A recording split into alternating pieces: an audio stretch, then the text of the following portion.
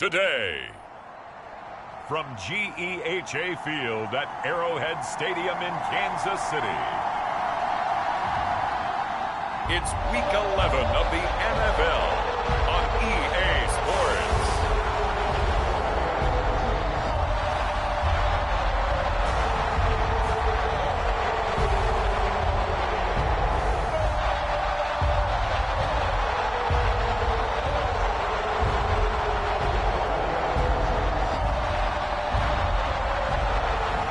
We'll see Patrick Mahomes and the Kansas City Chiefs taking on Jalen Hurts and the Philadelphia Eagles. From one of the loudest venues in the NFL, there's a look at Arrowhead Stadium here in Kansas City. Straight ahead, a rematch from Super Bowl 57, as it'll be the Philadelphia Eagles taking on the Kansas City Chiefs.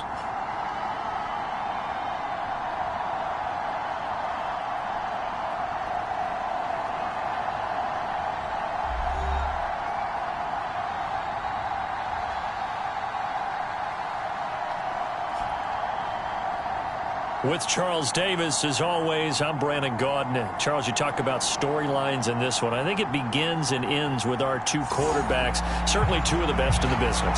And nowadays, I don't think you can get by for long periods of time without a top-flight quarterback. The way the game is played, with all the responsibility he has and how the game flows through him, if he's not on the top of his game, your team's not going to benefit at all.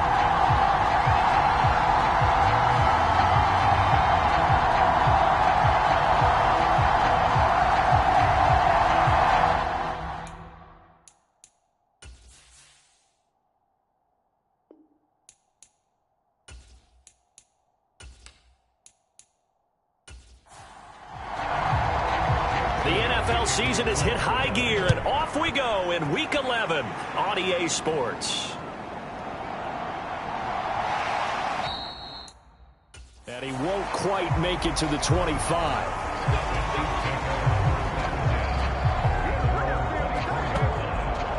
The KC offense set to go, led as always by the gunslinger, a former MVP in this league. It's Patrick Mahomes. Okay, I thought there was something to build on in last week's game by his performance. I thought he played fairly well overall. The numbers won't knock your socks off. 2 touchdown passes and an interception. The bottom line, though, they lost. Yeah. How does he eliminate that one interception, continue to take care of the ball, and maybe increase the number of times he puts the ball in the end zone with a receiver? Meanwhile, Mahomes' throw here complete to Kelsey. And they get him down, but not before he takes it across the 40-yard line. An early statement on the game's first play. 18 yards and a first down. Good job there to locate his tight end, Charles, in the middle of the field. Yeah, he has good pass-catching abilities, and if they're able to continue to find him here in the early going, I think it'll help out his teammates out on the perimeter. You can take the big shots later if he occupies their attention. Throwing on first down is Mahomes. Eagle pressure, too much this time. Down he goes. Hassan Reddick in there to get him. Sack number 14 for him on the year. We were wondering what they would do defensively to disrupt Patrick Mahomes. Sacking him on the first drive, that's a really good way to set a tone. The last thing you want to do is let him get established in the pocket where he can set his feet and throw wherever he wants to. Even though he does it well on the run and on the move, you definitely want to get him off the spot in the pocket. On second down, it's Jones. And he'll get this up to about the 38-yard line. So here's a 3rd and 14.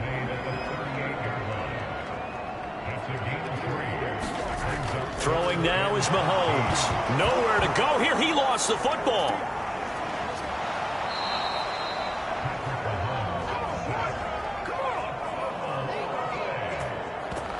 Points 1, 2, and 3 in their defensive game plan was to get to the quarterback and knock the ball free. They did it there. Luckily, offense hangs on to it.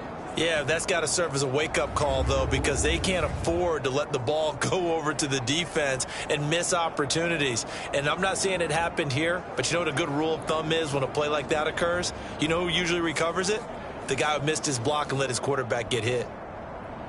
Here's the Chiefs punter now. As the first drive of the game stalls out, he's on to punt. They punted 3 times in the loss last week as he sends this one away. Fielded just inside the 20. And he'll be out of bounds near the 30. In fact, right on the 30. A very nice punt that time, but they get 11 back on the return. And the Eagles will have it, taking over 1st and 10.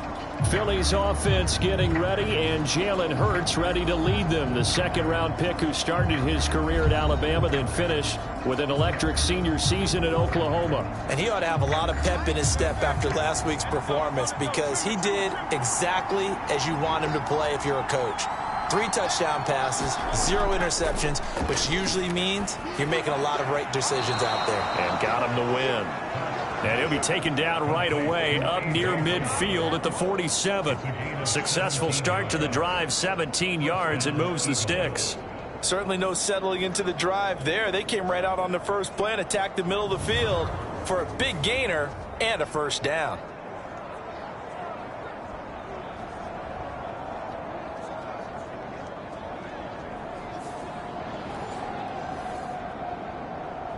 A big hitter to start the drive has him up near midfield here for 1st and 10. Hurts sets up to throw it. Here's a screen now for Pollard. 7 yards there on the first down screen play. The Eagles at 9-1 on the year.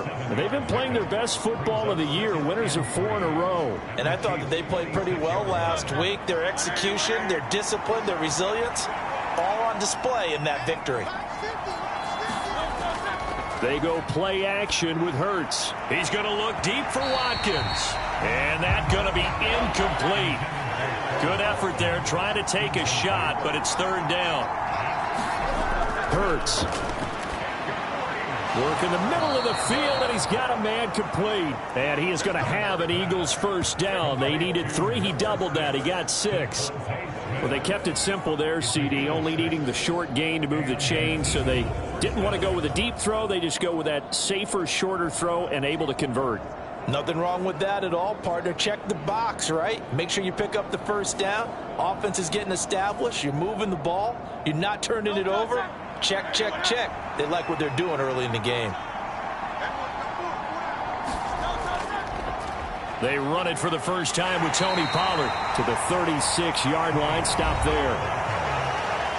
The rushing numbers for Pollard last week: 15 carries, 96 yards, and a touchdown. And he has 12 touchdowns on the ground this season, so you know he's a big part of their offense. They count on him, not only to score the touchdowns, but now they can play action, fake it to him, throw it out to the wide receivers, get it to other players who can also produce. Dancing to his left. And Hurts able to show off some of that elusiveness as he slides to the ground there, and in the process picks up the first down. A really nice gain of 25 yards. This early in the game, it's all about making steady progress downfield, hoping to lead to early points. And you can do it with your actual play calls or sometimes something a little more improvised, as we just saw there. Now a 1st and 10 at the 11. Here's Hurts to throw. He's got Dallas Goedert, his tight end, over the middle. So 5 yards here, 5 on the play. And that's going to bring up 2nd down. Pollard will take it up the gut. And he'll be brought down right on the edge of the goal line at about the 1-yard line. 1st and goal at the 1.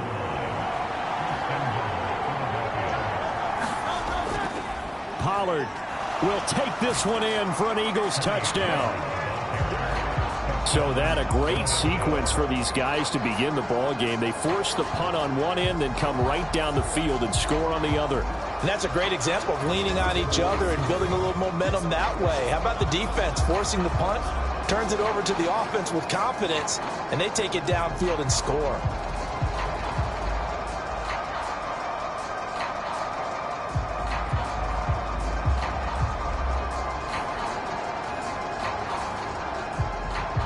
On for the extra point, Jake Elliott.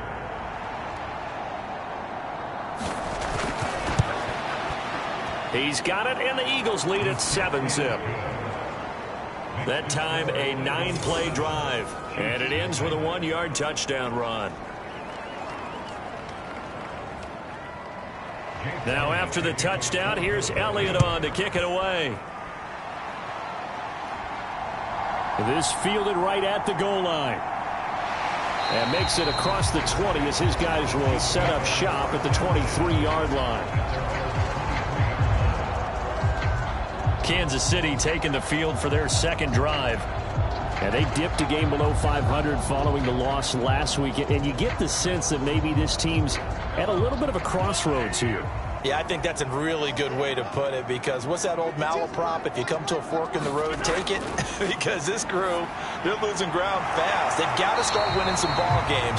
And the good teams, they're starting to separate themselves, and these guys are being left behind. 15 yards is the pickup there, and the drive starting very nicely. First down. Well, that certainly has to feel good. It's not all the time that the play caller should get all the credit. Sometimes I think in the huddle, the quarterback just says, hey, who's going to make a play for me? I just need something right here. And the end result there, nice first down. Drive keeps moving. On 1st and 10, here's Mahomes. Got his man complete over the middle. That's Rice. Another catch for him there. This one good for 11. First down. They go play fake. Mahomes. He finds his man complete. It's Simon. And just 3 yards on the catch there. He couldn't get away. And it'll be second down.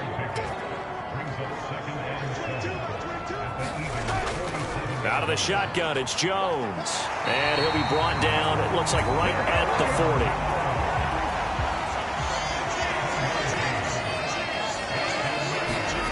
Mahomes now on first down. Setting up the screen here, Aaron Jones. No gain on the screen there. It's second down.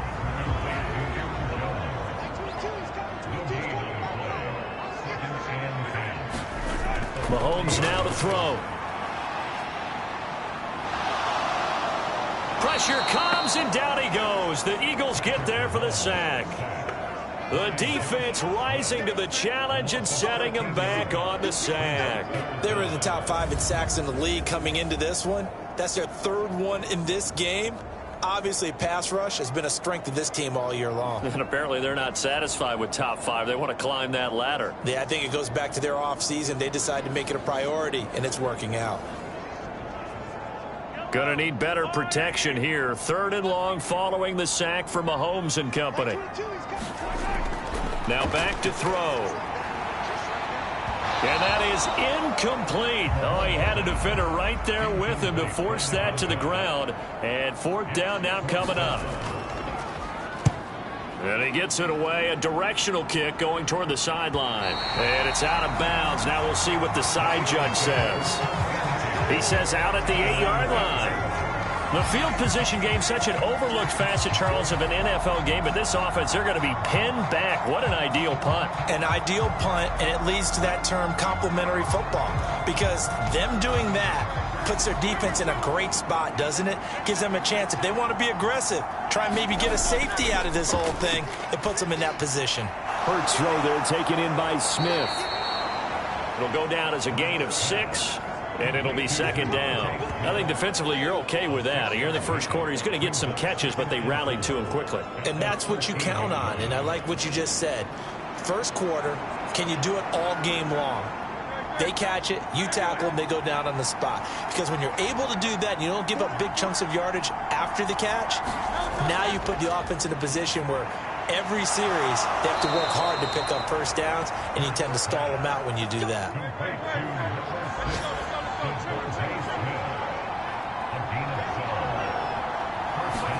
But first down, Hurts. And that one drops down, incomplete. Good coverage there, forced the ball free, and it's second down. From the gun, it's Hurts. Over the middle, complete. That's Brown. And this will be a gain of 5 as he gets it to the 30. They'll need 5 on this play to move the sticks. Throwing is Hurts. He's got his target. That's complete. And he has a big gain inside the 40 before being dropped. And even 30 yards on a play that began back at the 30. That seemed to me to be all about trusting your receiver. No doubt about it, because when he put that ball in the air, I will guarantee you everyone who's watching this game right now thought that's up for grabs. But this is a lot of practice time. As you mentioned, a ton of trust, and he knows how good his guy is. So to him, it wasn't up for grabs. To him, it was a big play waiting to happen. They'll go with Pollard here on first down. And give him 6 yards here as he stopped near the 35 at the 34. A quick burst there, and he nicely bit off a pretty decent gain. And from the 34, here's 2nd and 4.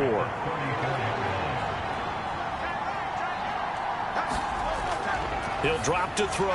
Oh, it's intercepted. A drive killer there. Trent McDuffie with a pick. And the Chiefs are going to get possession of the football as time will run out on this first quarter of play. The Chiefs with the football as we start the second quarter. As they get set to start their drive with a 1st and 10. The Chiefs offense about set to begin this drive. They've had it twice. They've punted twice. Not the start they were hoping for. Not at all, and let's face it, every facility we visit, everyone talks about converting on 3rd down, how big that is. In this situation, they've had to punt it away twice, so they're furiously going over things on the sidelines. What do we need to do to pick up a 1st down and change our momentum? Here's a ball thrown. And now look at this. Big gain, but a fumble. And it's picked up by the Eagles. And his guys are going to take over at the 21-yard line. And now, meanwhile, after the dust settles on the fumble, we've got an injured player here as well. We'll step aside and get an update when we return to Arrowhead.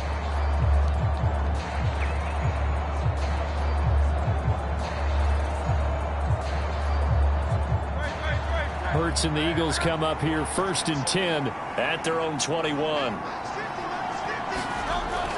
So the drive's going to start. And he lost the football. And it's picked up by the Chiefs. And he'll take this down inside the 15-yard line. So after that sequence, if we're watching both teams' defenses, didn't it feel like a revolving door?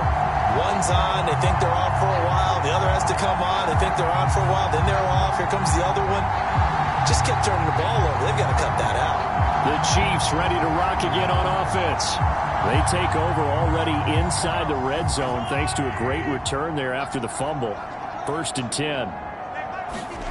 Now after the fumble recovery, it's Mahomes. It's Kelsey on the ground.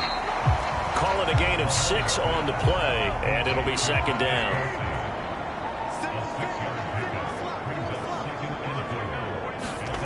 Looking to throw is Mahomes. This is caught. Touchdown. Travis Kelsey with career touchdown number 91. He joins a group that includes Tony Dorsett and Isaac Bruce, among others.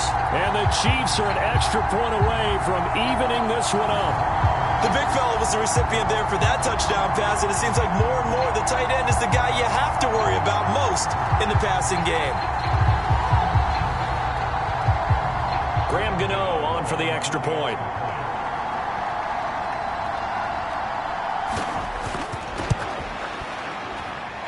It's up and good, and we're tied at 7 here in quarter number 2. Well, that drive started with not a whole lot of real estate in front of them. In plus territory, excellent field position. 2 plays later, pay dirt. And he'll be tackled just shy of the 25.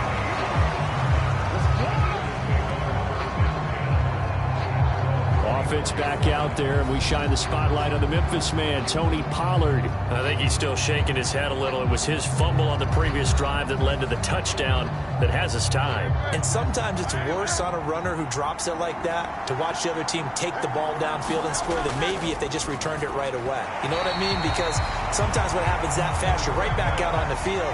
Instead, he had to watch it happen. Let's see if it affects him going forward the rest of the game. 2nd down. Here's Hurts. And he's taken down. A Chiefs sack. Danielle Hunter. The blitz works to perfection as he gets in there to dump him for a loss of 8.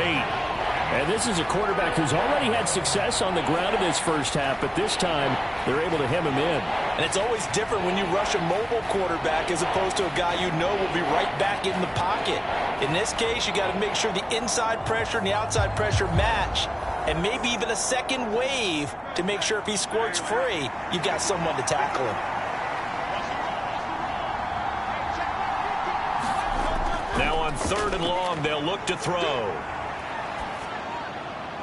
This will be caught by Brown. And able to get this across the 20 before going out of bounds. It'll be a gain of 5, and that'll bring up 4th down. That's certainly playing down in distance very well by the defense, isn't it? Take whatever you want underneath by all means.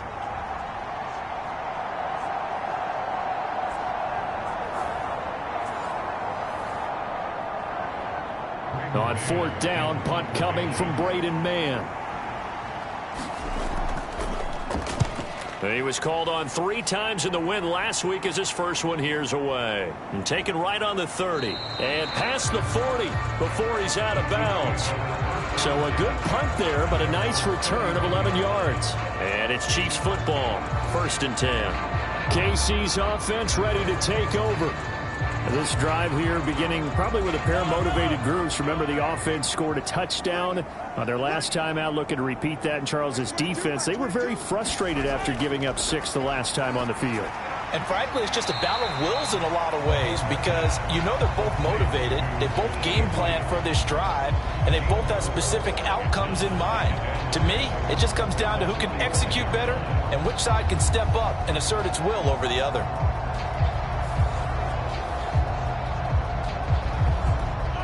Ball spotted at the 45. Here's 2nd and 6.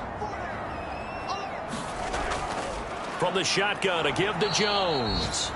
And he is going to be stopped cold behind the line of scrimmage. It'll be a loss of a couple on the play, so now 3rd down coming up. Sometimes I think these defensive tackles get a little bit of a bum rap. We just see them as big guys that eat up blockers for others to make tackles. Oftentimes they're quicker than they get credit for. And this time he uses quickness to make a play.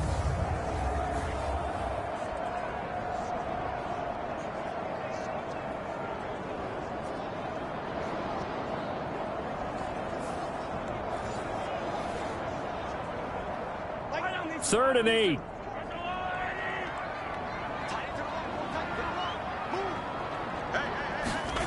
Mahomes going to throw. Looking deep downfield. Oh, he had a man open. He overshot him. It's incomplete. There are not many times where you might say it's a detriment to have a quarterback with a cannon for an arm, but this might be one of those few times. He just laid that one out there a bit too far, and his receiver couldn't run under it. He's been a busy man here in this first half as he gets it away. 35 yards that time on the punt. And it will be Eagles football, 1st and 10. Here's the Philadelphia offensive unit now as they head out to take over possession. And it's only November, but the playoffs, we know how it works. They'll be here before you know it. If it ended today, they would be the #1 seed. And that's a great spot to be in, but I love the phrase, if it ended today. And I'll guarantee you, that's what they've discussed in their locker room, in their meeting rooms. Yeah, we know where we'd be if it ended today, but we also know it's not ending today. Right. So they've got to continue to play the type of ball that put them in the spot where they're #1 in their conference. The running lanes have definitely not been there for him here in the first half, and I don't think it's all been his fault. His offensive line hasn't given him much space. A loss results there.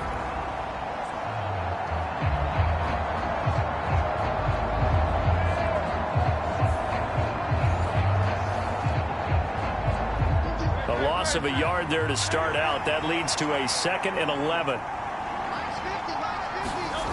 Throwing from the gun, it's Hurts. And he slings one that's incomplete. Not sure what happened out there, but it looked like the timing was a little off on that throw. Well, you know I'm a defender, so what am I going to say? Great defense. Darn right. They did something to disrupt that timing. On 3rd down, he'll drop to throw.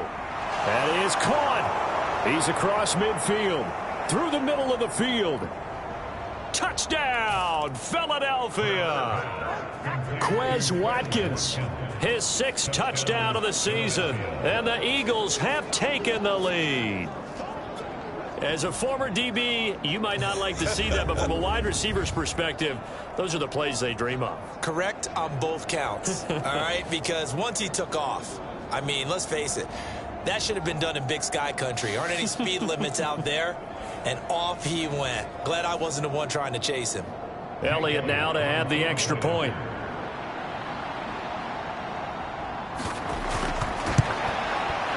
And he's got it. It's now a 14-7 ball game. Scoring summary, 3-play drive. And it was capped off by an Eagles touchdown. Now after the touchdown, here's Elliott on to kick it away. And this will not be returnable. It's out of the back of the end zone for a touchback. And now here comes Kansas City. They trail a 1-score deficit, 14-7, as they come up 1st and 10.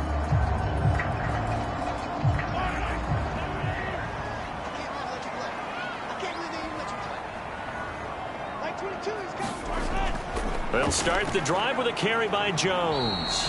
Knifes his way forward here, but just 3 yards on the play. 2nd down. Not a huge carry there on 1st down, but not all of them will be. But still, all in all, a positive play for the offense. It's all about picking up at least a few to set up what you're going to do here on 2nd down. Here's 2nd and 7 now from the 28. Now here's Mahomes. And this one incomplete. Too much contact to hold on to that one, and it's 3rd down. Now Mahomes. Able to find the open man. That's complete. And he will have a Chiefs 1st down as they're able to get the 3rd down conversion. That was a pretty good throw on the curl route there. 3rd down, and they pick up a 1st. Defense should be aware for that, right? They should be aware, but it's so hard sometimes. Yeah, it's not easy. Because when they sell that route really well, you think they're going upfield, and they curl back, show their numbers to the quarterback, and complete the play.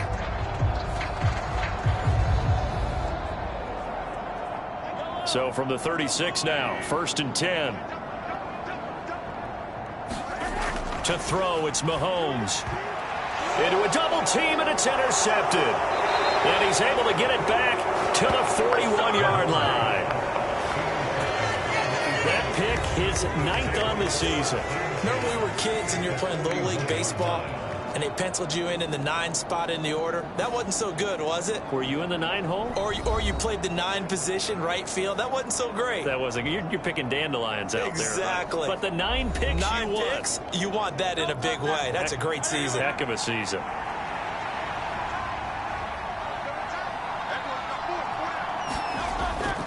They run straight ahead here with Pollard. And nothing much materializing there on the 1st down run. He'll get a couple, and that's it. Ball on the 39. Here's the 2nd and 8. Now this is going to be a quarterback draw. And they will only muster a yard here to the 38. The Eagles on 3rd down. They've been good. 3 for 4 thus far. This is 3rd and 7. They'll set up a throw. Drops this underneath for Pollard. Oh, a heck of a move. Man. And he is going to have an Eagles 1st down as they're able to get the 3rd down conversion. And they'll use him out in the backfield, and sometimes quite a bit. They're just trying to get him touches any way they can. 4 catches a week ago. There's another one right there.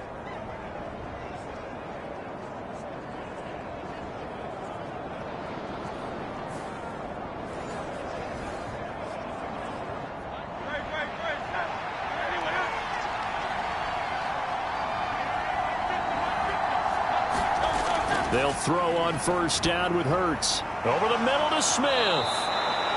And down inside the 15 he goes. There's a 1st and 10 at the 14-yard line. They'll set up to throw. And that's going to be incomplete. Too tough to hold on to that one. It's 2nd down.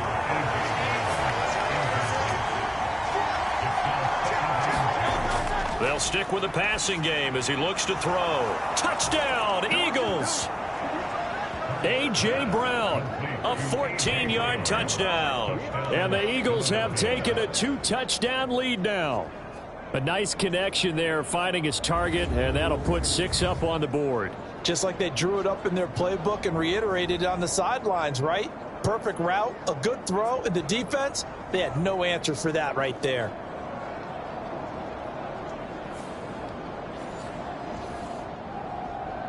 Elliott on for the extra point.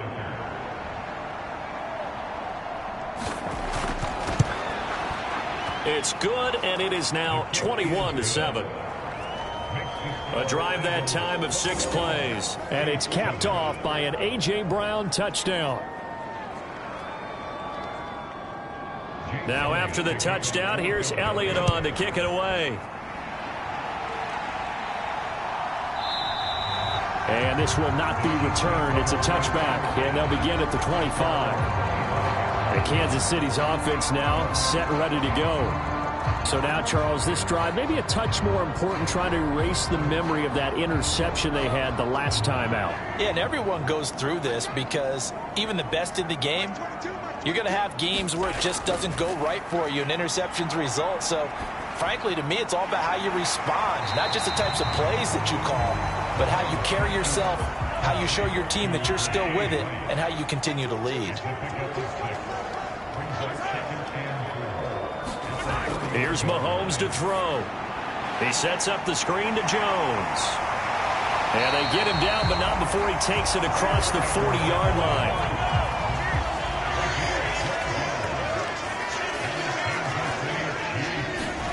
Mahomes now on first down. Oh, he was hit as he threw it there, and that one winds up incomplete. Now a 2nd and 10. Headed straight, it's Pacheco. And give him about 5 as he gets this up to the 48-yard line. 3rd and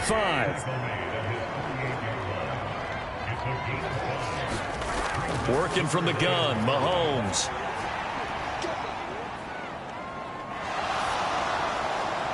He's going to get that to his running back out of the backfield. And he has another first down as they'll get the ball down to the Eagles' 39. That one goes for 13 yards, and it moves the sticks. Well, these guys have definitely been outplayed in the first half, but I like their countenance. I like the way that they haven't panicked out there, the way they're carrying themselves.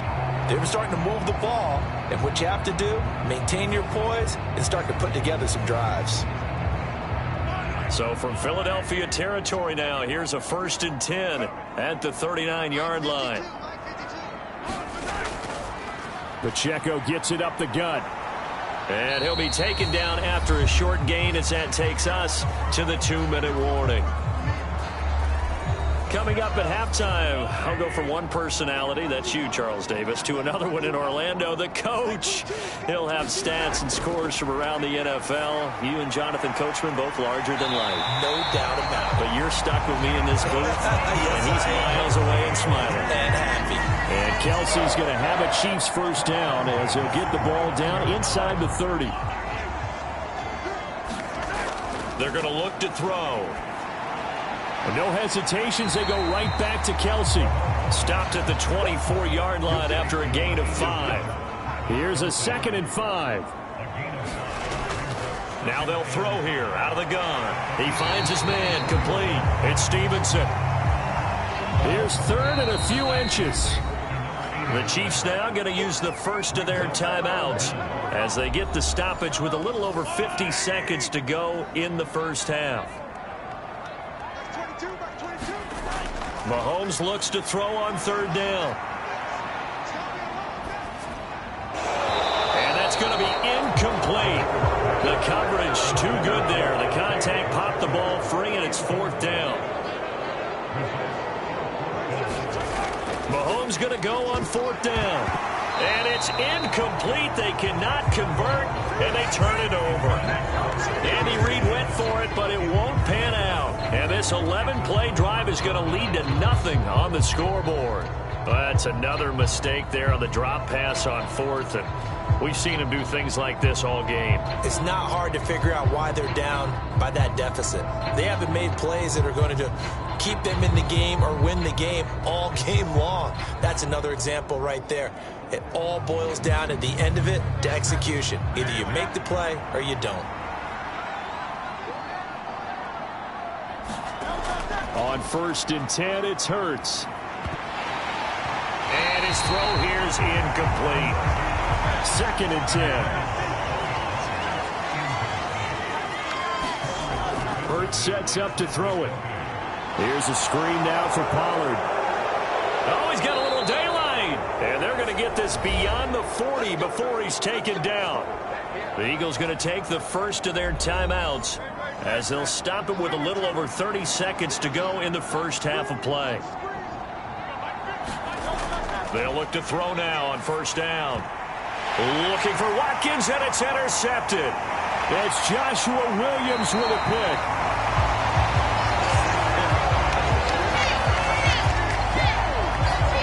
So first thing that crossed my mind is why didn't they just sit on the lead and take it to the locker room? They're in good shape. Absolutely, and from this spot on the field, now you've given the other side a chance for points here going into intermission. Yeah, you changed the momentum of the game, and it's something you did not need to do.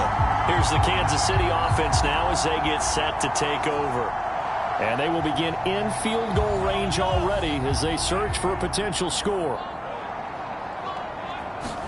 So after the INT, here's Mahomes. That ball caught. It's Rice. And they're going to have a 1st down and also well into field goal range all the way down to the 15 here.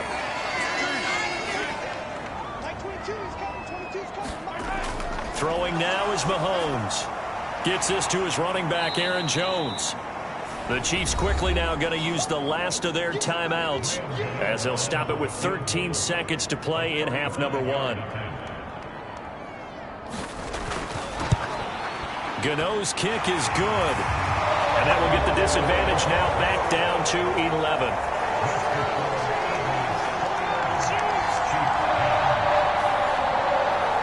So they get the turnover in plus territory. The drive stalls out, but still able to get 3 out of that.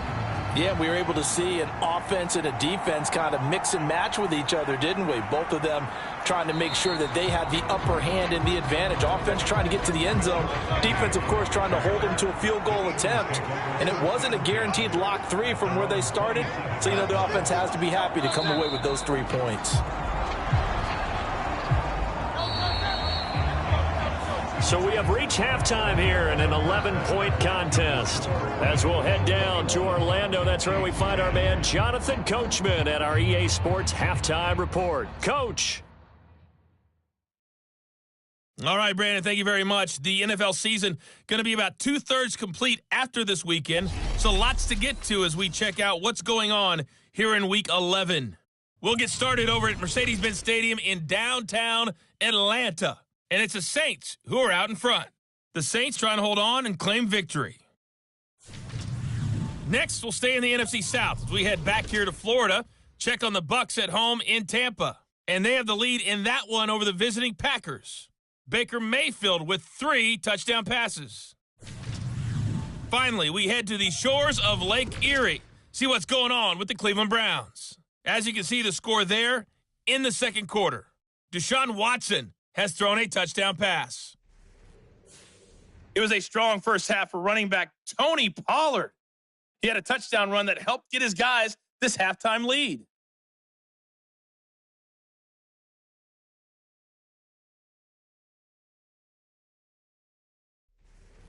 Okay, Coach, thanks as always to you and the gang in Orlando as we welcome everyone back in for quarter number 3. So the Eagles with the lead, and they're going to get this football first as the 3rd quarter gets underway. And up to about the 26-yard line, just across the 25. So here are the Eagles to take over. They're working on a 4-game winning streak, and they lead this one as well right now as they start 1st and 10.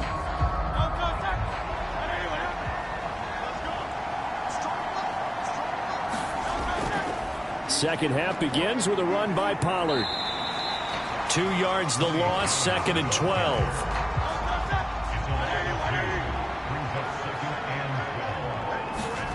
Hurts. Got his man complete over the middle. That's Smith. And they get him down, but not before he takes it across the 40-yard line. 5 catches for him in that first half, and that's number 6 that we just saw, and also a first down. And now we get into the psychology of the whole thing, because a lot of teams with a 2-score lead in the third quarter, they almost become defensive with their offense, just playing not to lose. I think with this team, you got to figure at this point, this is a great spot for them to go into attack mode, really try and put the hammer down and finish this one off.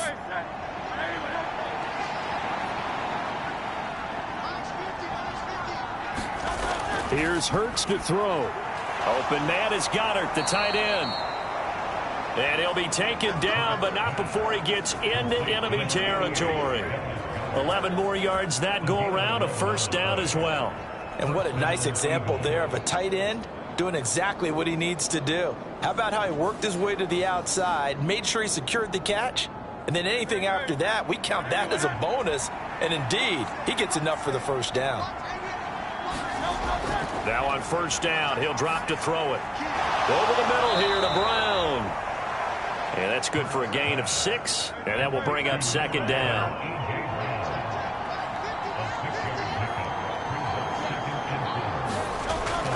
Now a shotgun handoff to Pollard. They give him about 4 on the play, but he's marked short, so it'll be third and about the length of the football. In the first half, he was held in check on the ground, but despite that lack of production, they still have the lead. And they've got to feel fortunate about that. If they could actually get production from their lead horse, that would help open up this offense and widen this margin, too. And he's going to have the first down yardage as he's down at about the 30-yard line. A strong 8 yards will keep this drive rolling. Running lanes were at a premium in the first half, but he's able to find some room there, and he's hoping that that's a precursor of a big second half.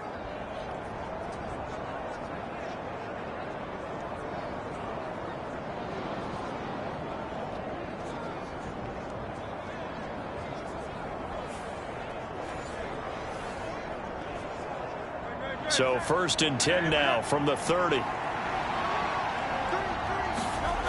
He'll look to throw. That is caught. It's the tight end Goddard. Touchdown. Dallas Goedert, 30 yards. As his guys have opened up a very comfortable lead. That drive that really increased their cushion felt very military to me. Very precise, methodical, that's one of the words you've taught me.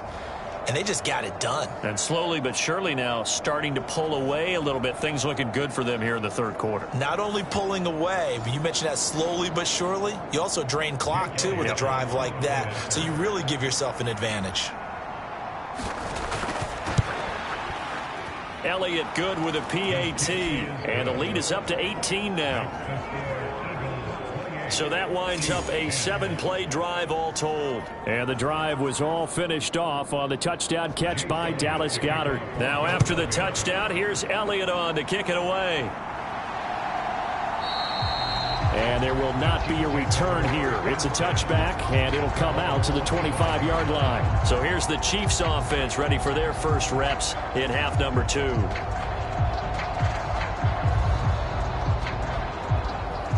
Mahomes will lead the Chiefs up first and 10 at their 25-yard line.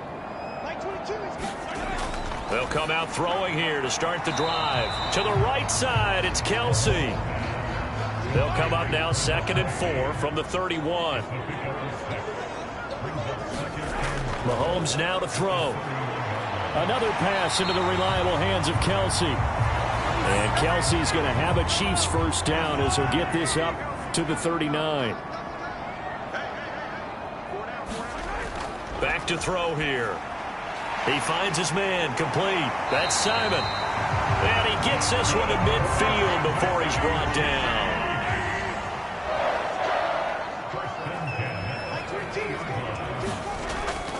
On first and 10, here's Pacheco. And he can only manage to get a couple. 2nd and 8 coming up.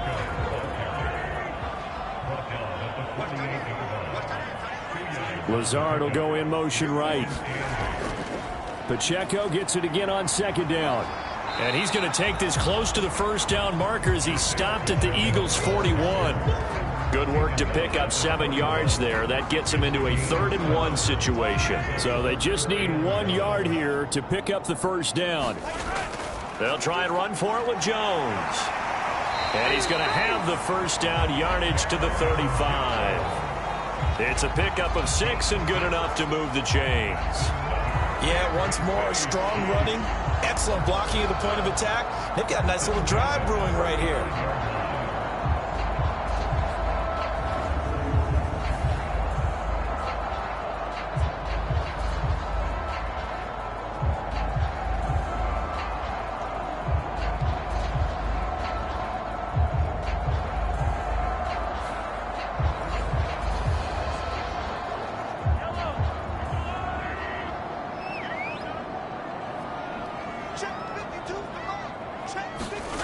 Throwing on first down is Mahomes.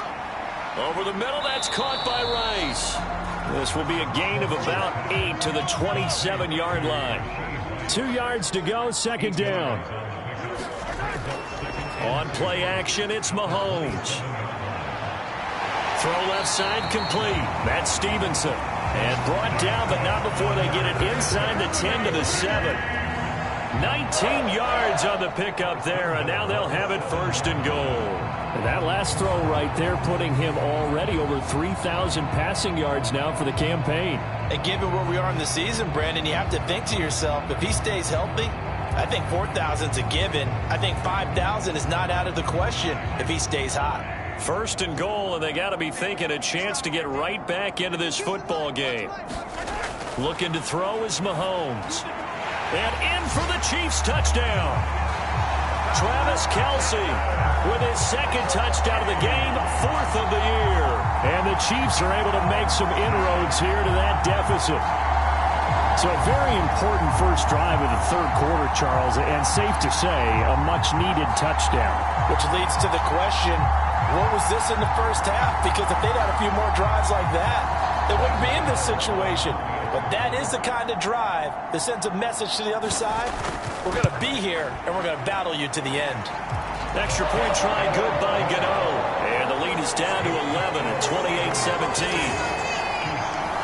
Gano now following the touchdown here to kick it away.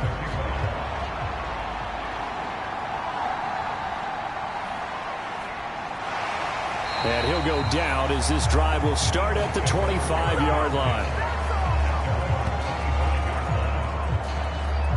Jalen Hurts in this offense trotting back out. He really continues to pick apart this defense. Last drive, perfect, and it culminated in his 3rd touchdown pass. As long as we've been doing this, how many times has a player in this type of a zone described the game as really slowed down? Yep. So right now, instead of warp speed, it's snail's pace. Oh, snail's pace for him, and he can do whatever he wants. Feels like he has all the time in the world to throw the ball, and his offensive line has been giving him that.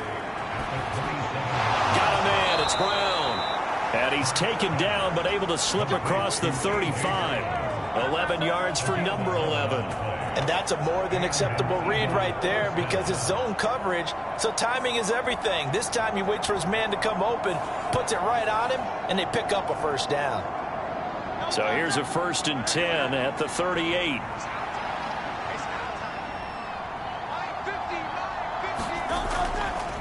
Now a give here to Pollard.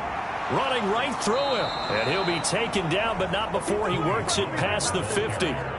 44 yards rushing on 12 carries for him now. Sometimes it's hard to believe, but there are times this game is about patience, isn't it? Has had the game he expected, but that run there, that may get him going. I was just going to say, maybe that gives him a little juice, because you're right, he struggled, especially in that first half. Yeah, and I know the great ones always think to themselves, just hang in there. I'm just one big carry away from busting this open. That's a good start for him.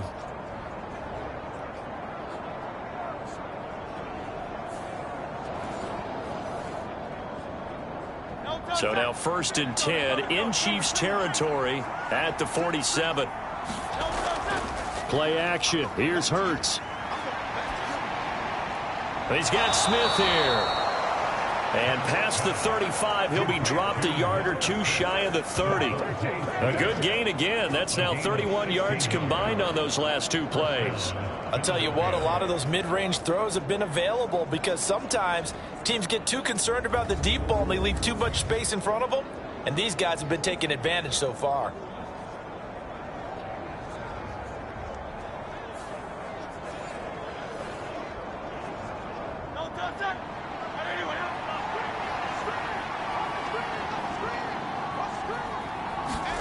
On first down, Hurts.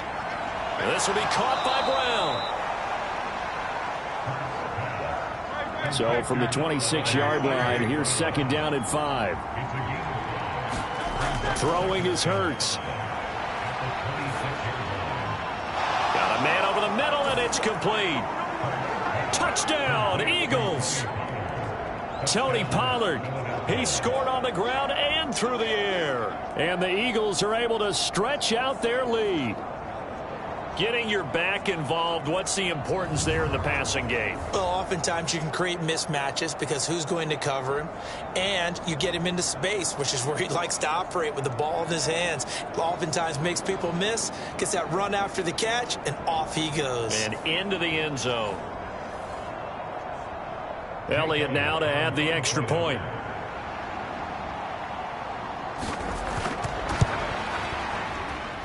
And he's been a busy man, 5 for 5 now as he knocks another one through to extend the lead. So that drive, 6 plays, 75 yards. The result, Philadelphia in the end zone.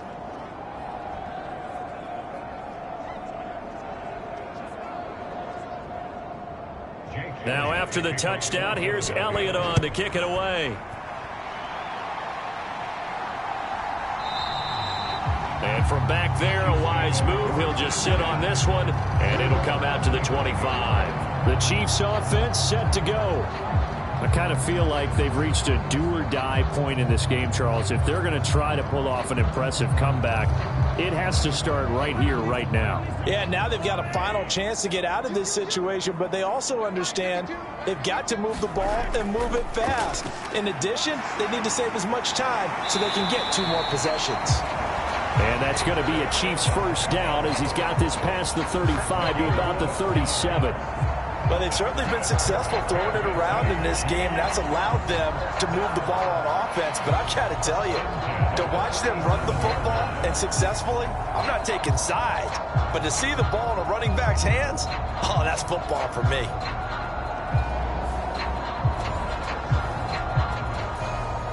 Line of scrimmage, the 37 on 1st and 10. Mahomes going to throw. Setting up the screen here, Aaron Jones. And a 6-yard gain gets him right around the 43. And good yardage there on first down because sometimes all you need to do on the screen is get one key block. That might set your man free, and that was pretty good pursuit to the football defensively, or it could have gone for more. Line of scrimmage, the 43 on 2nd and 4. Now Mahomes. Pitch and catch here to Travis Kelce. So just 3 yards on the completion there. And they'll be faced with a 3rd and inches. They gave up the completion there, but this is what zone defenses count on. Catching the ball and not much run after the catch. He's got his target. That's complete. Down the left sideline. And did he get in? No. They'll mark him out at the 1-yard line. They're able to convert on 3rd down, and that sets up a 1st and goal. Oh, man, disappointment that he couldn't finish that off in the end zone. What an effort there, doing all he can to get to the pylon, and he's going to wind up out of bounds just short. But a huge play there, going to set him up with 1st and goal from very short range. 1st and goal, and they got to be thinking a chance to get right back into this football game. They'll run here with Pacheco. And this will result in him losing yardage back to the 3. That's going to go as a loss of 2, and it'll be 2nd down. You've got to figure the further they fall behind, the more you think that they'll get away from the run. They're trying to stick with it, but the results, they just aren't there.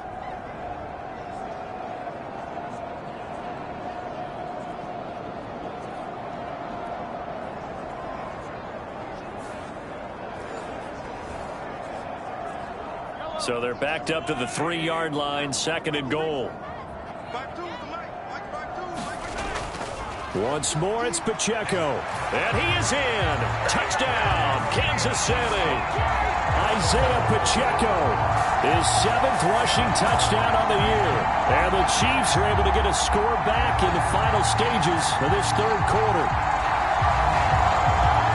On that sideline, they're saying that was more like it. The first down run went backwards, that time into the end zone. And I like their little bit of courage in play calling, too. Because after an unsuccessful run, especially one where you lose yardage, you oftentimes go right to throwing the football. They came right back with a running play, and it paid off handsomely. Gano now to add the extra point.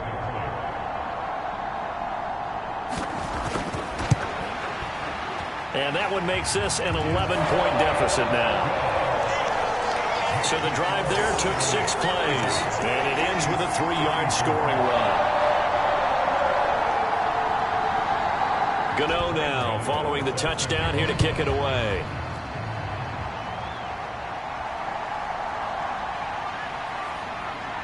And he will be taken down here on the return on what will wind up being the final play of this 3rd quarter. So both offenses come to life here in this 3rd quarter as this is shaping up for a good finish. We'll return with more after this break. You're watching the NFL on EA Sports. Already at the line, this Philly offense set to go. Well, there are 2 scores on the plus side. Still time here in this 4th quarter, but maybe you start thinking about playing keep away? Yeah, I think here's the situation. You're not thinking touchdowns anymore. You're just thinking first downs. To keep up with your theme there, playing keep away, first downs, they can't touch the ball.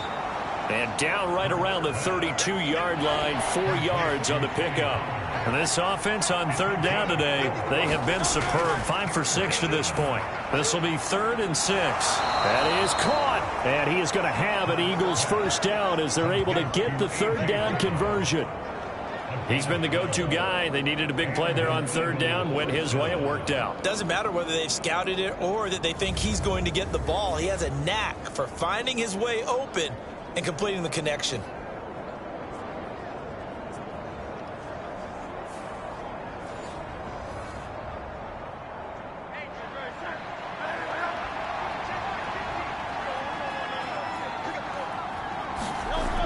They'll look to throw again. Swinging this out for Pollard. So the completion good for 6 yards, and that'll make it 2nd down.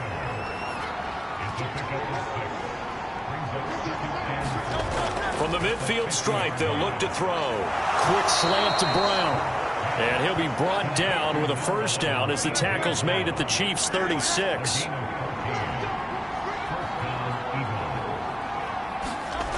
Back to throw again. He lets this one fly toward the back of the end zone. And this is caught. Touchdown, Philadelphia. Quez Watkins. 2 catches, 2 touchdowns here so far. And the Eagles add on to their lead, and they are also closing in on a 5th straight victory. So that drive there, CD, a good response, and that might be the one that gets them to the finish line, a comfortable lead. Yeah, and that's all about not letting the team back into a game because they just gave up a touchdown. And now before we get to the extra point, remember all touchdowns do have to be confirmed by the replay official.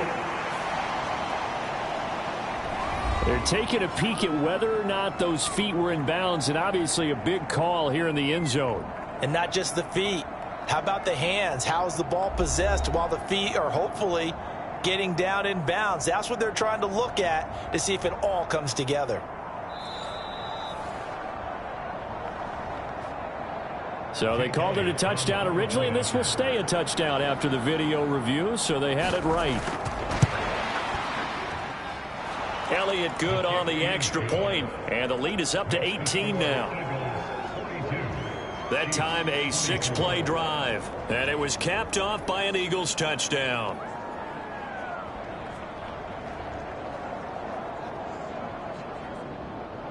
Now after the touchdown, here's Elliott on to kick it away.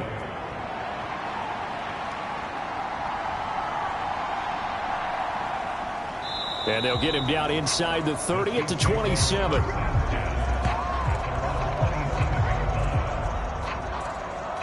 Now the Chiefs offense, they get ready to head on the field. Well, this game, it has had no shortage of offense. They've been able to put up a decent amount of points on this side, Charles.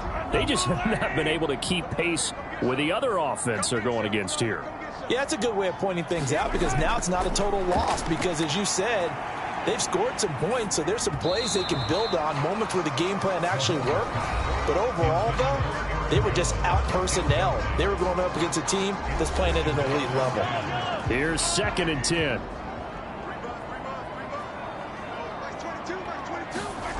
Shotgun snap to Mahomes. Eagle pressure, too much this time. Down he goes.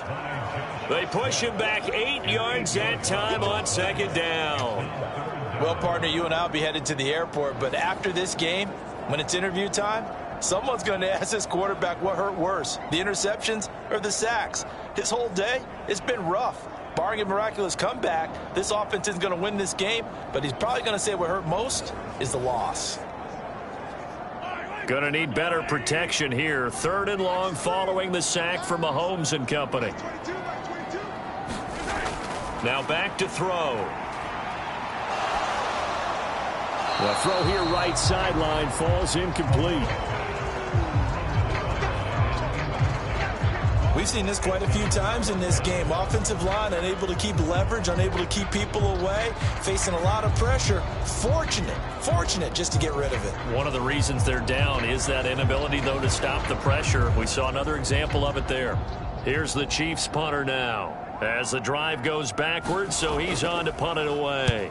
He'll send this one into the Midwestern air, and it's a good one. Fielded at the 33. A good return there, 17 yards. And this offense will take over right at the midfield stripe with a 1st and 10. Philadelphia getting set to take the field. Well, they don't really need the points here, Charles, given what we're looking at on the scoreboard, but they've scored on 3 consecutive possessions, 3 consecutive drives, and I'm sure that they would like to keep that streak going here and continuing to pour it on. And things have gotten that way in the NFL, haven't they, partner? Because in the old days, people would, they'd get off the gas a little bit, right? But now, people continue to accelerate. But we'll see what they decide to do as they come out for this one. But the way that this game has gone, they've got to be awfully happy with their execution overall.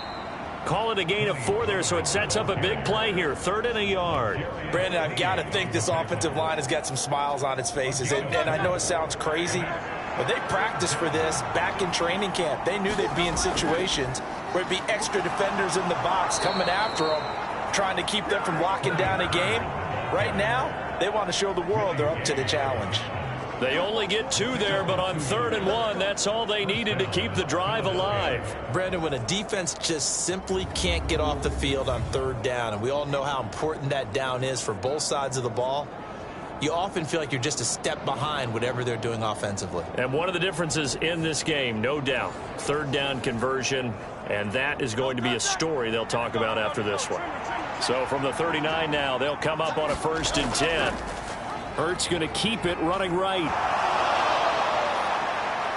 And he's brought down, but not before he reaches the 8-yard line. A big-time gain there on the keeper, using his legs to hurt him. 1st down. So this play, until recently, only something you'd probably expect to see in a college game, but running quarterbacks are certainly in vogue, and this turned into a big play. And you and I both know that for a long time, coaches worried about their quarterbacks taking too much punishment, running plays like this, and they still worry about it. But when you can break up big chunks of yardage like that, it's worth the risk. Plus, you're coaching that quarterback to see those guys coming and get down before the big hit occurs. That's good for a gain of 6, 2nd and goal. Nice rhythm throw there on 1st down. He located his tight end, made it a nice, easy pitch and catch. Hoping he can break a tackle or 2. Wasn't able to do that there, but still good yardage. From the 2 now, 2nd and goal. Now here's Pollard. And he'll take it into the end zone for an Eagles touchdown. Tony Pollard taking it in from 2 yards out. And the Eagles are closing in on win number 10 as they extend this 4th quarter lead. And as a defensive coordinator, you're almost in a no-win situation down here near the goal line. You know how dangerous Jalen Hurts is when he holds on to it. You've got to be prepared to stay with him. So when he hands it off, if you're slow in reacting, this is going to be the result. Elliott on for the extra point.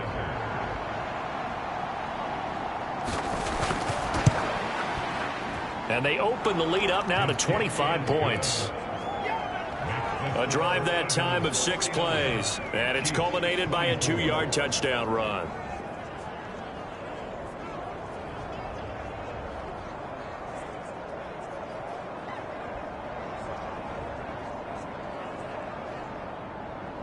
Now after the touchdown, here's Elliott on to kick it away.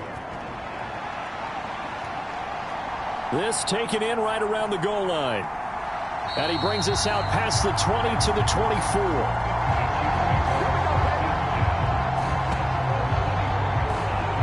KC's offense ready to take over. See if they can put this drive in the end zone, Charles, because it's been a little bit of a rough go at times. They've had to punt the football a ton in this ball game because of stalled out drives. So are you saying that you're kind of tired of seeing the punter run out there and do his thing during this game? Is that what you're trying to say? Well, I mean, I'm okay with it. I have a feeling that this offense, they don't want to see the punter again. And frankly, the punter doesn't want to run out there anymore himself. He would love to see his offense put together a drive and give his leg a rest. To throw, it's Mahomes. He finds his man, complete. It's Stevenson. And brought down, but not before reaching the 45-yard line. Back-to-back good plays have him on the move on first down. Now here's Mahomes. Slant route, that's complete to Travis Kelce. Now he's going to get this all the way down inside the 35. That good for 21 yards on the catch and run. Well, this game was decided a while ago, and that completion there is going to artificially inflate his passing numbers.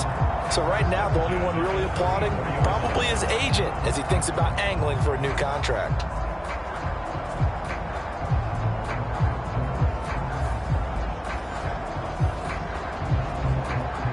So from Philadelphia territory now, here's a 1st and 10 at the 34.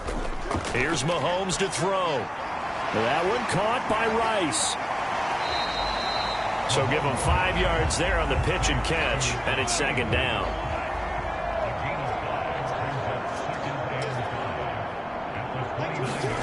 And again, it's Mahomes. He'll drop this underneath for Jones. And he has another 1st down as they'll get the ball down to the Eagles' 14. It's a pickup of 15 and a fresh set of downs. With this game well in hand, perhaps we are seeing the coverage lighten up a little bit as they got burned there a bit for a 1st down. Well, we certainly know the coach isn't happy along the sideline because he certainly wants them to finish this one out the way they started it. He doesn't want to give up any soft completions, no late points. He wants his lead to stay right where it is. Now a 1st down carry by Jones.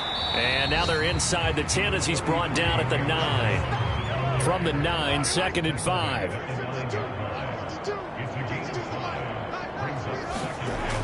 He'll drop to throw. That one thrown away from the pocket. And the officials kind of looking at each other, but they'll say there was a receiver in the area, so no penalty, just an incomplete pass. Able to find the open man. That's complete.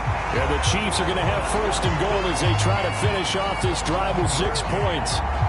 Well, they've had a great, impressive drive going here, and that pickup ensures the drive continues. And not only do you continue the drive, which is demoralizing for the guys on the defensive side of the ball right now, but you make your own defense happy. They're able to get a little more rest over on the sidelines while this one continues downfield.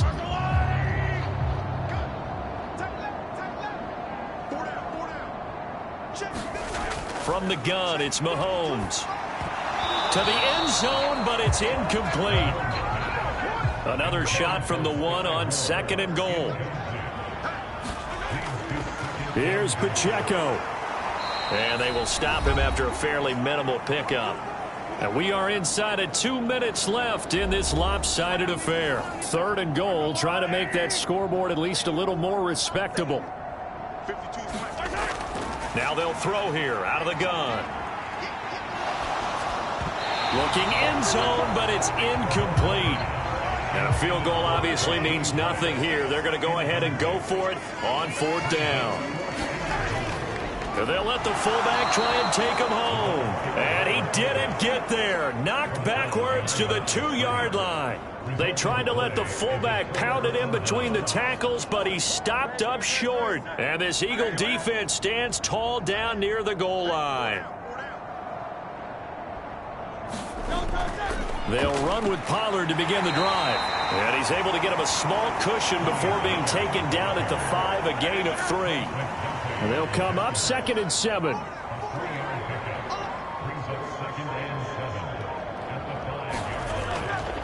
Going to run again here with Pollard. And a short gain here as he gets it up only to about the 6. Here is 3rd and 5.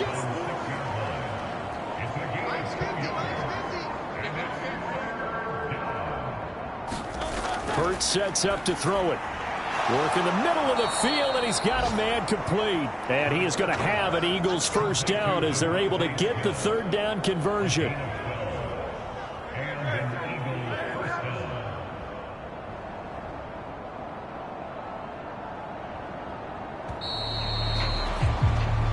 So it's a victory here for the Philadelphia Eagles. And, of course, this win, a big one. They can hang their hat on this victory on the road against the defending Super Bowl champs. And you know how difficult it is for the team that wears the crown, because they're going to get everyone's best shot. So let's face it, they circled this game. We're going to go in there and take down the defending Super Bowl champs. This is our opportunity. They're not going to walk out of here with a trophy today, but they will walk out with respect around the league. And to them, that's vitally important. So for Philadelphia, they get win number 10 on the year as they move to 10-1. And they'll get another road test next week as they head to Big D to take on the Cowboys. Meanwhile, for the Chiefs, it was a game they really needed as they drop back to 4-6. And they'll be on the road next week as they travel to Pittsburgh to take on the Steelers. And for Charles Davis and our entire crew, I'm Brandon Gaudin. You've been watching the NFL on EA Sports.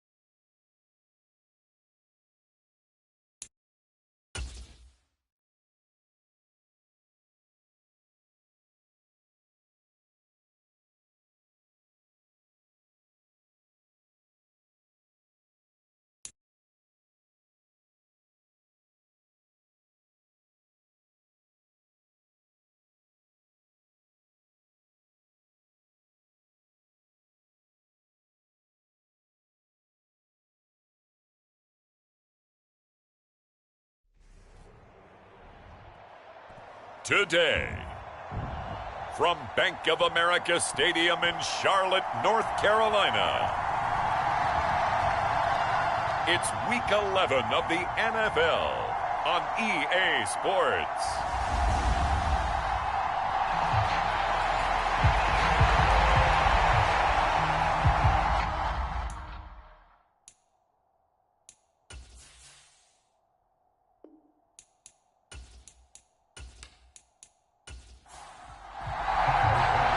The NFL season has hit high gear, and off we go in Week 11 on EA Sports. From a yard or two deep, here comes a return. And he'll be stopped right around where he would have been had he gone down to a knee, maybe a yard shy of there at the 24. So here are the Panthers now for their opening drive.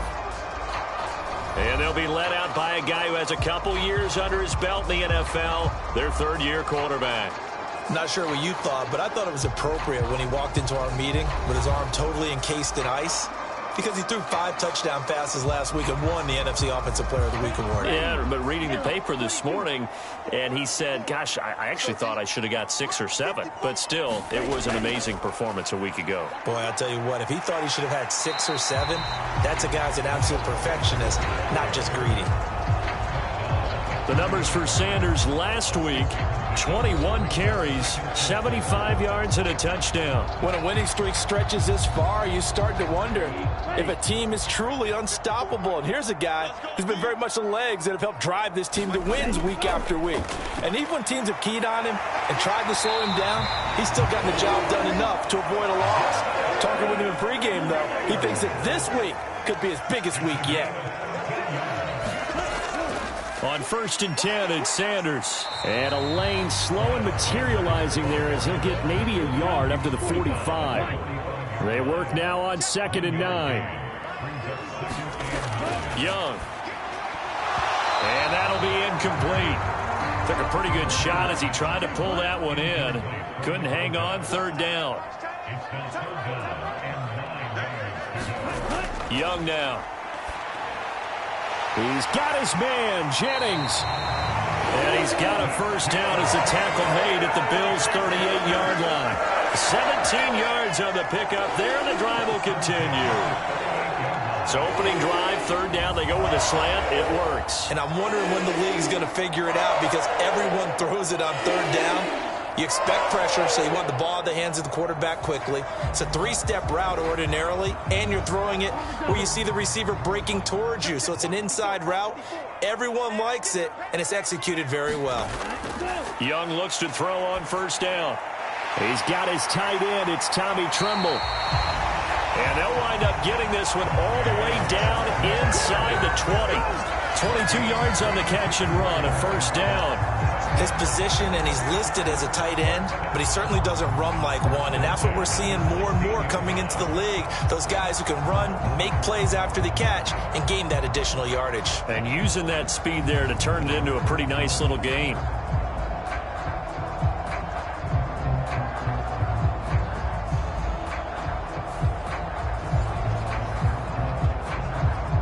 So the ball down to the 16 here for 1st and 10.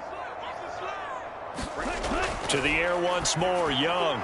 Oh, he tried to fit it in on the slant, and it's intercepted.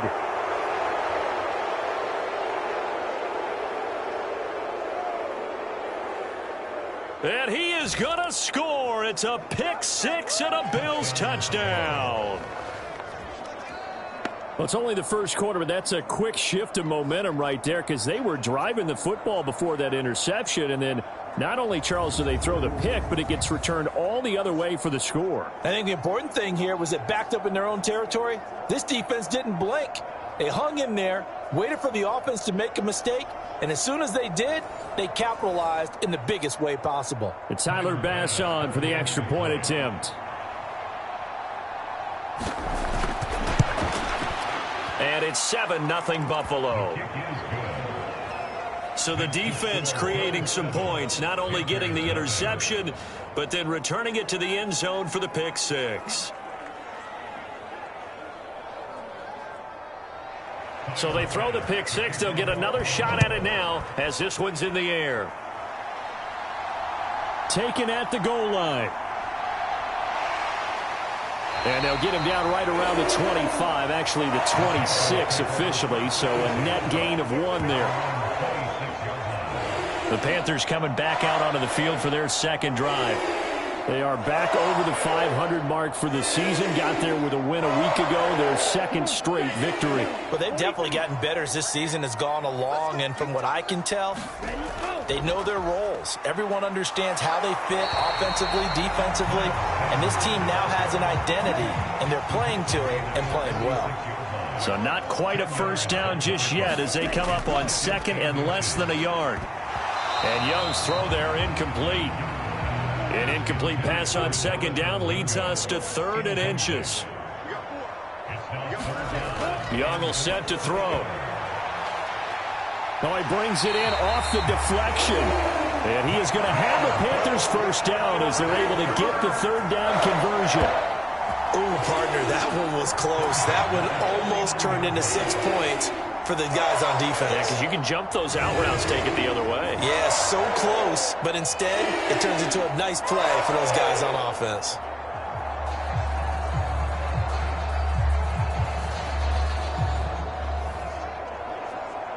So 1st and 10 now in Buffalo territory at the 49-yard line. They'll run with Sanders up the middle. Taken down at the 47-yard line. Ball on the 47-yard line. Here's a 2nd and 8. Young to throw it. That caught by Trimble.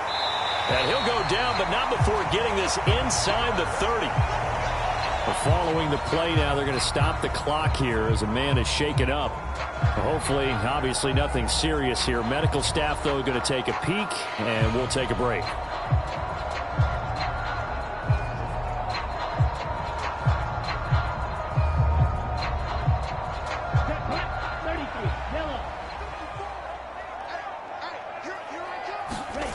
Now a first down throw for Young. He's going to hit his man out of the backfield, complete. So 5 yards here, 5 on the play. And that'll bring up 2nd down. Well, this defense for the Bills, they were very strong in the win last week over the Giants. And every defensive team that we talk to, they spend a lot of time talking about creating turnovers. And anytime you get 2 or more in a game, you've had a really good performance. They exceeded that number in a huge way. They got the football back 4 times in the win. This will be play number 8 here on the drive. It's 3rd and a yard. Again, it's Young. And that's going to be incomplete. The contact there enough to jar that ball free. And it brings up 4th down. Against a team coming off a win just as your team did the previous week, you talk about being physical all game long. Sometimes being physical is just being on the spot and helping force the incompletion. And no signs of the field goal unit. They're going for it on 4th down. Going for it with Sanders. And he picks up the first down yardage as he takes this one down to the 15. They only got a couple, but a couple's all that they needed as they convert on 4th. So this drive going to continue following the conversion on 4th. Here's 1st and 10. And they get to him quickly here as he's stopped right around the 13. Here's 2nd and 7.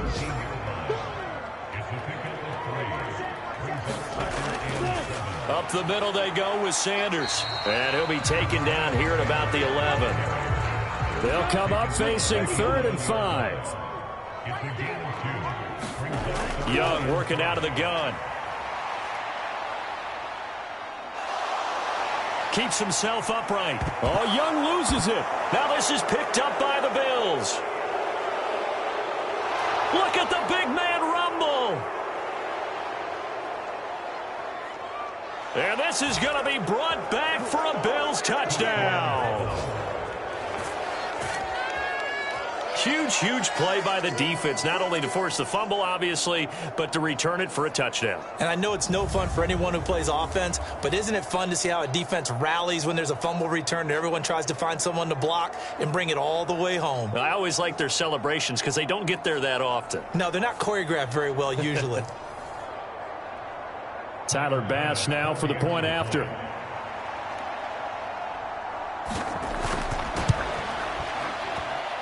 And it's good, and they have jumped out here to a quick 14-0 first quarter lead. The scoop and score, always an exciting play in football, and we witnessed it there, grabbing it off the ground and then rumbling it into the end zone for 6. And you can bet they're preaching two hands on the ball here as the kick's away following that fumble return. No run back here, down to a knee, and this drive will start at the 25. Here come the Panthers now, set to take over on offense. And job one here, Charles, just keep possession of the football. 2 drives, 2 turnovers to this point. You're exactly right, Doctor. Hippocratic oath. First, do no harm. And right now, they're harming themselves on offense. I like that. No one is mistaking me for a doctor, though. But thank you, Dr. Davis. Young's throw here on target to Hurst. And he gets this up to the 34 out of bounds there. So the completion results there in 9 yards. And that'll give him a short yardage situation here for second down.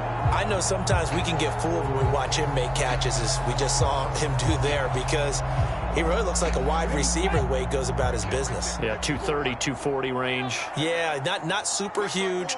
Maybe not counted on to be that inline point-of-attack blocker that we used to have in the good old days, but you can flex him out. You can run wide receiver routes with him. You can make him a primary target, and that's how he'll shred a defense. A give running left. It's Sanders. And they've got it well across midfield down to the 40 before it's all said and done.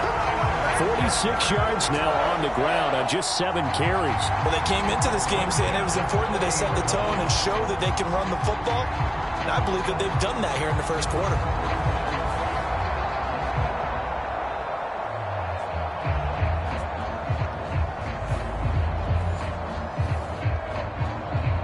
So 1st and 10 now in Buffalo territory, right at the 40.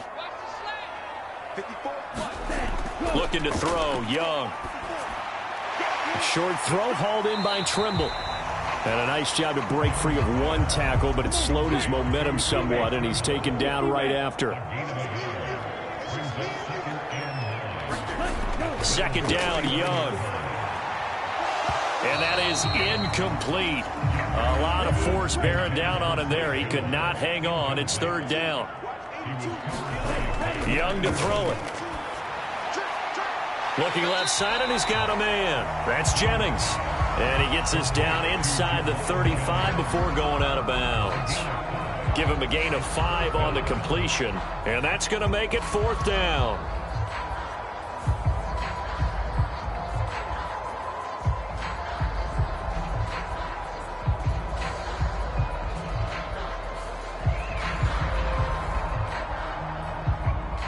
Here's Chad Ryland now on for the field goal.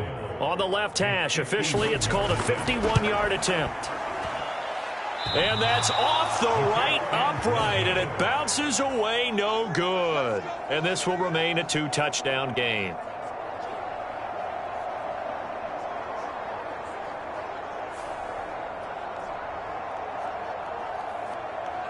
Here's the Buffalo offense now as they get set to take over here. They've got things going their way early. 14-0 lead and the football. 1st and 10. So distance not the issue there. He had plenty of leg to get it there. It's that darn upright getting in the way. Always gets in the way of a good time, doesn't it? Because he hit it square, too. Sometimes you can bank one in if you get it on the end of the football. No such luck there for him. That's a good way to start the drive. 17 yards and a 1st down. So many times in my career, I've heard coaches talk about completions are one thing. But as long as we're there at the catch and we get guys on the ground, we can live with that. But if you're going to give up 10, 12, 15 yards after the catch, then your defense is going to be in a lot of trouble.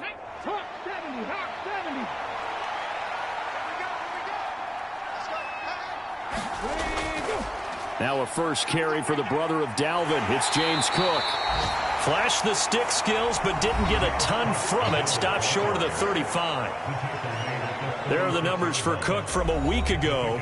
21 carries, 123 yards, and a touchdown. And that's 10 touchdowns on the season for him on the ground. And remember our meeting with the coaching staff, they did share with us that one of their goals for the year was for him to get in the end zone at least 10 times.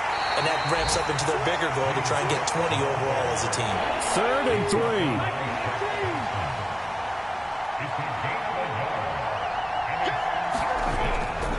They'll run it. Here's Cook. And he'll lose yardage on the play back at the 37-yard line. He lost 2, and it brings up 4th.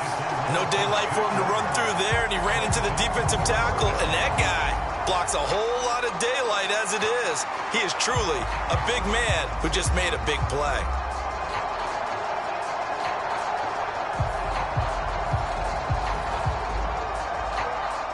So coming on now is the field goal unit. They're going to try for 3, and he'll need all the leg he's got here. This from 54 yards away. And this one is no good. He missed it. And this will remain a 2-touchdown game.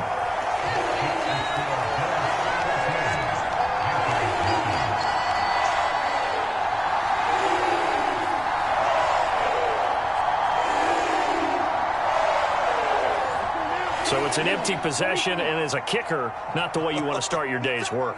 And now each team's missed a field goal here so far, Brandon, so apparently neither guy is immune. And able to steer clear of that first tackler as he works his way forward for about 4. 14-0 the score. This is the NFL on EA Sports. Second quarter now from Charlotte, and it's the Panthers with the football, as they are looking at a 2nd down and 6 coming up. Meanwhile, Young's throw here into the hands of Jones. And taking it across midfield and just shy of the 40. It's Young on 1st down. Oh, everything falling apart now. Another one intercepted. And the Bills are going to get the football here as he gets this up to the 38-yard line. That's now his 2nd interception in as many weeks from his linebacker position. And think about all the different techniques he has to employ in a passing situation. Is he spot dropping because it's zone? Is he picking up man-to-man? Is he having to run with a running back or a tight end? In any event, great eyes, head on a swivel, and excellent hands. Yeah, versatility and showing those hands. So good field position for the Bills as they come up 1st and 10 at their 38. They'll try and start this drive in the air. And Davis has it over the middle. Still going. Gabriel Davis. A big play there on the catch and run. 61 yards. And what a letdown after a huge play. He's going to pull this in and then set sail for the end zone. And he nearly made it, too. But he's going to be tracked down just short of the goal line. So a big play there that's going to set him up with 1st and goal at the 1-yard line. Well, that didn't take long. One play, and we're already looking at a 1st and goal situation. And they'll turn to the power game to try to get in. And he is into the end zone for a Buffalo touchdown. Reggie Gilliam, his 1st touchdown on the year. And the Bills are able to strike quickly to add on to their lead. So the big play to kick off the drive set them up 1st and goal, and they're able to cash in right away on play number 2. I think I'm starting to understand more and more when we get ready to do games and we meet with coaches why they talk about big plays, explosive plays, and how it sets them up for success, because that's exactly how they're able to score on this one. We saw the touchdown. We saw the payoff. But, of course, that big, long chunk play is what got them in position. Extra point by Bass, up and good. And that makes the score 21-0. Well, it wasn't a one-play drive, but I think they'll take it. The scoring summary, 2 plays and into the end zone.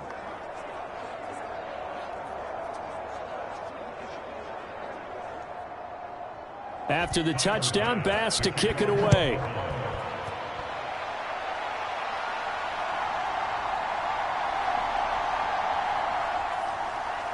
And able to get this out to the 25.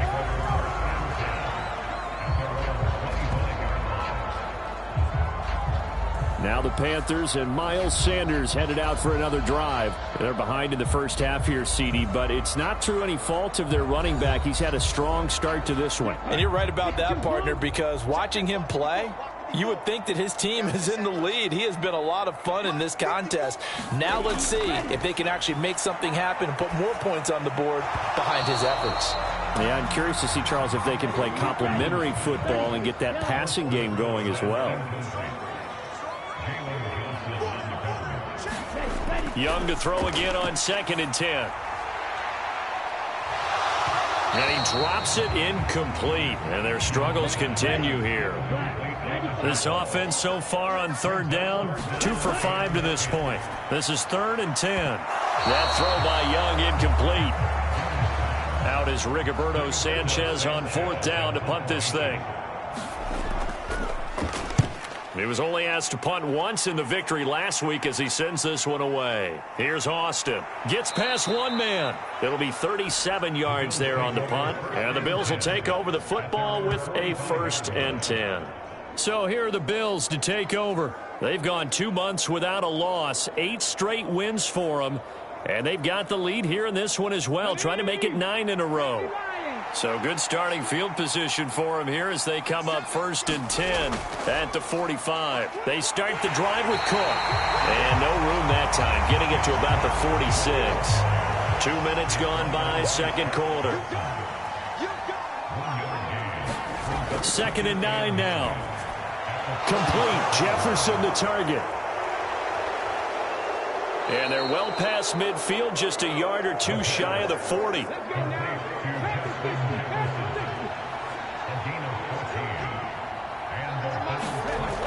Back to throw now on 1st down. He's got it complete to Stephon Diggs. Here's 2nd and 3.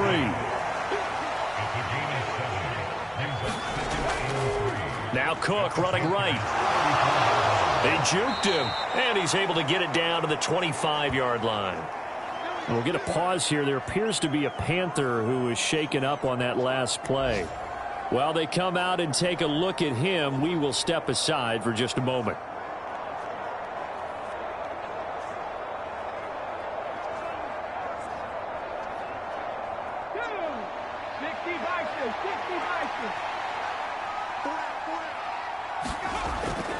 They run again on 1st down. Cook. And the running lane's non-existent in this 1st half as they'll stop him behind the line. He'll lose a yard there, and it's 2nd and 11. And that's what I'd like to see out of this defense, a little fire, a little toughness. It hasn't been the best 1st half for them, but they did do a nice job there forcing a loss on that play.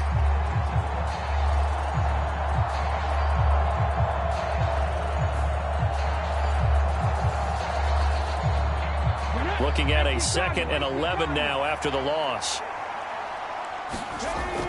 They'll set up a throw. Throwing middle, but it's incomplete. Anytime a ball's thrown in the middle of the field and it's popped up in the air, I expect someone to catch. It doesn't matter whether it's offense or defense because there's usually a great amount of bodies in that part of the field. In this case, no one came up with it. 7th play of this drive coming up, but a long way to go on 3rd down. He'll look to throw. And he works his way past the line of scrimmage and then slides to a hole. So on 4th down, out is Tyler Bass in the Buffalo field goal unit. From the left hash, this from 39. The kick by Bass is good. And the route is on. It's 24-0.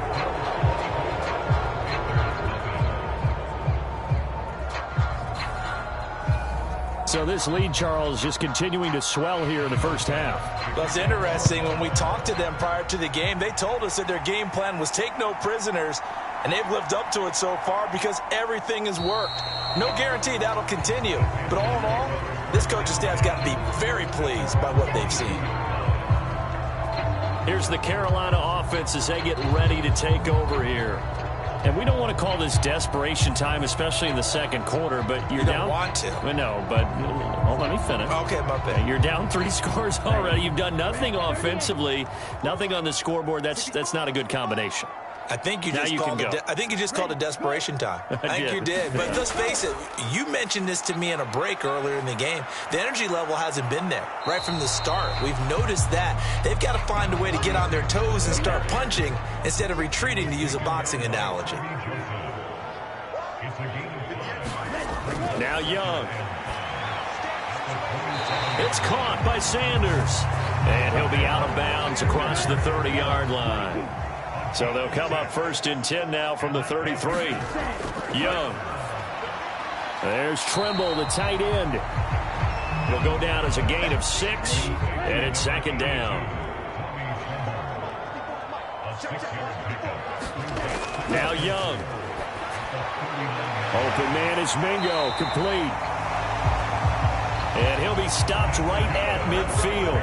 This offense finding its legs now. Here's another 1st and 10. Young now from the 50.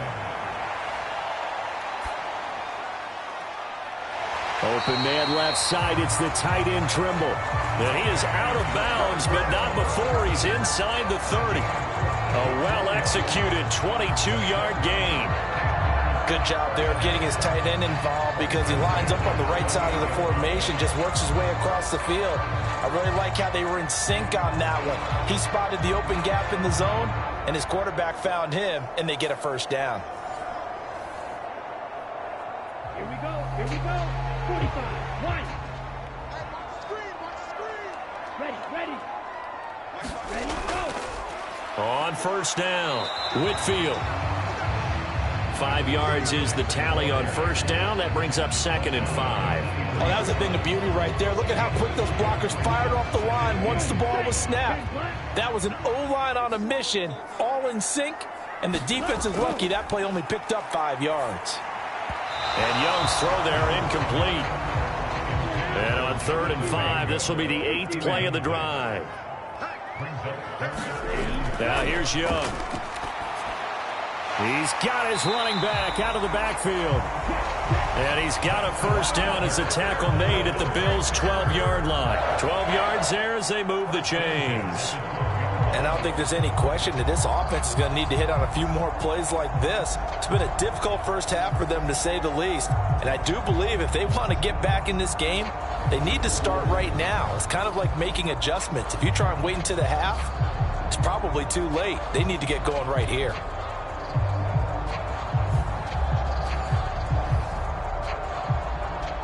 From down at the 12, it's 1st and 10.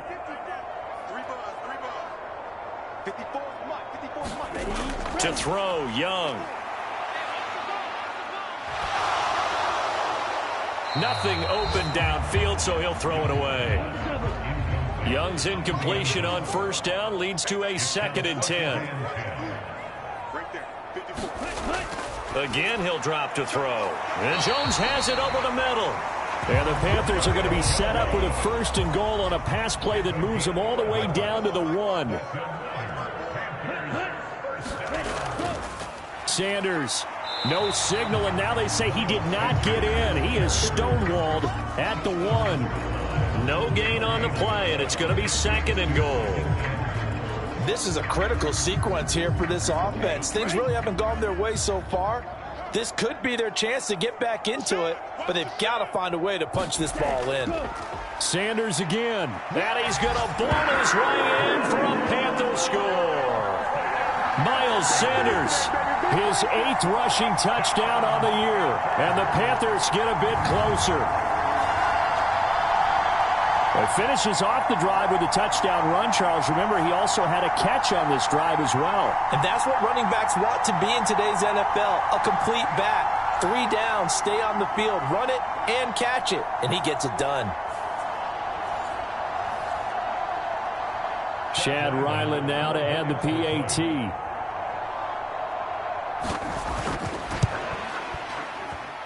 He's got it, and that makes our score 24-7. So that drive, 12 plays in length. And it was Miles Sanders who finished it off with a touchdown run. Ryland now following the touchdown, back out to kick it away. And no thought of a return here for Hines. Buffalo offense back out ready to go. And they split the uprights last time for 3. They've got the lead. They're not going to play this conservative. They're not hoping for another field goal. They're hoping for a touchdown. I'm with you on that one. I like where your head is. I like the way you're thinking because you're exactly right. Trying to sit on a lead and play that way, That doesn't work too well for most teams. Run your offense. Run what you do best. Exactly. Put it all the way down and try to increase your lead in a big way. And the best way to do it, touchdowns. That's caught by his tight end, Dawson Knox. And Knox is going to have a Bills first down as he'll get this up past the 35-yard line. They're going to look to throw. Setting up the screen for Cook. And he'll get it out near the 40 to the 39. Coming up at halftime, I'll go from one personality, that's you, Charles Davis, to another one in Orlando, the coach. He'll have stats and scores from around the NFL. You and Jonathan Coachman both larger than life. No doubt about it. But you're stuck with me in this booth, yes, and he's miles away and smiling. And happy. 14 yards, and the Bills will get a new set of downs.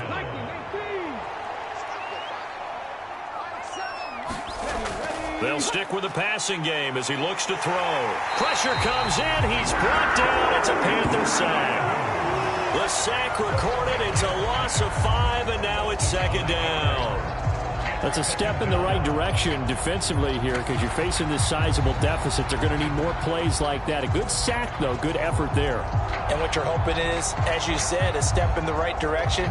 And that means it's something to build on. So you get the first one, and hopefully that can ignite them. And now they can make a few more plays and get back into this game.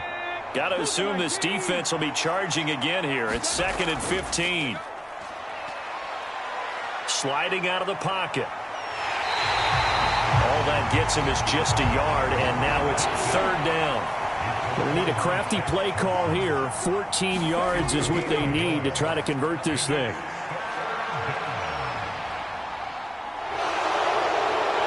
He's going to be stopped here at the 43, and that is not near enough to pick up the first. It'll be a gain of 9, and that's going to bring up a 4th down. No surprise to see him running again here. It's something he's done throughout this season, and that run puts him over 500 yards on the ground for the year. He's got to be thinking to himself, if I'm already at 500, what's to stop me from going for 1,000? So look at this. Here's the field goal unit coming out. And he is going to need to bomb this one.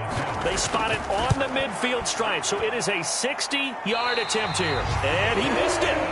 It's no good. And the lead will stay put at 17. So we've reached halftime with the visiting Bills taking the lead to the locker room. As we'll send you down the coast now to Orlando, that's where we find Jonathan Coachman ready with our EA Sports Halftime Report. Coach. All right, Brandon, thank you very much. The NFL season going to be about 2/3 complete after this weekend, so lots to get to as we check out what's going on here in Week 11. We'll start in the NFC, a division matchup pitting New Orleans against Atlanta, and it's the Saints who are in command as that game's gone to halftime. Kendre Miller, a touchdown run in that first half. From there, we'll jet north to Ohio to check in on the Browns at home at Cleveland Browns Stadium. And they lead the visiting Denver Broncos at the half. 2 touchdown passes there for Deshaun Watson. Lastly, we head to the Gulf Coast and check on the Bucs at home in Tampa. And they have the lead in that one over the visiting Packers. Baker Mayfield with 3 touchdown passes.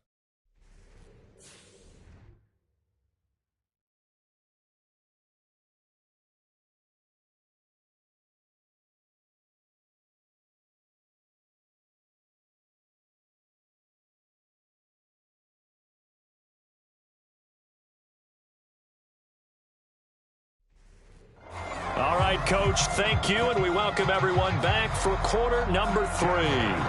Bills with the lead, and they'll get the football first as the second half is underway. And they will wrangle it down a couple yards shy of the 30.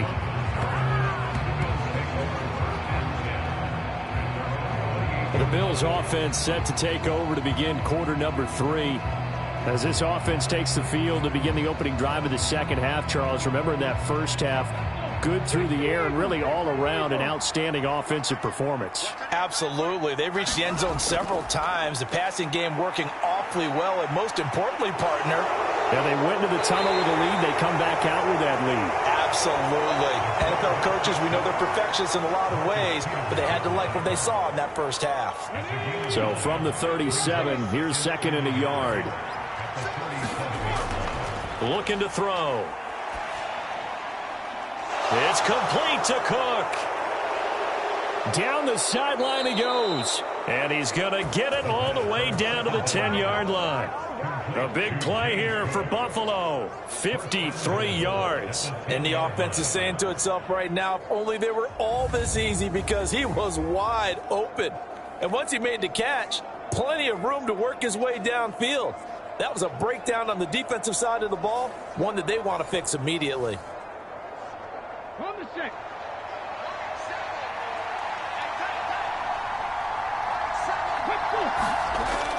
They'll run with Cook. And he'll get about 4 there as he takes it from the 10 down to the 6. The 6-yard line, the line of scrimmage on 2nd and goal. They try again with Cook. And a minuscule gain of maybe a yard from the 6 to the 5. A chance to really put this game out of reach. Here's 3rd and goal. Back to throw here. And this is caught for a Bills touchdown. Justin Jefferson, his 3rd touchdown now on the year. And the Bills take the opening kickoff of the 3rd quarter and drive right down the field to extend their lead. So another touchdown there, and even though we're still just here in the 3rd quarter, kind of hard now to see them giving up this lead. And this is just an offense that's imposing its will right now. You name it, they're able to do it. If you're the play caller. And we remember, of course, all scoring plays need to be verified upstairs. And I think they're going to at least take a look at this. They're taking a peek at whether or not those feet were in bounds, and obviously a big call here in the end zone. And not just the feet. How about the hands? How's the ball possessed while the feet are hopefully getting down in bounds? That's what they're trying to look at to see if it all comes together. So take away the touchdown there, as that's going to be ruled an incomplete pass. The kick by pass is good, and the Bills will add on to their lead.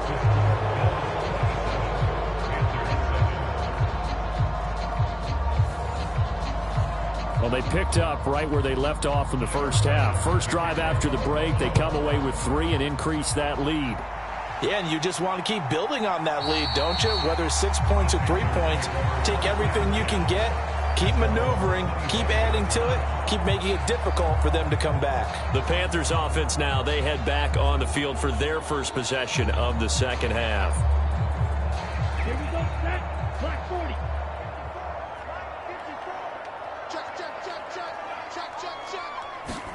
First and 10, Young. Oh, he's hit. He lost the football. Put it on the carpet. Now this is picked up by the Bills. And his guys will take over at the 30-yard line. Well, if these guys wanted to get back in this game, they needed an almost perfect second half. And down 3 scores, a lost fumble here certainly doesn't fit into that plan. That reminds me of my plan in college to get an A on the papers I turned in, but that didn't work out too well either. Too many mistakes by both of us. I mean, that's just pure and simple. And that's why that's exactly where they are in this ball game. They're going to need a huge turnaround if they want to try and win this one. And he stopped right at the 25 after a gain of 5. So from the 25, this is 2nd and 5.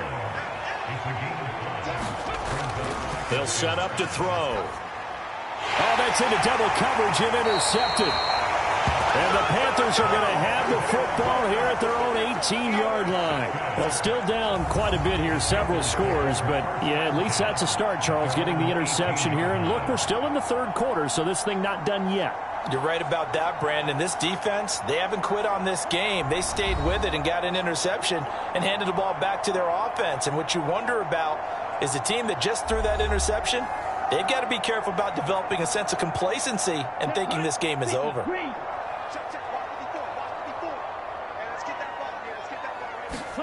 Following the interception, Young.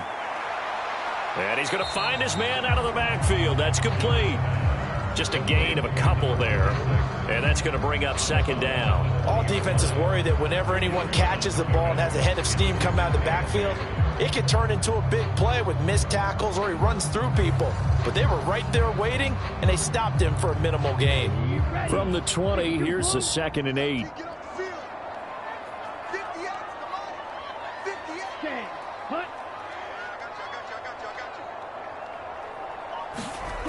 Throwing, Young. And a quick throw here, that's complete. And he'll get to the 29-yard line, brought down there.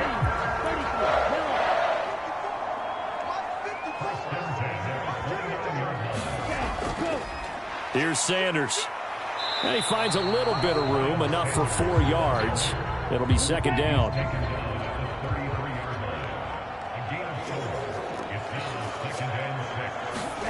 Young. Completes it to Jennings. 9 yards to pick up there, and it's a first down.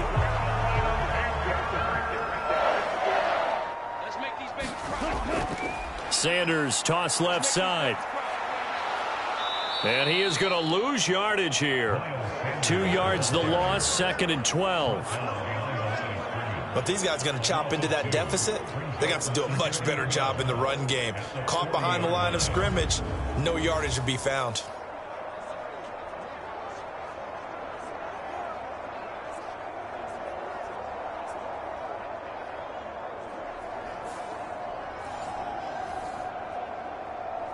So the first down run lost a couple. Now they come up 2nd and 12. Young now. And that is going to be incomplete as he led him a bit too much. This offense in desperate need of a conversion as they come up on 3rd down. Here is Young. And he's going to be intercepted a 3rd time. And the Bills are going to take possession here at their own 47-yard line. It's just been one mistake after another on the offensive side of the ball. That's now 3 interceptions to go along with 2 fumbles for them. And if you're going to turn the ball over 5 times in a game, your chances to win have to be about 100-1. And it's not looking good for them here. The Bills ready to take over. They start near midfield following the interception as they begin 1st and 10. They've got good starting field position as they come up here 1st and 10 on their side of midfield at the 47. Now the first play of the drive there is incomplete. Now a 2nd and 10.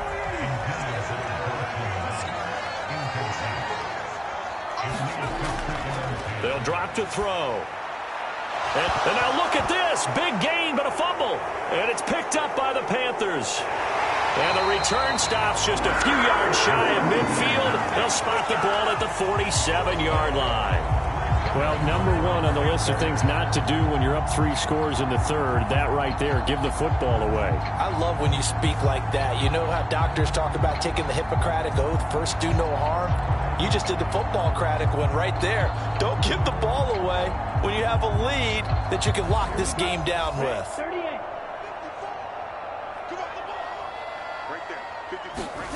They go back to the air here after the INT on the last drive. It'll be a gain of 5, and it'll be 2nd down.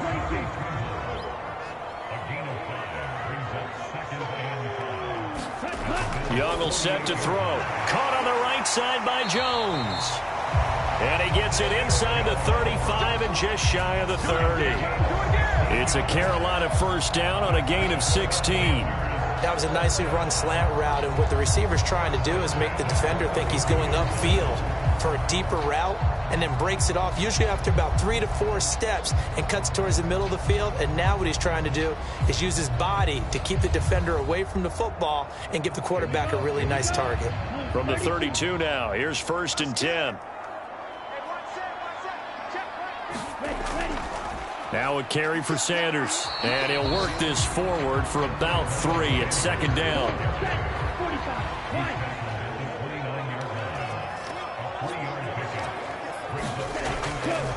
They'll go again with Sanders. And he'll be close to a first down as the tackle made at the Bills' 24. Call it a gain of 5 there on the run, but they'll remain a yard or two short here with third down coming up. They'll come to the line needing only 2 yards to gain the first here. Young on 3rd and 2. And this pass broken up. The contact well timed there, and now 4th down. And there's another stop. One of the league's best defenses is certainly bringing it again this week.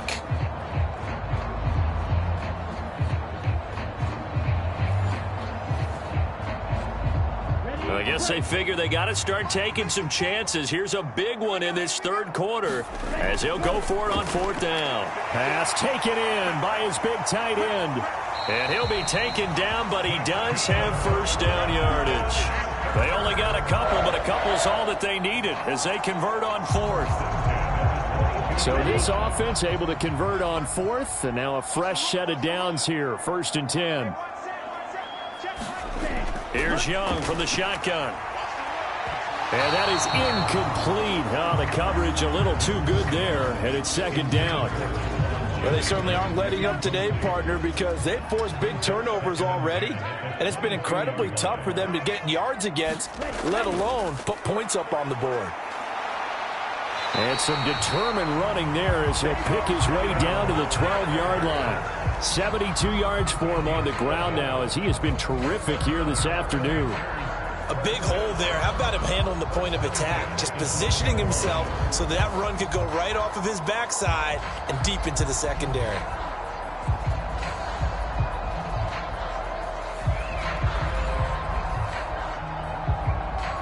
From down at the 12, it's 1st and 10.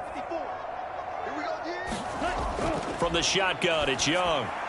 Over the middle, it's complete. So give him 5 yards there on the pitch and catch, and it'll be 2nd down. Young working out of the gun. Nowhere to go here. He lost the football.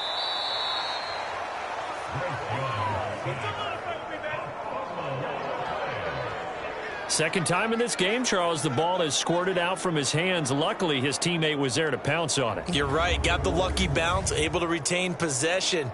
You know, we often talk about the combine and why do we measure quarterbacks' hands. Is that really a big deal? It's for situations like this. Do you have the hands big enough and strong enough to hold on to the football while being jostled? The good news, they kept the ball. Bad news, it's 3rd and long. Right there, 54, right there, 54. Looking to throw, Young. And that is incomplete. Here's Chad Ryland now on for the field goal. And this a 39-yard attempt. And his kick is good. And that will move the deficit from 20 down to 17.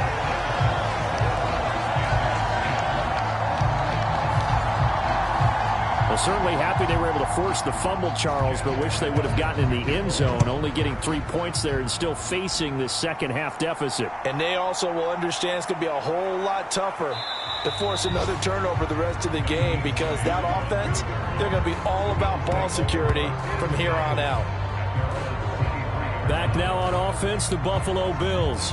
And now you've got the clock winding down here in the third quarter. You're 3 scores to the good. What's your approach on this drive? Too early to fully commit to playing the clock game. Yet at the same time, you're also not going pell-mell like you would in 2-minute offense. This is what NFL offenses call 4-minute football. Take the clock out of the game a little bit, wind it down, but at the same time, keep advancing the ball down the field. On second down, Cook. And he'll get it up near the 35, right at the 34 here. From the 34 now, here's 1st and 10.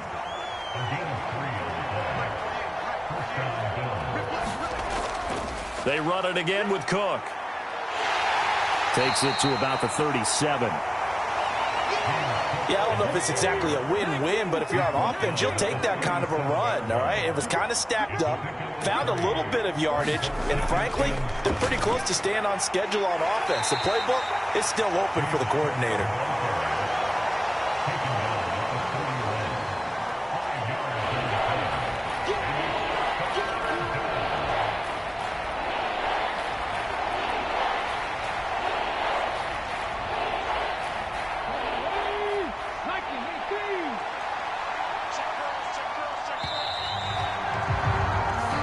they come to the line, they will not be able to get off another play as time has run out on this third quarter.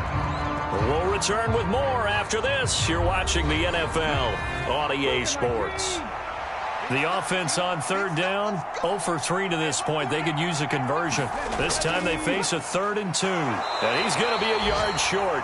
A 2-yard pickup leads to 4th and 1. This late in the game, Charles, I think you maybe seriously have to think about going for it. Especially where they are in terms of field position, because this is almost like no man's land. Might hurt your punter because there might not be enough space, maybe too far for your field goal kicker. I'm like the old rule.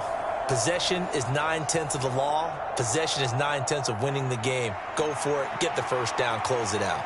The Bills send the punter out. Always a good sign when your first punt comes in the 4th quarter. So a change of possession here on the punt. And the Panthers will take over now, 1st and 10. Now the Panthers offense, they get set to come back onto the field. Their mini 2-game win streak appears it might be going by the wayside unless they can pull a rabbit out of their hat.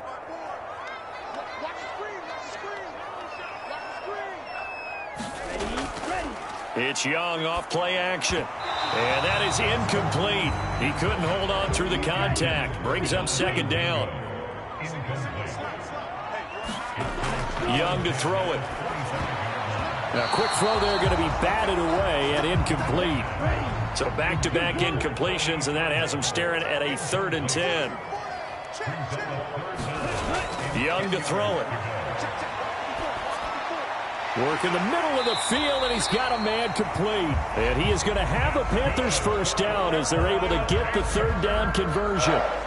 Well, I can put my defensive cap on right now, and I know they're saying don't give up any big plays now. They've controlled this game throughout, and all they want to do is see it through to the end. I think they let their guard down a little bit with that last completion. Sometimes when you're trying not to give up bigger plays, you don't react as fast as you should on other throws.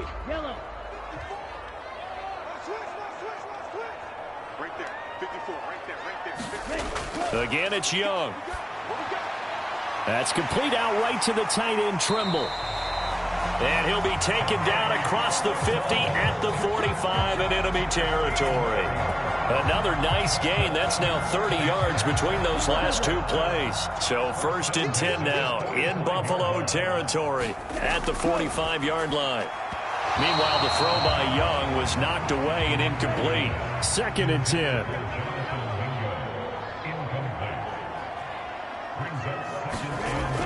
They'll look to throw again. And that's complete to Sanders. And they go backwards here, losing yardage back at the 48-yard line. It'll be a loss of 2, maybe 3 on the play, and it'll be a 3rd and about 13. I thought that wasn't a bad time to call the screen. I thought late game, down on the scoreboard, had to figure they were expecting a pass downfield. Yeah, so the edge rushers, they're coming. That could have hit big. You're right. Good recognition defensively to snuff that one out. Okay, 7th play of this drive coming up, but a long way to go on 3rd down. Back to throw again. And this is going to be incomplete. And they're indeed going to go for it here on 4th down. So trailing here in the last quarter. Let's see how this plays out. Got to try it here. He's back to throw. And his pass is intercepted for the 4th time today. Tre'Davious White with a pick. And the Bills are going to take over at their own 30-yard line. Well, I get it, Charles. Desperate times call for desperate measures. Down big. They just sent their receivers out, let it fly. But the defense, they were ready. Yeah, and there aren't too many people left in this stadium that couldn't see that coming. But that's not a major criticism at all because you had to try it. What you're hoping for is one of your athletes out-athletes everyone else. It makes a dramatic play. So 1st and 10 now from the 30. Here's Cook as they begin on the ground. 2 yards on the pickup there. It'll be 2nd and 8.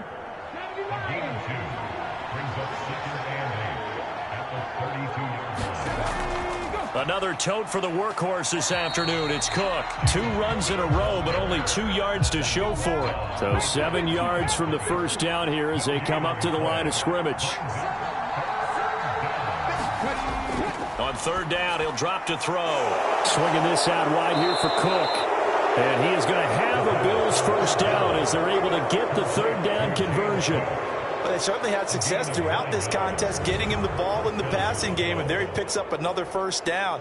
Whatever they saw going into this one, they've been able to capitalize on it, and no adjustment has been made to take it away. 60 Vikings, 60 Vikings. First down, here's the run with Cook. And he'll get this out past the 45 to the 47. Here now, 2nd and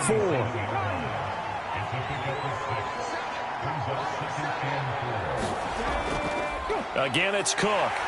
And a good push there defensively as they stop him at the 48. Gain of just 1. They'll come up now, 3rd and 3. He'll look to throw. He's got his target. That's complete. And he is going to have a Bills first down as they're able to get the third down conversion. I got a kick out of that one, partner.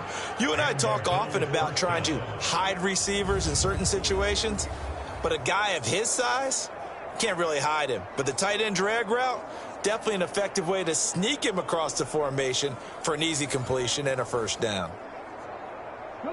So from Panther territory now, it's 1st and 10 at the 43. Up the middle, it's Cook. 54 yards rushing for him now in the ball game. 2nd down and 4.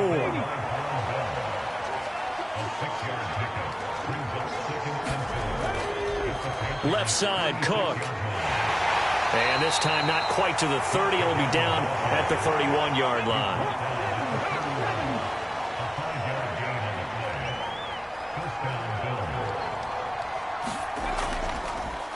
They'll run with a former member of the Crimson Tide, Damian Harris. And he'll be a little shy of the 25 here at the 26-yard line.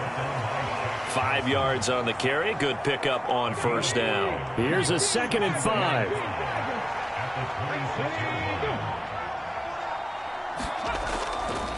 Harris running straight ahead. And he's able to get it to the edge of the red zone at the 20-yard line.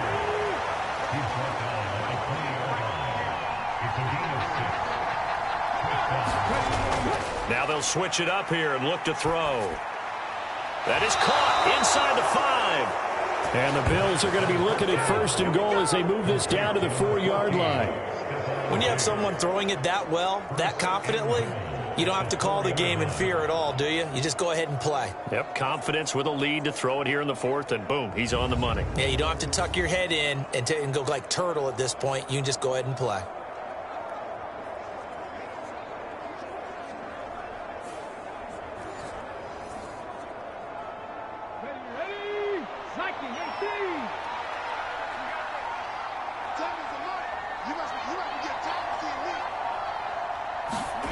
He'll look to throw. And he gets halfway there from the 4 to the 2 on a gain of 2. From the 2 now, 2nd and goal.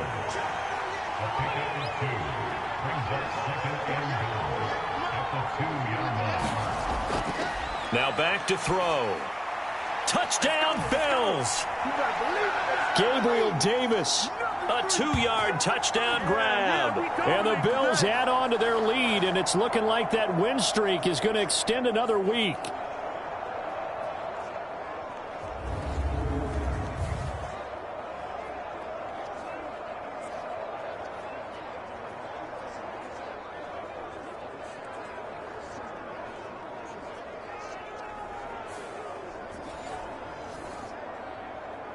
Bass on for the extra point.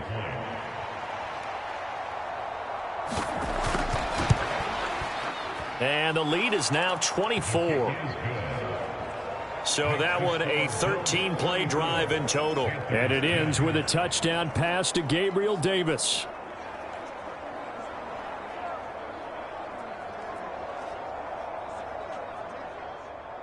After the touchdown, Bass to kick it away.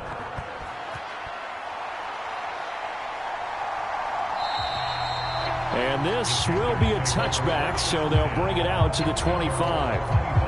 The Panthers about ready to take over. Where we stand right now in the fourth quarter, this one pretty much out of reach. And, Charles, I know they're going to be disappointed about several things with this ball game, but the self-inflicted wounds, they've had several turnovers. You would have to think that's going to be something they're going to discuss heavily in the film session in the coming days. You're absolutely right about that, partner, because they're going to have to sit in that film room and watch every error that they made and figure out how to not do it in the future. And mentally, I think a lot of the guys are already starting to think about, okay, how do we put this behind us and get better for the next time out? This, they'll use as motivation for the rest of the time that they play to hopefully never be in this type of situation again. Let's go. We're at 38. Now a first down throw for Young. That's caught over the middle by Hurst. And he's going to get this inside the 30. Now you've got to hustle your guys to the line and get them set. Young on first down. Oh, he dropped it. And that's pretty indicative of the way this one's gone. Young's incompletion on first down leads to a 2nd and 10. They'll set up a throw. And this one is going to be off the mark, too far out in front. This offense was on the move. Now 2 straight incompletions have them looking at 3rd and 10. To the air once more, Young. Into double coverage, and it's intercepted. And the Bills are going to get the football here at their own 23.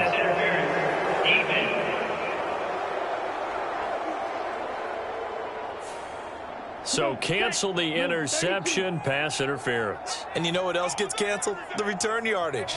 Makes the play, but now it's all for naught.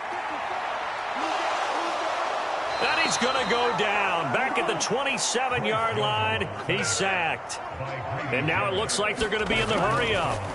Now here's Young. This is Jennings. So 8 yards on the completion there, and that'll force upon him a 3rd and 14. And, oh, my goodness, here's a 5th interception. Picked off by Cameron Curl. And the Bills are going to get the football here as he gets this up past the 20-yard line. Well, there's 2 sides to this coin. I mean, on one side, 5 interceptions now thrown for him. That's tough. But, man, this defense, they have been ball hawking and impressive. But, Charles, let's flip it back over. If you're coaching a quarterback that's struggling this much at this stage of the game, do you maybe try to get him out? I would think about it, and I think about it awfully hard, but also you might want to look into his eyes, see what he has. He might be one of those players that you don't want to affect his confidence by actually pulling him out of the game. So you have to know your player, you have to know the situation. And he stopped right at the 25 after a gain of 5.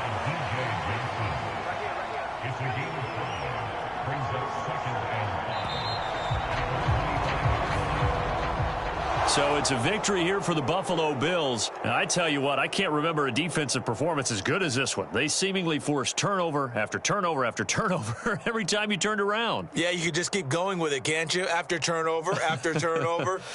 As this game unfolded, they were doing all the dictating, right? They told the offense exactly how it was going to go down today. So you saw them deflate with every series, didn't you? Every time they ran onto the field, it was slower and slower to get to the football because they just felt like if we go out there, we're just going to turn it over anyway. So it was really, really a stellar performance. So for the Bills, the great run they've been on continues as they move to 9-1 now. And they'll get another road test next week as they head to Mile High to take on the Broncos. Meanwhile, for Carolina, it's a loss that'll drop them back to 500 through 10 games. And they'll try to turn it around next week as they head to Atlanta for a matchup with the Falcons. That'll do it for us. I'm Brandon Gaudin alongside Charles Davis. Thanks to our entire crew as well. We'll talk to you next time. So long, everybody.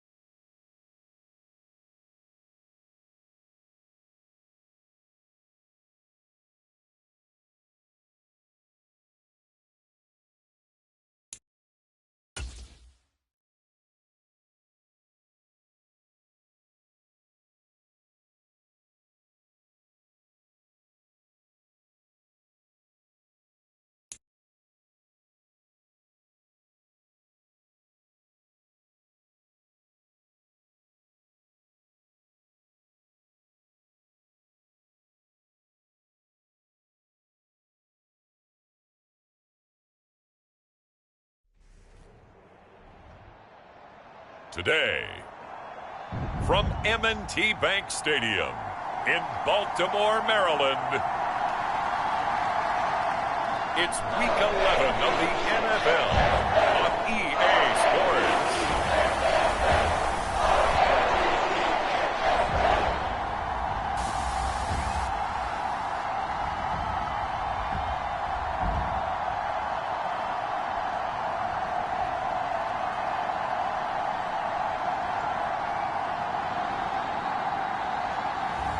As we'll see Trey Lance and the Baltimore Ravens taking on Kenny Pickett and the Pittsburgh Steelers. EA Sports coverage of the National Football League brings us to historic Baltimore, Maryland and M&T Bank Stadium. Today we've got an interesting Week 11 matchup on tap, as it'll be the Pittsburgh Steelers taking on the Baltimore Ravens.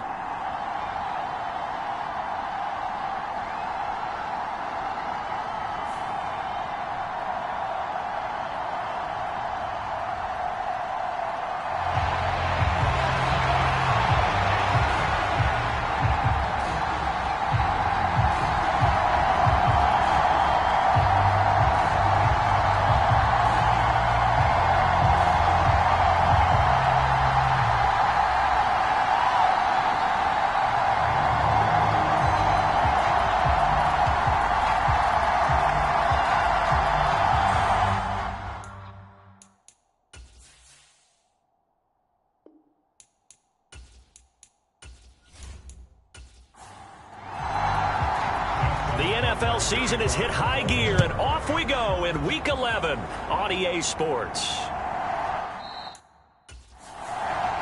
And they will elect to not bring this one out, as our first drive will begin at the 25. So the Steelers offense getting set for their first drive. And leading them out, their signal caller, now in his 4th season in the NFL. Now, the meeting we had with him this week, that's one of the briefer ones we've ever had, isn't it? He wasn't too happy after last week. Not happy.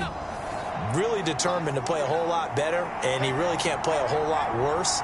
He's got to go out and show the team that the goods that he exhibited early are still there. Otherwise, he could lose the confidence that they have in him. They're hoping to get rid of that interception bug.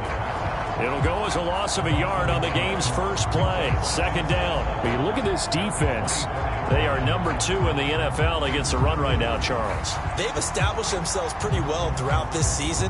But, boy, what a competitive group of people. They do not like that ranking they have now because they think that they're better, and they're out to prove it again in this game. After the loss to start out, here's 2nd and 11. Back to throw. Pickett. Got an open man. It's Josh Palmer. And they're able to get this one across the 35. So here's a 1st and 10 at the 38. On the give, this is Harris. And he's going to be stopped up quickly here. Just a yard up to the 39. Here now, 2nd and 9 from the 39-yard line. On the draw, it's Harris. And strong running there as he's across midfield and down to the 49. The Steeler first down on the pickup of 11 yards. Well, there's plenty of real estate for him to maneuver on that run, and let's face it, it shouldn't be a surprise. He's one of the better backs in the league. Had to come into this game with the idea, slow him down, otherwise it's going to be a long afternoon.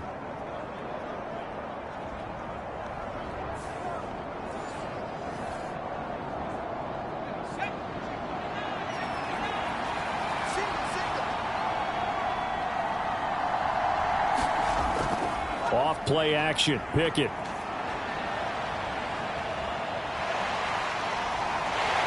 And he goes down. The Ravens able to get to him. Michael Pierce, in all of his 340-pound glory, gets the sack. Okay, I'm not sure you could actually draw up a better pass rush than that one right there. Nowhere to go outside. He had to keep backing up and backing up and backing up. Eventually dropped for a huge loss.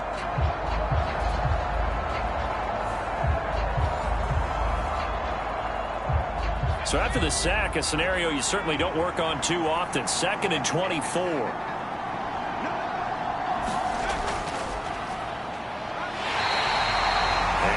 get a yard back there. They'll be left with a 3rd down and long. Pickett. And the throw there going to be incomplete. On 4th down, J.K. Scott ready to punt it away. He punted 4 times in the loss last week as he gets this one away here.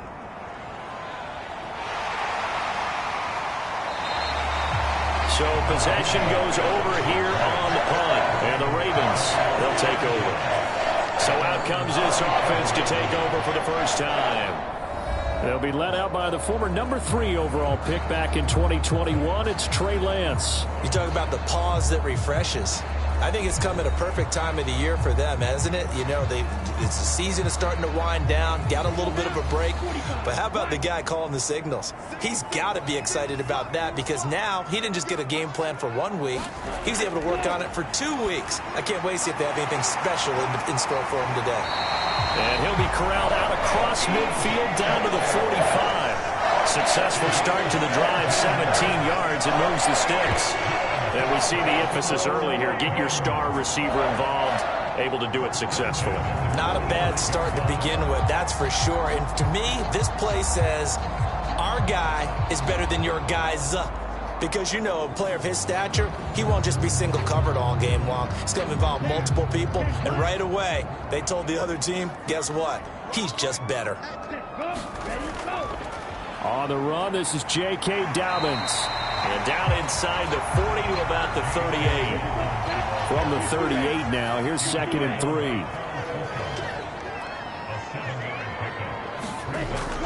They'll go again with Dobbins. And a short gain there down to the 37-yard line.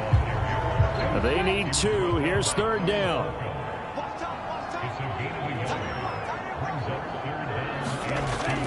Now a play fake. Lance. That'll make it 4th down after a loss of 1.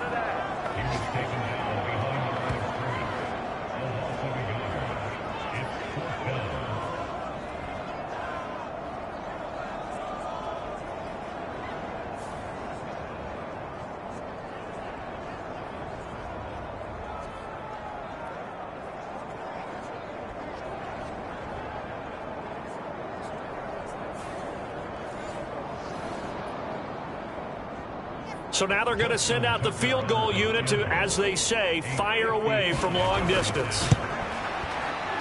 And that is no good. And this will remain a scoreless game.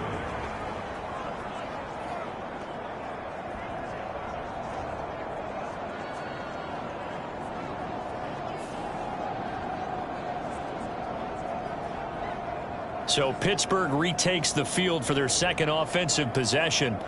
The last series for them, a little disappointing, forced to punt. And now they'll try to do better here and come away with some points as they begin this drive, 1st and 10. The Steeler offense here about ready for their next drive. Over on the sideline, hoping to hit that reset button between possessions. Last time out, they had to punt it away. This time hoping to finish this thing off in the end zone. Again, it's Harris on 2nd down.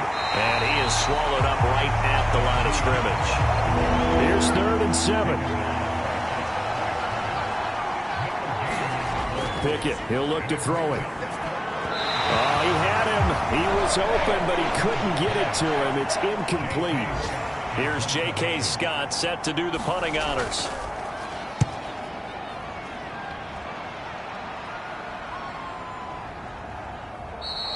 And that'll hit at the 5 and go into the end zone for a touchback. Baltimore set to take over here for their 2nd possession of the game. And you figure this should be a healthy, a focused unit, and they're working on a good winning streak. They had the week off last week. This is really a team, Charles, that should be in top 4. I would agree absolutely with that. What coaches worry about, what organizations worry about, though, is overconfidence. They've been playing so well, and now they've had that extra time off. And we've seen teams come back off the open week and come out flat. So what a lot of good coaches do is they kind of game plan for that with their teams. On defense, they may blitz more in the beginning to get them going. On offense, they may go more up-tempo. Anything to get them out of that lethargy right at the beginning. And Dobbins is going to pick up a Ravens first down as he'll get this up to the 34-yard line. Ready. 53.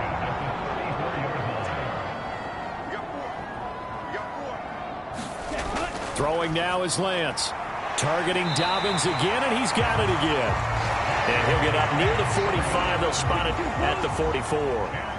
In need of only about the length of the football here on second down.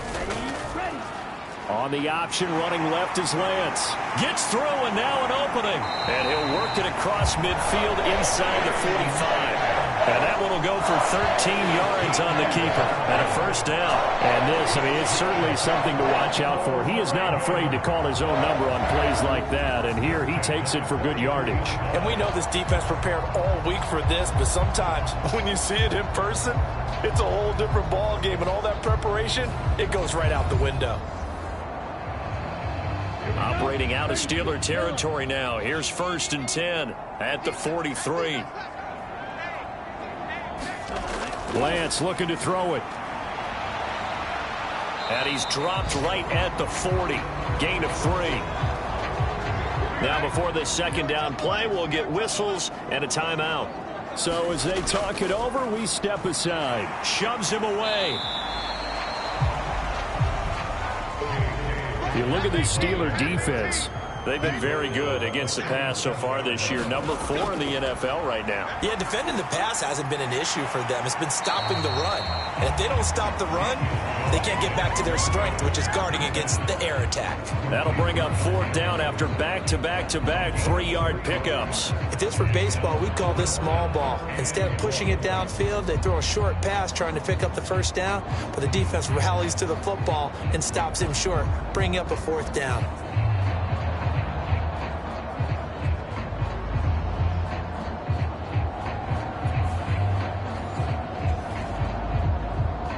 They missed a field goal earlier, so possibly as a result, that's why they're going to try to go for it here on 4th down.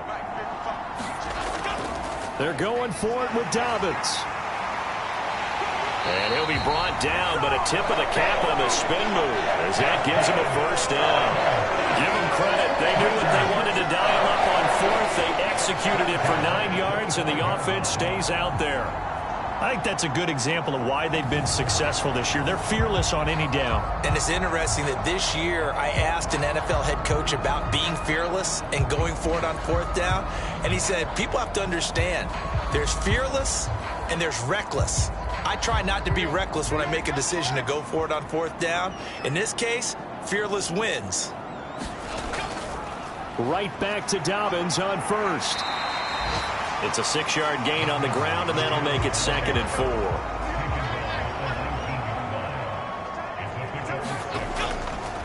Another run here with Dobbins.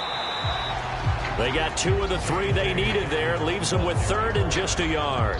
What an advantage having an elite guy in the middle of the defensive line, because not only does he take up the space and let the linebackers run free, but he can also make plays himself, as we just saw there. They missed a field goal on their last drive. Here they need something to even get into field goal range on 3rd down.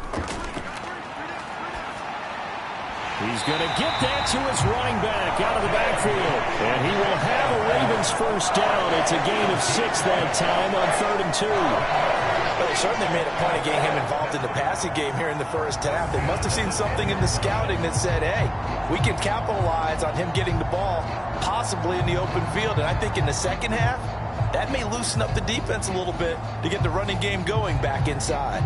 So not quite a 1st and goal. It's 1st and 10 from the 10. They'll run up the gut with Dobbins. And he'll be brought down here at the 3-yard line.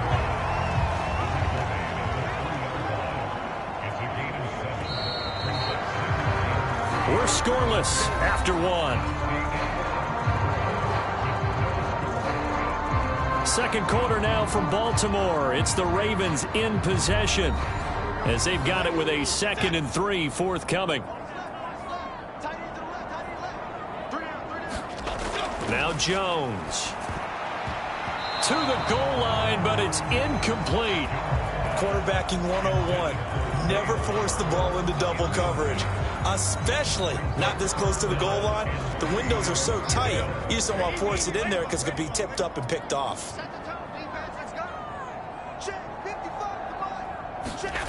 Throwing Jones.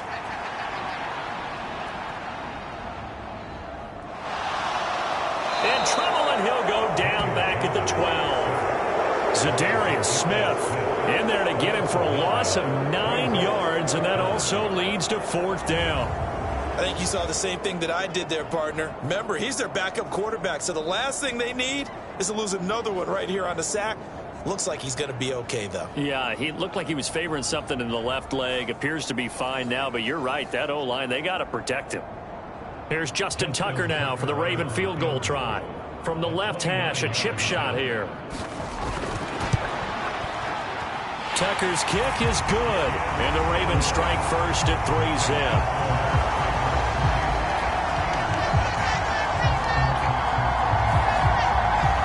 So they're able to end that drive with 3 points in this one-possession ball game. And ideally, you want to end every drive with points. Most quarterbacks would tell you, let's end it with a kick, right? A PAT, that's number one. Field goal you'll take. Punts, you really don't want to do that. In this case, they'll take the field goal and get prepared for the rest of the game. And Pittsburgh getting set to take the field. Still in the first half, but this offense has struggled. Haven't really been able to get anything going, not only in the points category, but in the yards category. We'll see if they can do better here on this drive. 1st and 10, here's Pickett. And this will be incomplete. Physical play on the football there, and it's 2nd down. He kind of forced that one there, didn't he? It's almost like he predetermined where he was going to go with the football. Yeah, he wasn't really going through progressions. He wanted to go to his top guy. You do that against this defense, they'll make you pay, won't they? Yeah, they certainly will. They react very quickly to the thrown football. Here's Pickett on 2nd down. Open man is the tight end, Noah Gray. And they're going to get this beyond the 40 before he's taken down. 23 yards the pickup there. It certainly feels like there are more stars at the tight end position than there were even 10 years ago. And I think it's become more of a glamour position because of the ways it can hurt a defense, and guys want to be involved. They can be in line, close to the line of scrimmage. They can split out like receivers. But hands, route running, speed, and some toughness to go across the middle, you put it all together, you got a heck of a tight end candidate. To the air on 1st down with Pickett. Oh, he tries to force it in, and it's intercepted. Picked off by Marlon Humphrey. And the Ravens will take over possession here up at the 44. They're trying to resurrect his confidence. Last week was a disaster. 5 interceptions in that loss, and another pick there. I played with a quarterback like this before, and he had a tough game, and the head coach said, I'll take him, I'll fix him. The very next game, he started out the exact same way. The head coach turned to the offense coordinator and said, he's yours from now on. Someone has to take responsibility and work with him and try and get him settled. Good starting field position for them as they come up 1st and 10 at their own 44. They'll start on the ground with Dobbins. Give him 5 on the carry there, and it'll be 2nd down.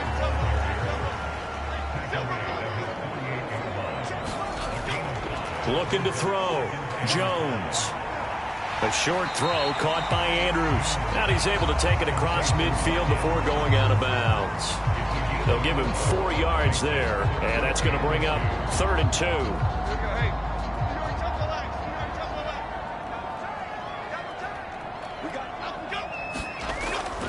They'll try to run for it with Dobbins. And he has the 1st down yardage before they bring him down right at the 45.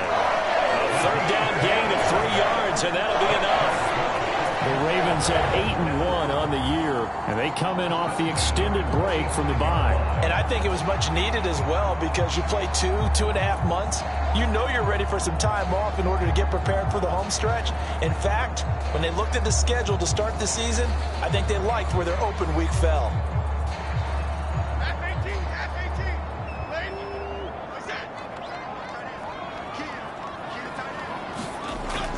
On 1st and 10, it's Dobbins. And he'll go down here at the 35-yard line. Options galore here. Second and a few inches. Here's a give to Dobbins running right. And the reinforcements come in as they're going to stop him behind the line. He lost 2 there, and it's third down. I like the strategy. Extra tight ends, extra beef. They want to run the football, but that means they probably want to run it inside. If you get strung out on the perimeter, you're in peril. Yeah, we saw the result, negative yardage.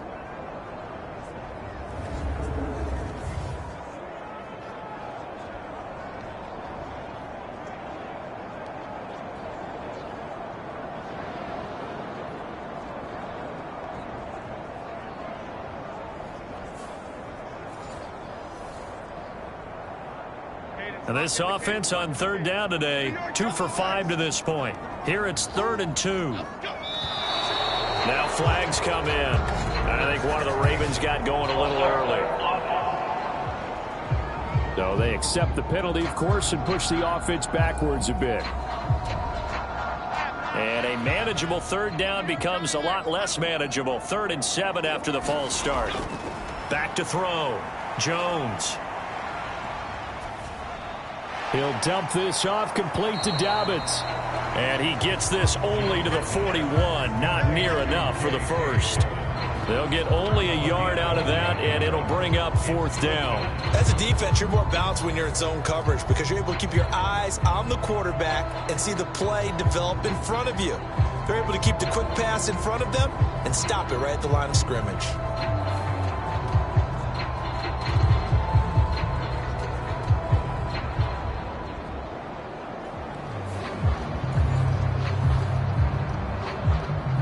So now on comes the field goal unit, and wow, this is no ordinary try here. And that's off the right upright, and it bounces away, no good. And that will keep this a 3-point game.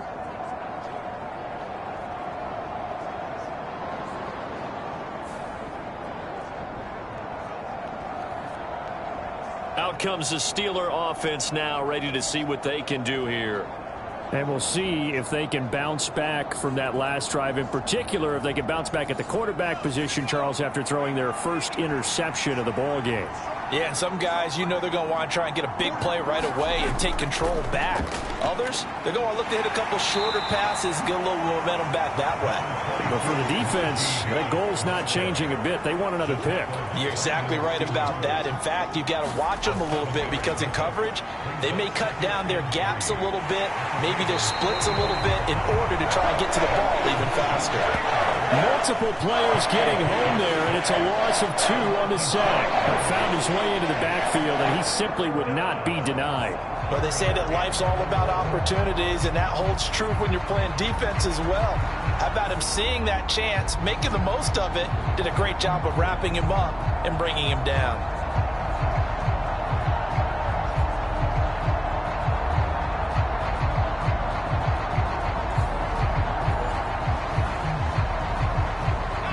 Third and 4.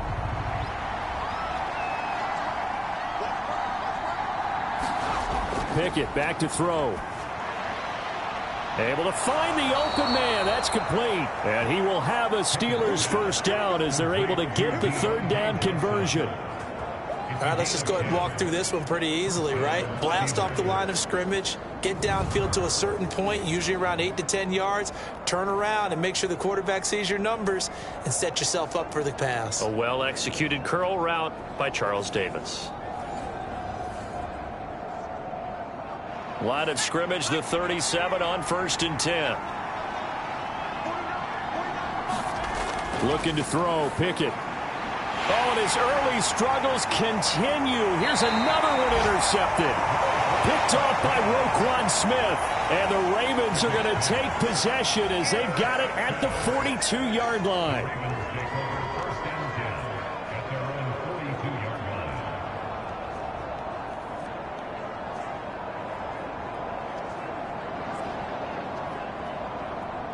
The Baltimore offense at the line, set to get going. They'll start in excellent field position following the INT. And he whips that one incomplete there. Here's 2nd and 10. Flowers going to go in motion right. On second down, a run with Dobbins. And this play will be blown up. He'll lose yardage back at the 38. This will be a loss of 3, and now a much tougher third down looming. And that's exactly what you're looking for at the inside linebacker spot. Versatility. He can drop into coverage, or as he did on that last play, use his speed to get to the perimeter and knock the ball carrier for a loss.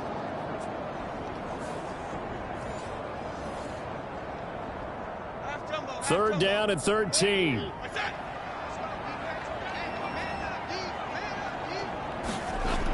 Looking to throw. Jones. And he will not be able to hang on through the contact. It's incomplete. The coverage strong, and now it's fourth down. Oh, I thought he had that one, and that was nearly a big third down conversion to give this drive some life. Instead, they're on the spot and help separate the receiver from the ball.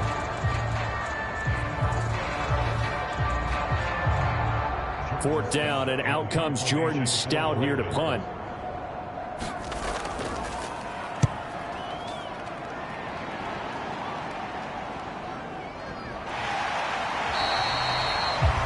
Two-yard punt, 6 on the return. And the Steelers will go on offense here, 1st and 10. Pittsburgh set to take over again on offense. They are looking to make a bit of a 180. They are sputtering right now. And frankly, I think it's time to call your playmakers together and say, all right, guys, we're going to lean on you through this patch. We need you to get us back on track and get us going in the right direction. So you're calling plays geared to them. Not necessarily what you look at your plays, oh, this hurts the defense. I want the ball in the hands of X, Y, and Z and see if we can move forward. So don't get too cute. Go to the playmakers. Open man. There's Darnell Washington. And they get him down, but not before he takes it across the 40-yard line. 19 yards to pick up there. Move the chains. Well, that tight end position, it just seems to continue to evolve every year in the NFL. Yeah, you're getting really terrific athletes. A lot of them maybe were wide receivers at one point that continue to give you speed, great hands, and big bodies, which make them excellent targets for quarterbacks.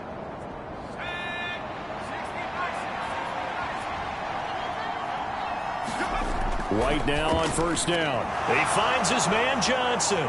And he'll be taken down, but not before he gets into enemy territory. This offense finding its legs now. Here's another 1st and 10.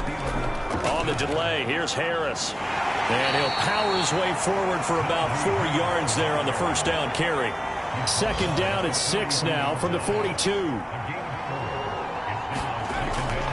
The play fake, now White. Now a quick throw there, but it's going to be incomplete. And now on third down, they'll need to get it to the 36 to pick up the first. Here's White. And the Raven pressure too much. Down he goes. Multiple players getting home there, and it's a loss of 2 on the sack. These sacks now, they're starting to pile up, Charles. And that front 7 defensively, they've had their way with this offensive line. And I think at this stage, we have to start thinking about different play calls. We've got to start helping this quarterback out because the entire game he's been under siege. I don't care what the down and distance, they've got to get the ball out of his hands a lot quicker. Here's J.K. Scott now as he's on to punt for Pittsburgh. He's been a busy man here in this first half as he gets it away.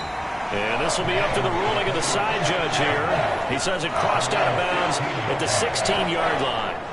Baltimore about ready to go on offense. And they, on paper, Charles, no doubt they have the edge in this one. They are sitting with the AFC elite, and on the other side, they're down toward the bottom of the AFC. But you know what they say, especially at this point in the season, watch out for a trap game. And in doing so, I would take my game plan and condense it. I would rely on my fundamentals, the fact that my players are probably just better, and not try and do too much, do just enough to win the game. And on the other side of the field, I'm doing everything. Every trick play I can think of, every different formation, you name it, I'm throwing it at them in order to try and get the upset win.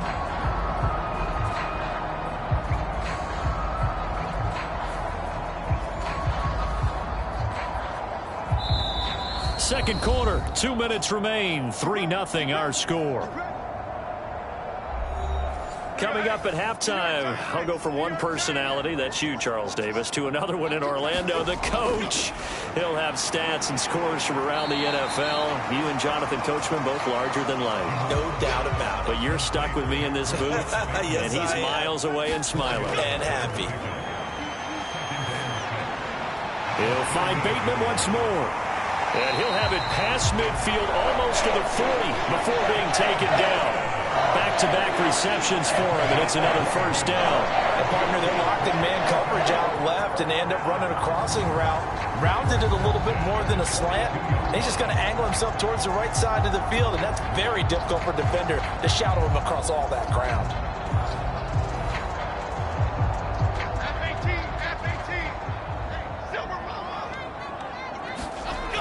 They'll stick with the passing game as he looks to throw. That is incomplete. Ball on the 42 as they come up 2nd and 10. Again, he'll drop to throw. That's caught. It's Flowers. And they're going to have themselves another first down as the tackle's made at the Steelers' 23. Now the Ravens going to use one of their timeouts as they'll stop it with just over a minute to go before halftime.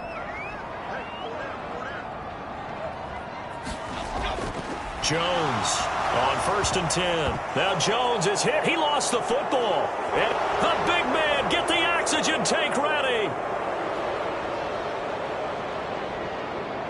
And he takes it back to the house. A fumble recovery for a Steelers score. So the defense forces the fumble. They get the score, and a guy on defense becoming offensive there, Charles. And you know they love that. Any guy on defense loves to pick up the ball and have it in his hands and try and score himself. In this case, that's exactly what happened. He'll be singing in the shower post-game. Anders Carlson now for the point after.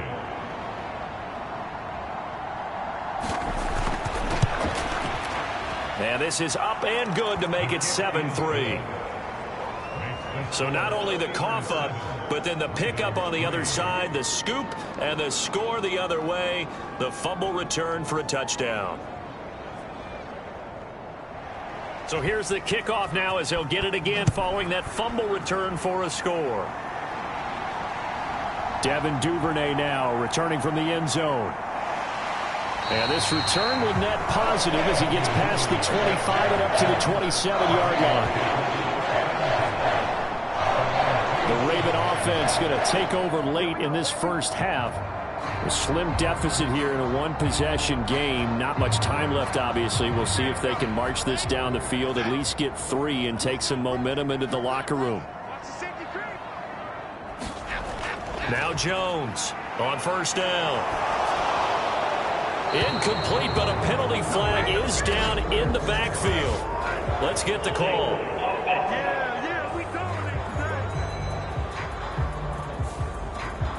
So following the hold, they're in a bit of a hole here with a 1st and 20.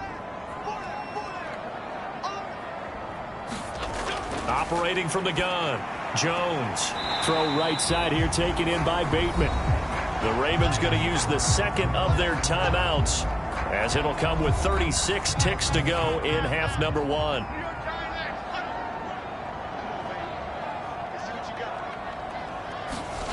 Throwing on 2nd and long. Jones. And that went too far in front. He couldn't reel it in. It's incomplete. An incomplete pass on that last play, and that means they'll need to come up with something here on 3rd down. This time they stay on the ground. And they'll indeed stop him on 3rd down. And now what do you want to do with your timeouts? Now the Steelers use the first of their 3 timeouts.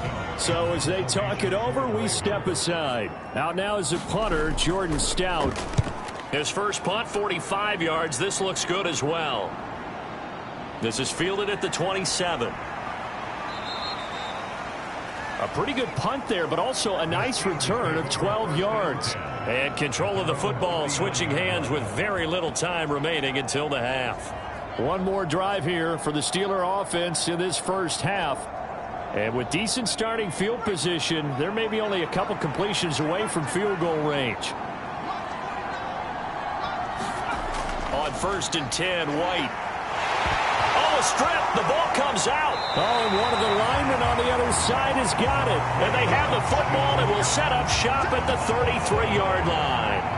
I know it's a phrase that sounds really cool, strip sack, but all we're talking about is getting to the guy, getting to the passer, making the tackle, making the play, but do a little bit extra, right? Stripping the ball out, working the arm free.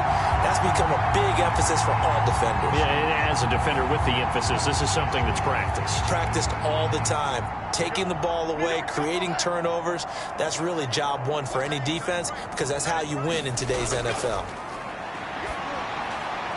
They'll get this to Flowers, left side. Now a timeout signaled for, and they'll get it with 10 seconds to go before halftime.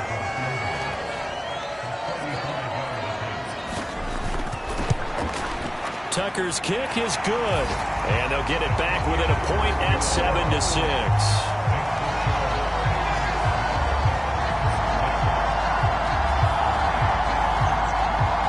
So as it turns out, a two-play drive resulting in the field goal. So the defense are able to force their first turnover of the game, and then they add on to that by getting the field goal. And you don't just want to take the ball away from your opponent, partner. You want to make them hurt as well. And if you don't score yourself on defense, turn it over to your offense and have them put points on the board. All that remains is to snap this once, and that'll do it for the first half of play. So we're at halftime with our score 7-6 in a tough-fought first half. As we send you down to Orlando, where Jonathan Coachman has our EA Sports Halftime Report. Coach. All right, Brandon, thank you very much. The NFL season going to be about two-thirds complete after this weekend, so lots to get to as we check out what's going on here in Week 11. We'll get started up at Cleveland Browns Stadium in Cleveland, and it's the Browns who have the lead in the second quarter. Deshaun Watson has thrown a touchdown pass.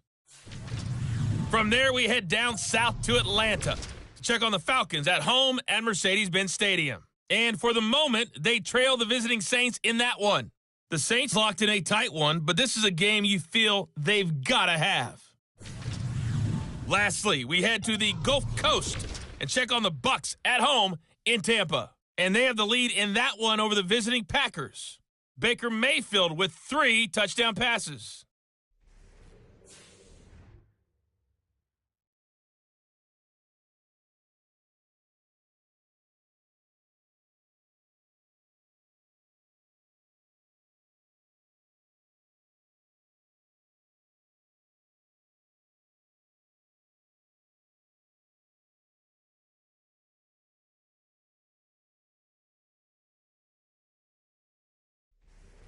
Okay, Coach, adjustments likely going to play a big role in this third quarter in what's been a tight contest so far.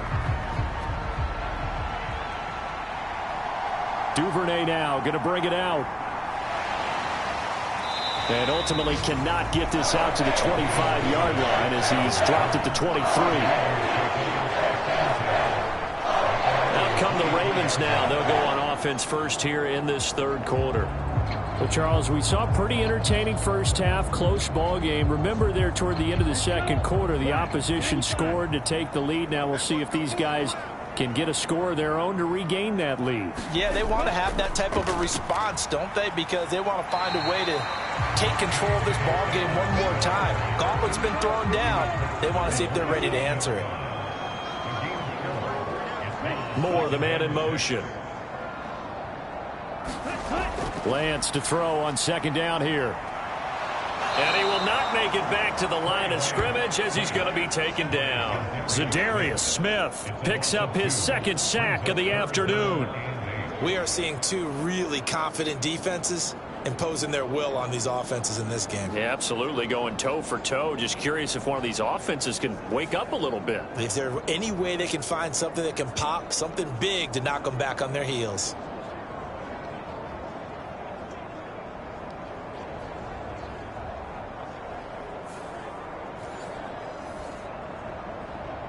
Here now a third down and 8. Here's Lance. And he'll be brought down at the 28, and that is well short of the first. The decision to tuck and run gets him 3, but that's not enough. Now it's 4th. Well, there were a couple of extra defensive backs in the game, so he really had nowhere to go with the football despite his search for an open receiver. So he has to take off and run for it, but he comes up well short of the line to gain.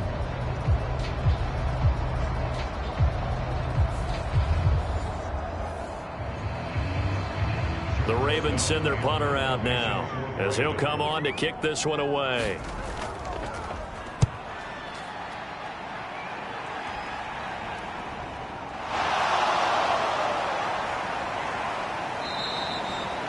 That'll go as a 42-yard punt, but a net of 32. They had a 10-yard return. And it will be 1st and 10 as they take over.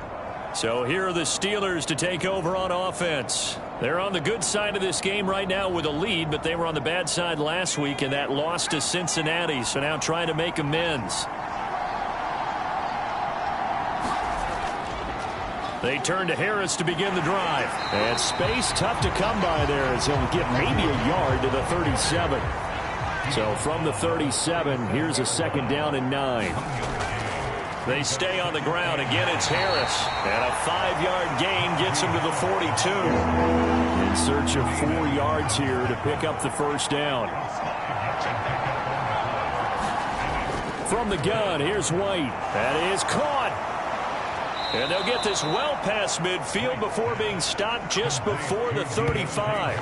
Great way to convert on 3rd down there. 21 yards the play.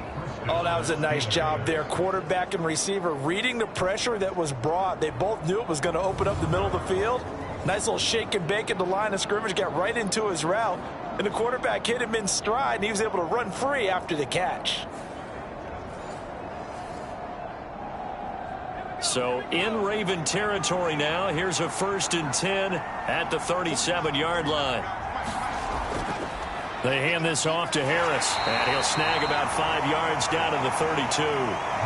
Brandon, 5 yards on that run. Let's get back to the huddle and make sure if you're a back, you spend time with your offensive line and give them credit. Hard to move those 300-plus pounders at the line of scrimmage, and they did for a significant chunk of yardage. 2nd down, it's White. Throw left side is hauled in by Palmer. And he's going to be taken down with the 1st down at the Ravens' 12-yard line. A good pickup there of 20 yards. It's taken a while for this offense to get going. A little creaky at the start, but they're oiled up now. A nice throw there, and they're really putting together a good drive.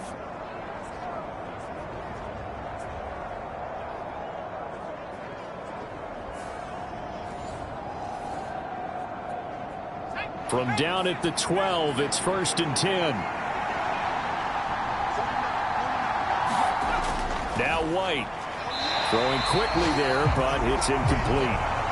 So now 2nd and 10 after the incompletion on 1st down. Now White. Open man, it's Palmer. 9 yards, and that leaves him just short, so it'll be 3rd and less than a yard. That looked like a pretty good route combination there because you've got to find a way to clear the guy running the drag, because when you do, you just put the ball on him and then let him run. Yeah, he's got some space. In motion right, one of the tight ends. Trying to pick it up on the ground with Harris. Well, they hit him in the backfield, and he will not escape. And that is not going to get it done. Losing 2 yards that time, and now it's 4th down. That's a really alert defense there because they saw the heavy look come in from the offense, countered it with extra linebackers who brought a little bit of speed and heft, and able to really make a big-time play for their defense.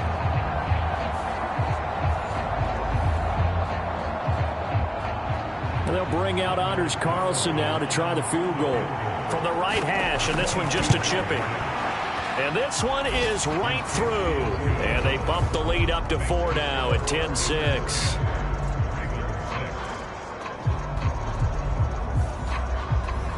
So he's been automatic to this point of the season, and he connects on the field goal there. And what a luxury it is to have a kicker you can depend upon, partner, because he hasn't missed all year long. Converts on that one as well. And kudos to you. You didn't jinx it. And not much happening on the return as he'll get this to about the 23. Now the Bolts Baltimore offense heading back out onto the field. Their defense has done the job. Now it's the offense's turn as they've got it 1st and 10.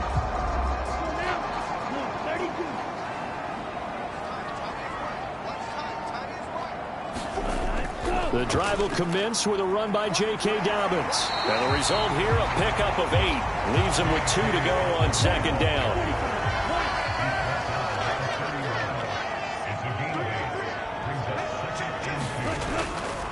A give up the middle to Dobbins.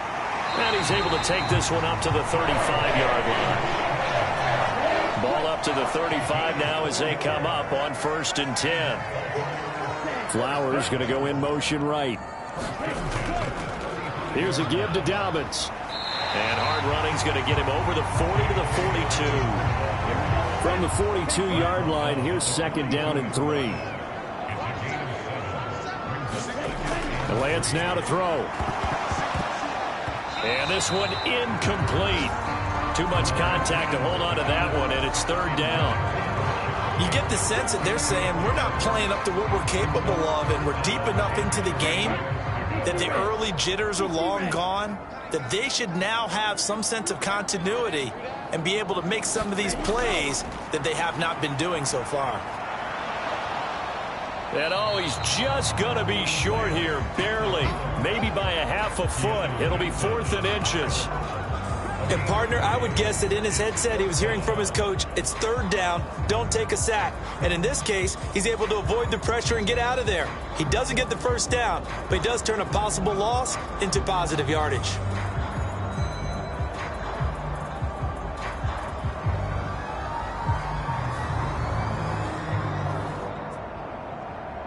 The Ravens send their punter out now as he'll punt it away for the 4th time today.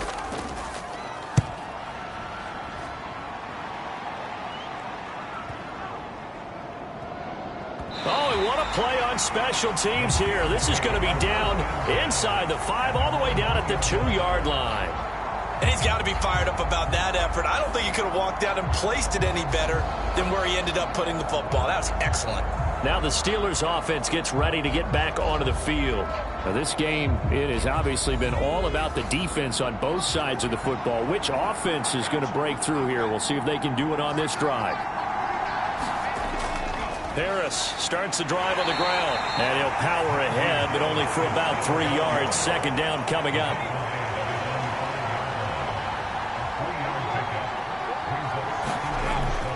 They run again with Harris.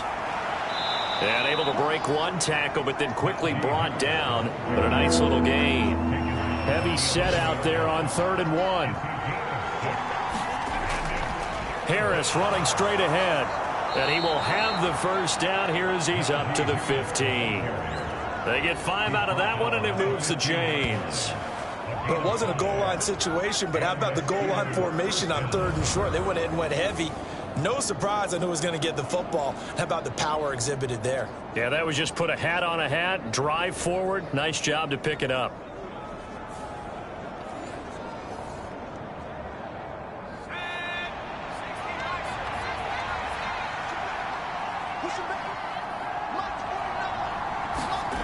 Throwing on 1st down, White. He rifles one, and that's going to be intercepted. Picked off by Marcus Williams. And they will set up shop with outstanding field position in the red zone at the 17-yard line. When the rookie QB gets his first touchdown pass, that's one you put in the trophy case. First career interception, that's going to be one he wants to forget. Yeah, and he's not going to go ask for the football, right? You can keep that one. The key for him, what does he learn from it? When he watches the tape, does he have an answer right now where he already understands what mistake he made? That's what the coaches are going to want to know, and that's what they'll grill him on and see how he grows from it. And that, nearly picked off. Well, it would have been a great time for their first interception of the game. Instead, it's 2nd down. Now a handoff for Dobbins. And all the way down inside the 5 to the 4. 93 yards rushing for him so far as his terrific season continues here. He continues to be effective running the football, a big reason that they have the lead. And I love one of the quotes that I read about him where he said of himself, I love it when a team just hops on my back and I just carry them along. It looks like a jumbo set with 3 tight ends here for 1st and goal. They'll try to pound it in with Ricard. And he'll get in. Touchdown, Baltimore. His 4th rushing touchdown on the campaign, number 7 overall. And the Ravens have taken the lead here this 3rd quarter.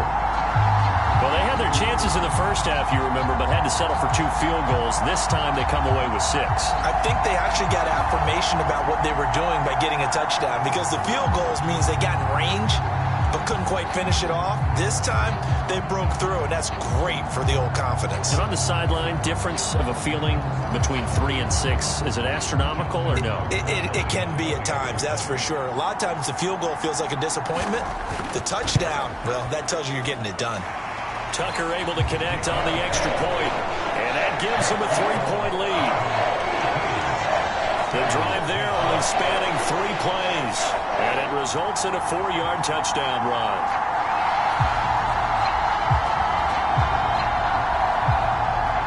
Tucker now to kick it away following the touchdown.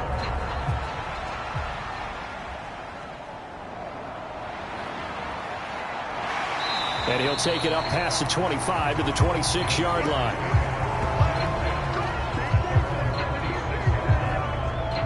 Pittsburgh's offense now heading back out onto the field.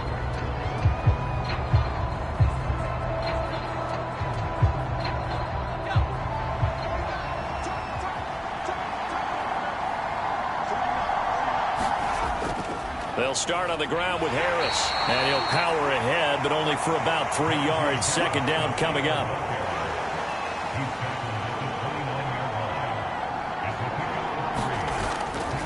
Off play action, here's White. Escaping the pressure right. And he'll be brought down shy of the 40 at the 38-yard line. A good decision in the end to pull it and run, get some 9 yards and a first. Haven't met a quarterback yet that didn't enter the league with a massive chip on his shoulder if he wasn't a first-round pick. They want to show the league that they made a big mistake. Determined to get the first down there, no hesitation at all to tuck it and go. I bet he would have tried running through their entire defense if it meant reaching that marker. Now White with a 1st down throw. Throw over the middle, caught by the tight end Gray. And he'll be taken down, but not before he works it past the 50. Pittsburgh getting 16 yards there and also a 1st down. A couple of 1st downs right in succession, and this is an offense that could really use a good drive, and they're off to a fast start here.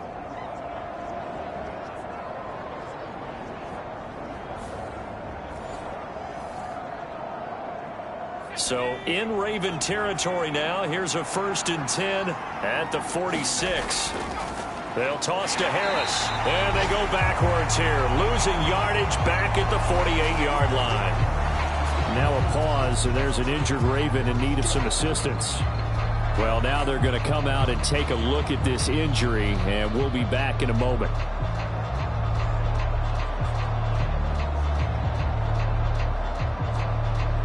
Tough spot looking at 2nd and 16 here after the big loss.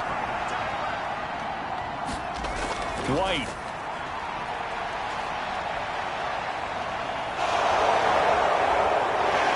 And he'll get it down on the play to the 37. A heck of an effort there on the scramble leaves him with just 3rd and a yard. Fast, slow, it doesn't matter. If you give a quarterback enough room to escape, he can hit you for a big gain. You've got to give him a little more focus moving forward. Back now in Baltimore. It's been a very hotly contested game to this point. Just a field goal separating these two teams as we get set for the 4th quarter. Work in the middle of the field, and he's got a man complete. And he will have a Steelers 1st down as they're able to convert, albeit not by much, on 3rd and a yard. And the tight end is certainly a position built to move the chains because they can control space underneath. If they've got good hands, then, of course, they're a dynamic target. But one other thing is they're right in the sight lines of a quarterback on just about every play, and that makes it easier for the quarterback to pick him out and deliver. On 1st down, it's White. And he's going to have to eat this one as down he goes. Montez Sweat make that now 8 sacks for him on the season. This defense, they just continue to feast. 5 sacks now as a unit. It's been quite an afternoon getting to the quarterback. And we're seeing it come from a variety of places as well. Sometimes just the guys up front getting to him. Other times you add extra guys rushing the quarterback, twists and stunts. It's been a variety, and they've had no way of blocking him. Well, this has been a good march down the field, but now they're stuck looking at a 2nd and 14. White looks to throw. And that falls to the ground, incomplete. A nice job of bodying him up defensively, and now it brings up 3rd down. Now on 3rd and long, they'll look to throw. Throw left side, complete. That's Hardy. So 5 yards here, 5 on the play. And it'll be 4th down.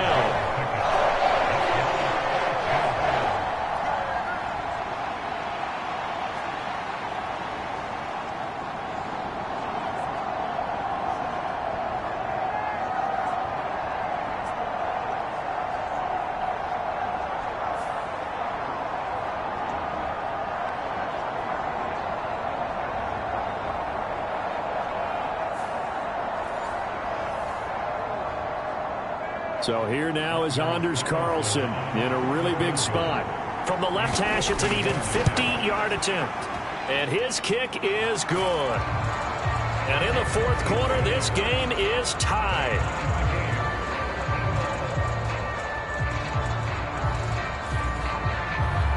These kickers now, it's like we take them for granted. Kicks like that used to be such a big deal, and now you just expect them to make it. Yeah, you're exactly right, and we shouldn't take them for granted, but I have a theory about it. You want to hear it? Yep.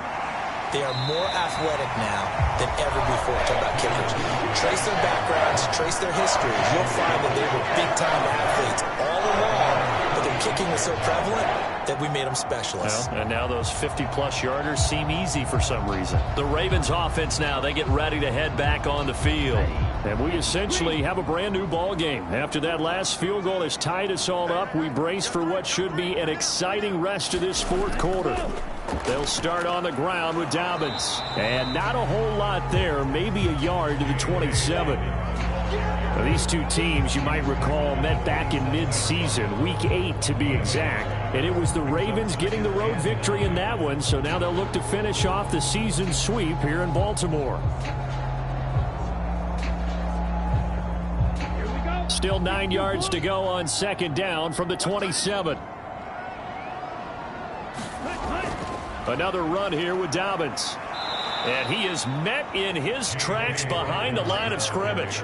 They wind up losing a couple there, so they go behind the original line of scrimmage, and now 3rd and 11 coming up. I know they've got to be careful not to go to the well too often, but it's a fine line, isn't it? Because sometimes, if you've got success, you want to just keep pounding away. But no success there. They rallied quickly on the defensive end.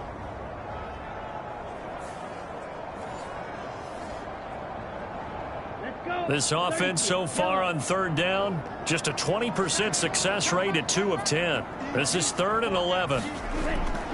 Shotgun now for Lance. And he'll protect himself at the end here as he winds up getting pretty decent yardage. The Ravens send their punter out now as he's on for the 5th time here today. He's averaging just under 50 yards a punt as he gets this away.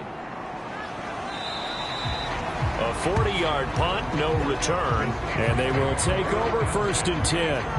Pittsburgh offense making their way back out. Excellent job by their defense to force the punt and provide them with this opportunity, all tied in the 4th quarter.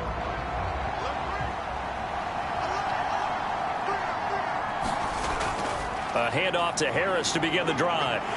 That's to about the 28. 2nd down coming up.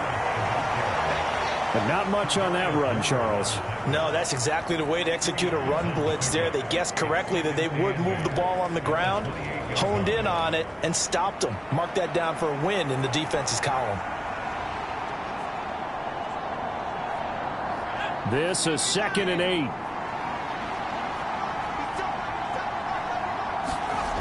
From the shotgun, here's White. That's completed right side to Palmer. And they get him down, but not before he takes it across the 40-yard line.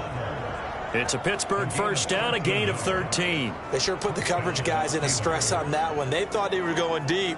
Ends up curling inside for a nice chunk of yardage.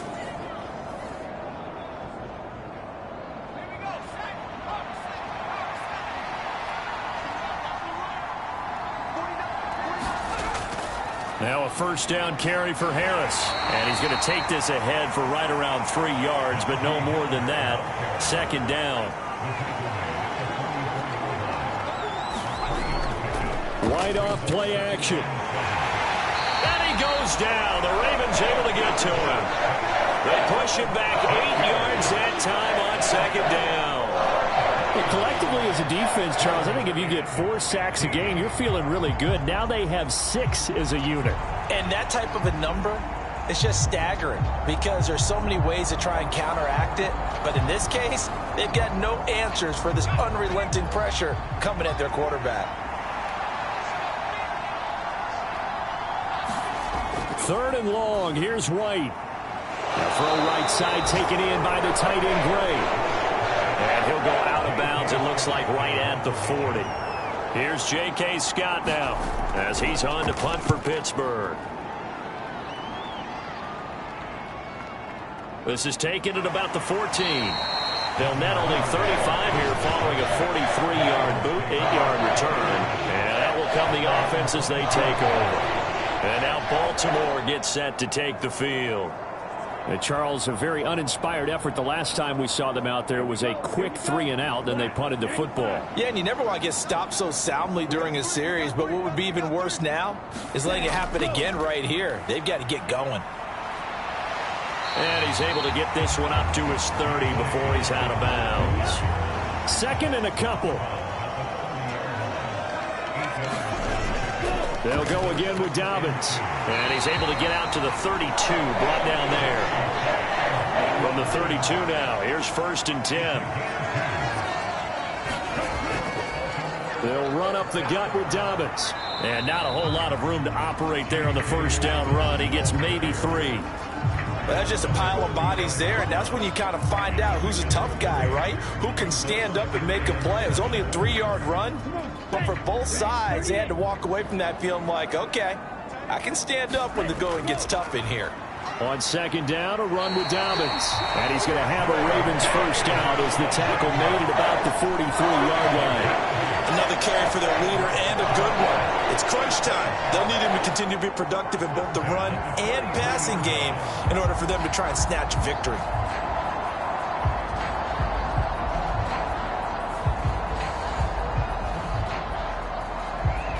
A couple of first downs has the football positioned at the 43 as they come up 1st and 10.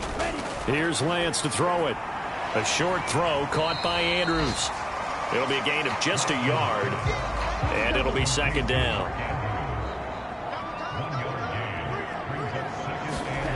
Now Lance. And he'll go right back to Andrews. And they're going to have themselves another first down as the tackle's made at the Steelers' 45-yard line.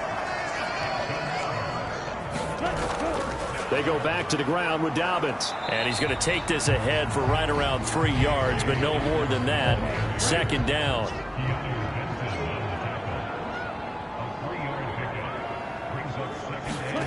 Working from the gun, Lance. Room to maneuver at the 35. And they're going to have themselves another first down as the tackle's made at the Steelers' 27-yard line. 16 yards on that one and a Raven first. And partner, in a tie game in the fourth quarter, you and I both know in the NFL, that's when you lean on your stars. And he came through with a nice catch right there.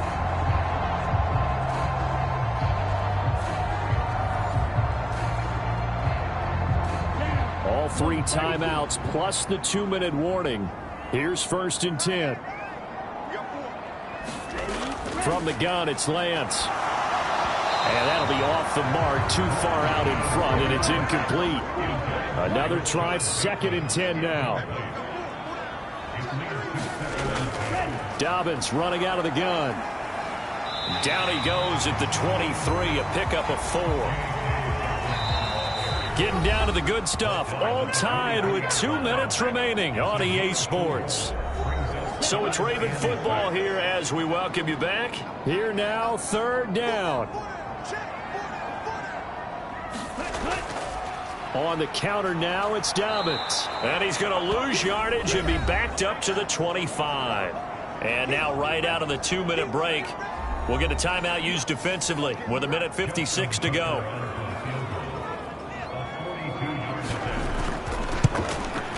Tucker's kick is good. And they have taken the lead here in the final 2 minutes.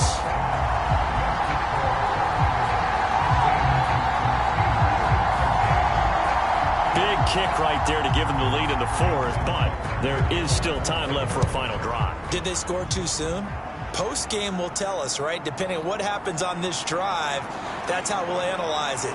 If the other team scores, they scored too soon. If they somehow hold on, they manage the clock exactly right.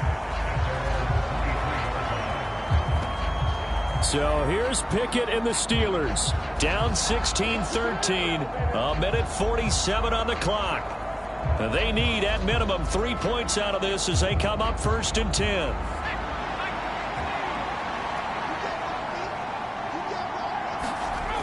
White looking to throw. Looking for Gray, and he's got him. And this will go as a gain of 7 as he gets it to the 30-yard line. Here's 2nd down and 3. Now White. Pass complete to Harris. And he'll get it out near the 40 to the 39. Plenty of time and 2 timeouts still at their disposal. 1st and 10 here. And he'll be out of bounds up near the 45 at the 44. Here's 2nd down. White. And he will slide to a stop. He does have the 1st down. Now the Steelers hustling up to the line of scrimmage. Here's White. And he can't get a throw away. He's taken down. Now the Steelers use the 2nd of their 3 timeouts, as the clock will stop with an even 20 seconds left to go. They'll come up now. This is 2nd and long. Back to throw. He's going to find his tight end, Gray, complete. And now with 6 seconds remaining, they're going to burn their final timeout. The towels are waving. Steeler fans on their feet. It's 3rd down. They'll look to throw. Finding Gray on the out route. And he will have a Steelers 1st down by about a yard as they find a way to convert there on 3rd down and 5. What a game we were treated to in this one. And on that final play, they had a chance. They had the ball just beyond midfield for one final shot, but couldn't get it done, and they suffered the loss. Yeah, and you mentioned how they had a chance on that final play, and getting it to midfield gave them that opportunity, hoping they could find their way to the end zone and make that miracle happen. A really good ending to an entertaining contest, though. So for Baltimore, the great run they've been on continues as they move to 9-1 now. And they'll get another home date next week as the Raiders will come to town. Meanwhile, for Pittsburgh, they're going the wrong way as this will drop them to 3-7 now on the year. And they'll get a chance to redeem themselves at home next week. So for our entire crew, alongside Charles Davis, I'm Brandon Gaudin. Thanks for watching, everybody. We'll see you next time.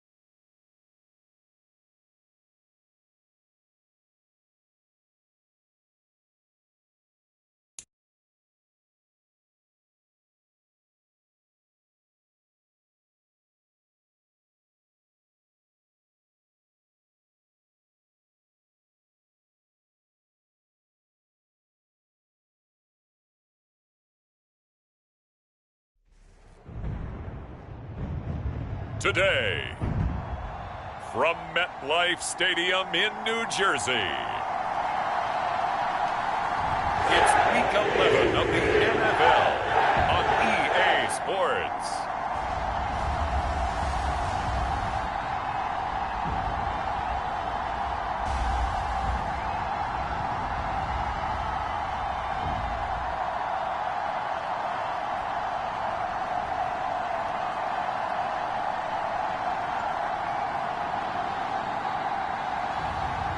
Jacob Eason and the New York Jets taking on Mac Jones and the New England Patriots.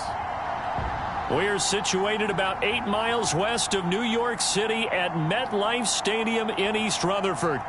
Today we've got an interesting Week 11 matchup on tap, as it'll be the New England Patriots taking on the New York Jets.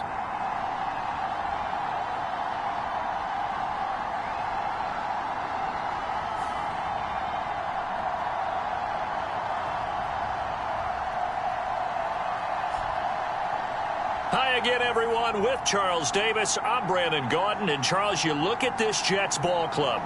They have certainly got it rolling of late. Winners of 6 in a row. And it's simple. The more you win in the regular season, the more likely you play at home in the postseason, and that can take you deep into January. On the other side of the field for the visiting Patriots, their long winning streak finally came to an end last week. A disappointing game for them, but still a heck of a run. Indeed it was.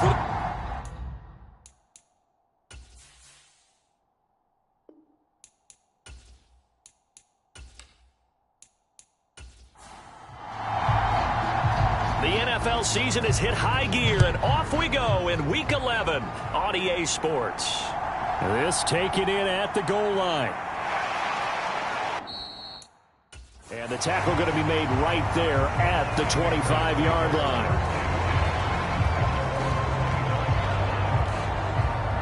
So now the Patriots getting set to take over on offense. They're led by their quarterback from the University of Alabama, Mac Jones. And it would be interesting to see pretty early in this one exactly where his head is, because the best quarterbacks shake off performances like he had last week. Way too many interceptions. Didn't throw a touchdown pass. Team lost the game. Let's see if he can bounce back and get things going in the right direction. They'll be trying to forget those 3 picks, as you noted. Now a nice play defensively on first down as this is knocked away and incomplete. You talk about this Jets defense, and they're a tough unit to throw against, currently 4th toughest in the NFL. And when you see a ranking like number 4 in the league against the pass, that's a testament to both their defensive coordinator and the general manager that crafted this unit, and now they're out executing. Throwing Jones. Throwing the out route incomplete. It's Burns.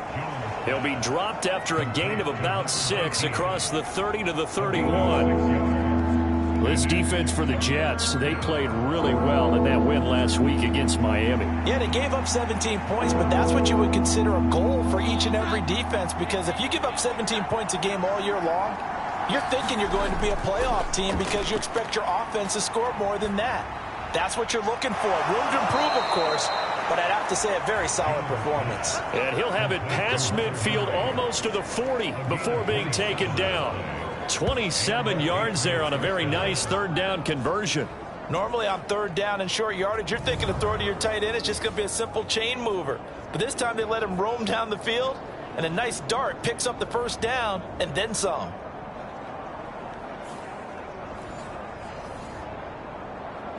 So in Jet territory now. Here's 1st and 10 at the 42-yard line.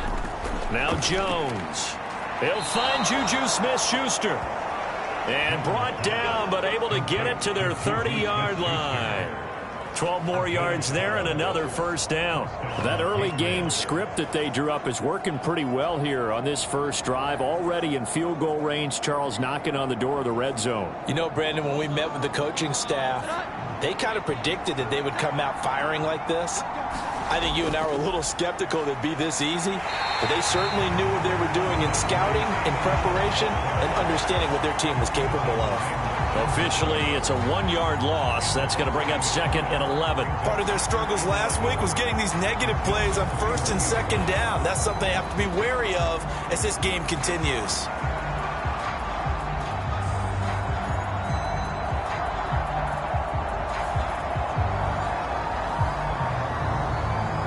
Maybe just a slight detour on what's been a strong drive. Here's 2nd and 11. They run once more with Stevenson. And he's going to get this down close to a first at about the Jets' 23. 8 yards on the ground there, and now they're looking at a 3rd and 2. But you've got to give kudos to your offensive line and the guy carrying the ball because they were in a 2nd and long situation. It seemed pretty dire, but they brought it back to 3rd and manageable with that run. Here's Jones on 3rd and 2. Short pass caught by Henry. And he'll be tackled about 2 yards shy of the line to gain. A 1-yard pickup leads to 4th down. Excellent job there defensively. Gave up the underneath to the tight end on 3rd down, and they made sure that they did their job. Got him on the ground and prevented him picking up a 1st down.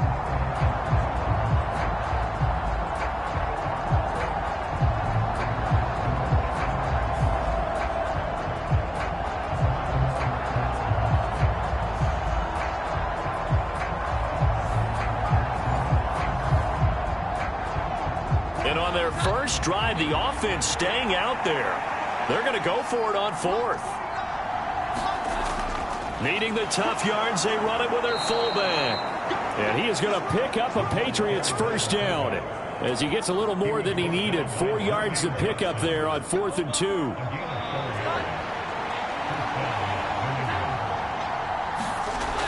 Back to throw. Jones. Slant route, and he finds Thornton. And the Patriots are going to have a 1st and goal as the tackle is made at about the 5.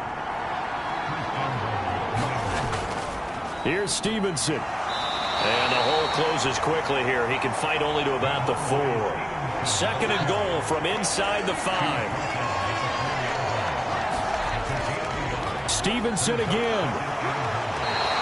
They get 3 yards closer, but still work to do. It's 3rd and goal. Driven it down the field nicely here on the opening drive, and now it's put up or shut up. No doubt about it, because to make that type of a drive and ultimately kick a field goal would feel very disappointing. But I'm just wondering, is the head coach thinking, is this 4-down territory? Might he go for it? Stevenson hammering for the goal line. He loses the football.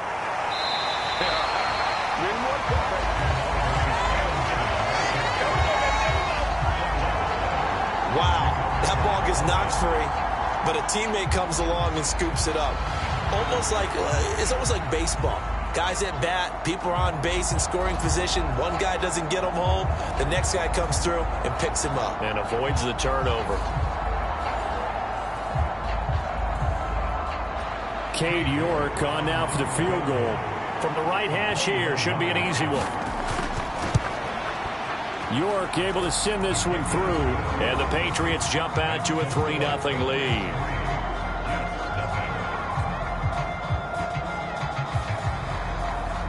So a long drive gets them down inside the 5, but ultimately they settle for just the field goal. And I have to think that if maybe they were a yard closer, that would have made their decision tougher, and I think they likely would have gone for it. But in this situation, they just decided to take the 3, and I think it was a smart move.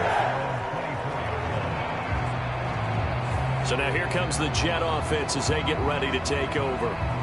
They'll be led out by the man from the University of Washington. This is Jacob Eason. Okay, I'm not taking a turn to negative town, even though it's going to sound like it. The 2 interceptions he threw last week, those obviously have to be eliminated, and that was the focus of practice this week. But let's face it, he did throw 3 touchdown passes. And they got the win. And they got the win, so I think it was a good week for him to work on things. Had some positives, the win being first and foremost. Now he's just got to eliminate those interceptions. The escapability in evidence there is that one good for 15 and a first. Partner, there's a downside to everything, and the danger of man coverage is if you're locking down your target, you often turn your back to the quarterback and you don't see him. Sometimes you open up a big lane for him to hit you for big yardage, and that was an astute play by him to scramble out, see that lane, and burn them for a first down. From up near the 40 now after the big play to start, here's another 1st and 10. Eason. This pass out wide to Hall.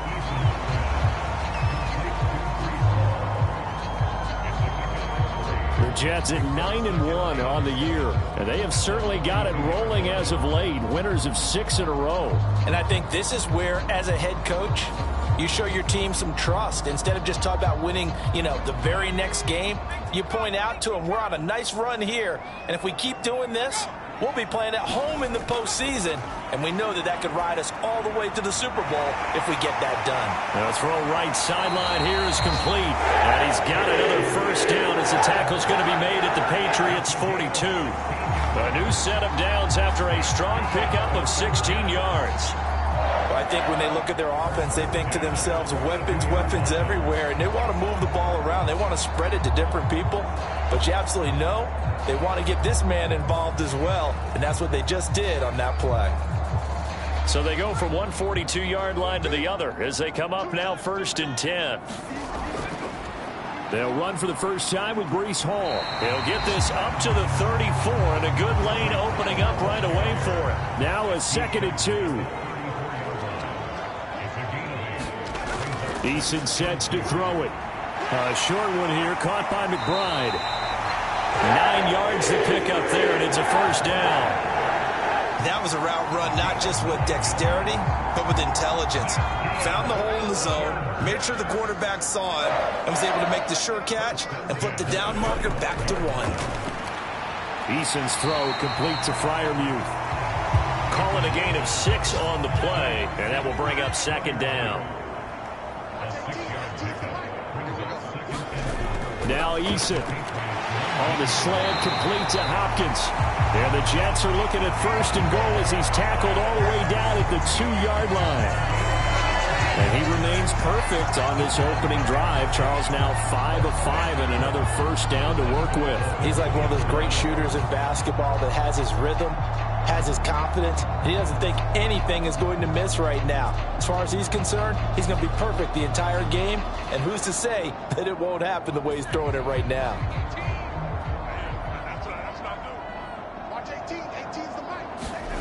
Throwing is Eason. Flushed out right. And he's going to take it in for a Jets touchdown. Jacob Eason taking it in from 2 yards out. And the Jets are able to answer the early 3 points and take a first-quarter lead. Well, I'd have to say that for him, that was an all-encompassing drive because it was his arm that got his team down to that point, but his legs that finished the deal. Give him credit for making it happen.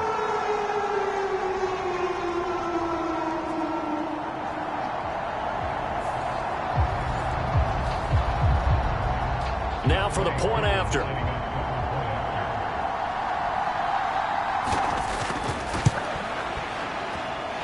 He's got it. They'll see that opening drive field goal and raise it a touchdown, and that makes it 7-3.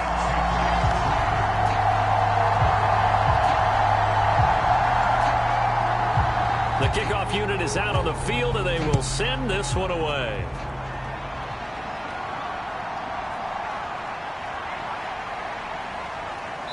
And able to take it past the 25 and up to the 28-yard line. So back onto the field come the Pats for their second drive. And last time they got 3 points, but it was a chip shot field goal. And when you go to the sideline after a chip shot field goal, maybe the offense not too happy. It's a balancing act, isn't it? Because you're exactly right. They're none too pleased that they didn't punch it in for 6 points.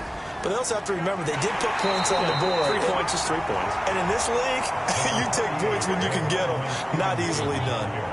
Now a 2nd and 6. Looking to throw. Jones. A short one to the tight end, Troutman. His first catch, good for 8 and a first down.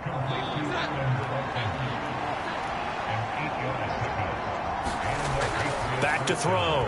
Jones. A quick throw there is incomplete. Now a 2nd and 10. Off the play fake. Jones. And the Jets pressure too much as down he goes. Flying in to pick up that sack, Jordan Brooks. But he certainly took too long to set up play action. That gave the pass rush time to get home for his first sack of the game. For their sake, they may start to think about the quick game and leave play action alone for a little while.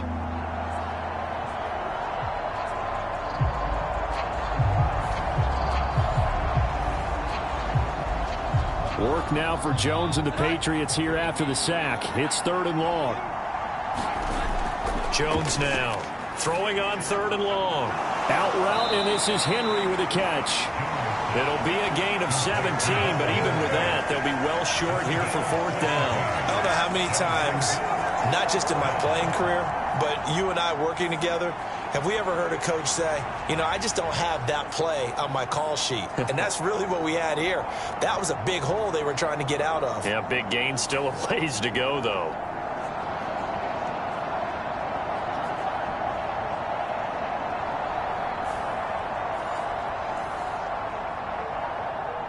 So on 4th down, here's Johnny Hecker to punt it away. He punted 4 times in the loss last week as he gets this one away here. And he was looking for the check on bounce, didn't get it. That scoots all the way into the end zone now for a touchback. Jets offense coming up now to start their next drive. And it's only November, but the playoffs, we know how it works. They'll be here before you know it. If it ended today, they would be the... Eason gets hit, and the ball pops free.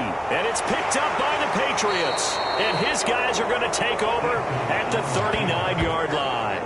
Well, that's unfortunate because he had a nice run going, but give credit to the defense. They got a hand in the cookie jar there, CD. You have to think about vision, finding a place to get down after you know you've gotten all you can out of a run. And obviously, ball security is paramount. In today's football, everyone's coming after the rock. You've got to make sure you protect it and protect the yardage you just gained.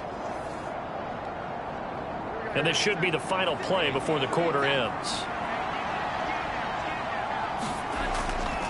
Stevenson now on 1st and 10. And he can only manage to get a couple. 2nd and 8 coming up. After 1, 7-3 the score on EA Sports.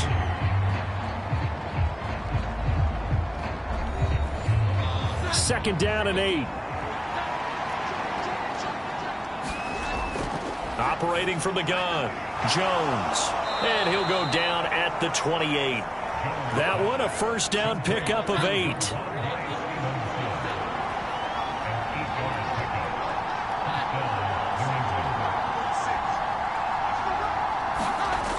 Looking to throw. Jones. He finds his man, complete. That's Burns. And he'll go down right on the edge of the red zone following a pickup of about 7 or 8.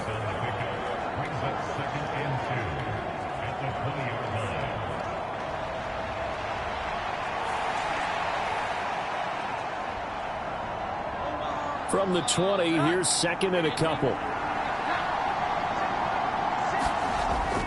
Back to throw. Jones throwing the out route incomplete. It's Henry. And Henry's going to pick up a Patriots 1st down as he's down to the 12. It's an 8-yard pickup and leads to a new set of downs. They'll look to throw again. And he's got it. And he's going to get a solid gain of 9 before being brought down. 2nd and right at a yard. 2 minutes gone by, 2nd quarter. Looking to throw again on 2nd down. Jones. And he is going to go down. Back at the 11-yard line. Kayvon Thibodeau, he beat the O-line and recorded the sack. All about the offense so far this drive, putting something sustained together. But the defense, they responded on that play. 2nd and manageable became 3rd and long. The drive marching to the end zone is 1 play from stalling out.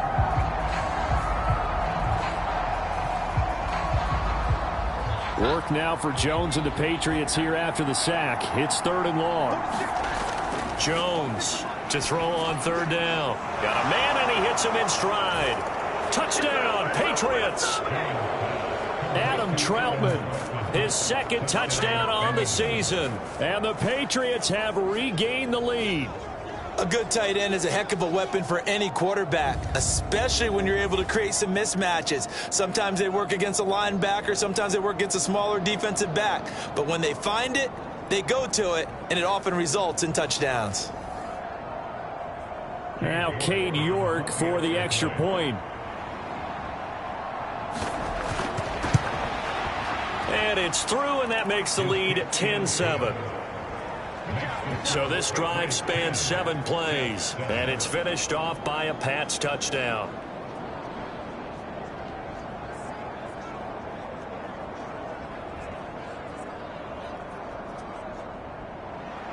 The kicking unit out for the Patriots as they send this one away.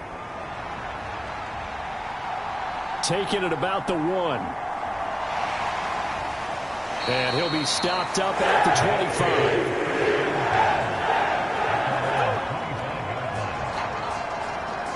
The New York set to take the field. Charles, you got to think the #1 goal here is ball security. Remember, last drive they coughed it up. Then they allowed the touchdown, and now they're trailing on the scoreboard. Boy, the way you described it makes me think that one actually hurt them 3 times. The fumble cost them potential point. That's into a crowd and intercepted. Picked off by Juwan Bentley. And they have the football and will take over at the 24-yard line. A lot of bodies there in the middle of the field, and that one intercepted. Yeah, he's looking for his tight end running a drag route across the field, and normally you'd like him to work a little bit further outside. Here the throw's a little early, and it winds up in the hands of the defender. Mac Jones of the Patriots ready for another chance here on offense. 5 for 5 that last drive. Touchdown pass as well. He was clicking. Receivers, I don't want to be cliche, but running really solid routes too. And what I love about it is when you look across any team, all right, the body types of the receivers are usually different. The way that they get open, different as well. Some of them use power to get open. Some of them use those head fakes and subtle moves. Some of them just use pure speed. And the really good ones, when they're established, they know how to push off at the end of a route, too. Well, they were handed great starting field position on this drive, but now they face a 3rd and 4. Operating from the gun, Jones. Able to find the open man. That's complete. And able to get him down, but he does reach the 5. They're able to convert on 3rd down, and that sets up a 1st and goal. And remember, this drive started off following the turnover, and they've taken no time working their way down the short field. A nice connection there, and now they're looking at a 1st and goal.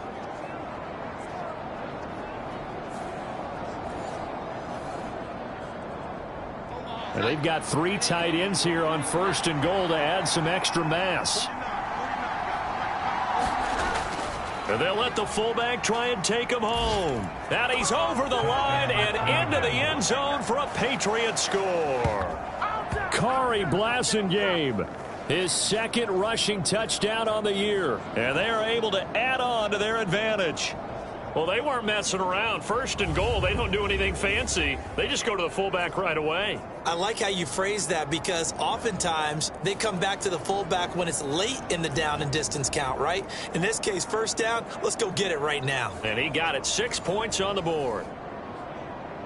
York now for the extra point.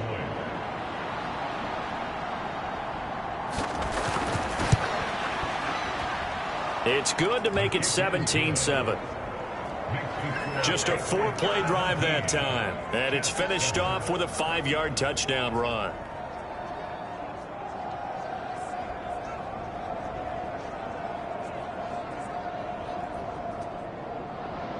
The kicking unit out for the Patriots as they send this one away.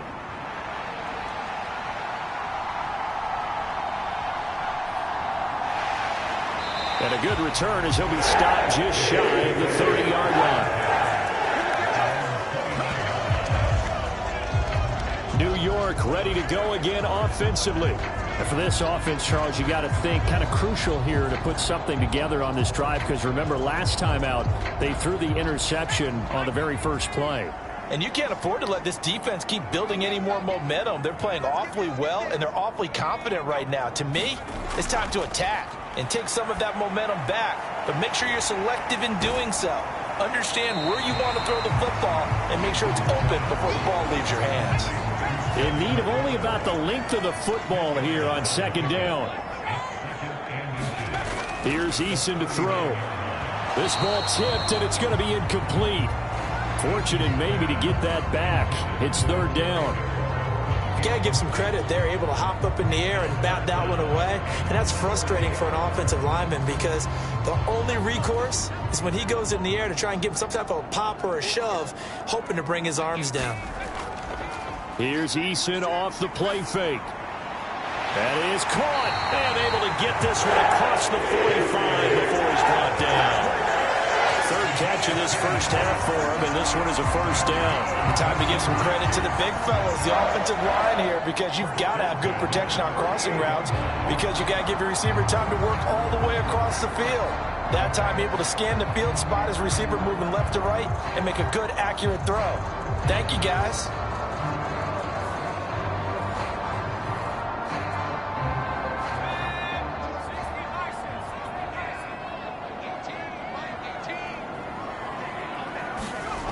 First and 10, Eason. Open man, that's the tight end Freiermuth.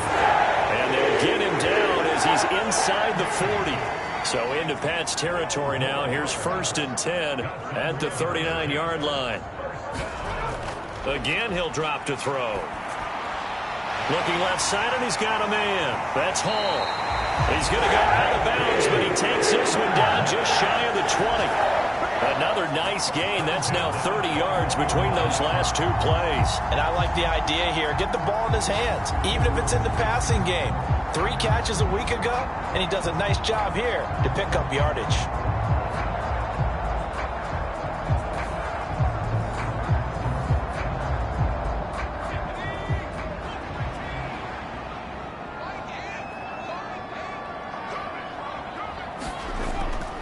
On first and 10, it's Hall. And brought down, but not before they get it inside the 10 to the 7. Back-to-back nice gains. That one for 14 yards and another first. Some big plays in the passing game on this drive, and here's one out of the running game. So the passing game loosening things up. Now there's room to roam.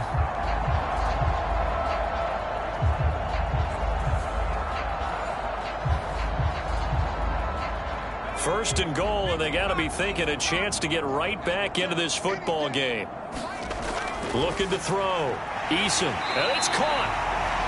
That will go as a pickup of 7 on the 7th play of the drive. And there's a completion to the tight end. And look at the size of these players nowadays. At that spot, 6'4", 6'5", and up. A lot of guys used to be basketball players, somehow came back to football. And that's really good for the game of football. You're getting better athleticism. And he's in. Touchdown, Jets. Breece Hall. It's a 1-yard touchdown run. And the Jets are back within a score. So it's a pretty good season he's putting together running the football. That now 10 rushing touchdowns on the year. And we know this is a passing league, and those numbers throwing the football, they seem to go up and up every year. But there's still something to having a reliable back you can count on in the red zone to bring things home for you. And that's what he's been doing all season long.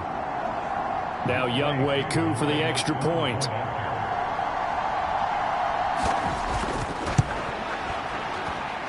And this is up and good to make it a 17-14 game. So that drive goes 8 plays.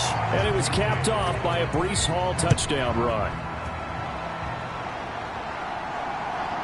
From a couple yards deep, he'll bring it out of the end zone. And he had no room to run as he's tackled down inside the 20.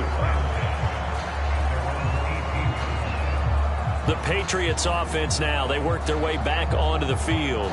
And right now, we've got a little bit of an offensive masterpiece going on both sides, moving the football, scoring points. It's almost like somebody put the defense on rookie mode in this one. I mean, we haven't even left the first half, Charles, and we're certainly on pace for a shootout. An excellent start for both offenses. The fans have to be enjoying this to seeing all these points go up on the board.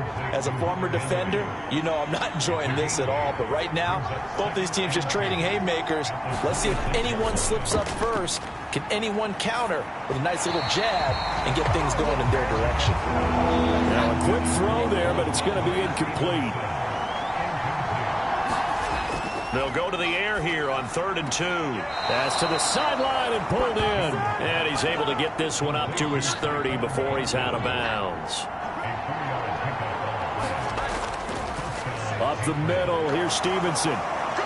And they'll get it up just short of the 45 at the 44. 14 yards is the pickup there and a New England first down. That was good, tough running right up the middle. And if the defense can't penetrate and make him slow his pace or change direction, that's often the end result.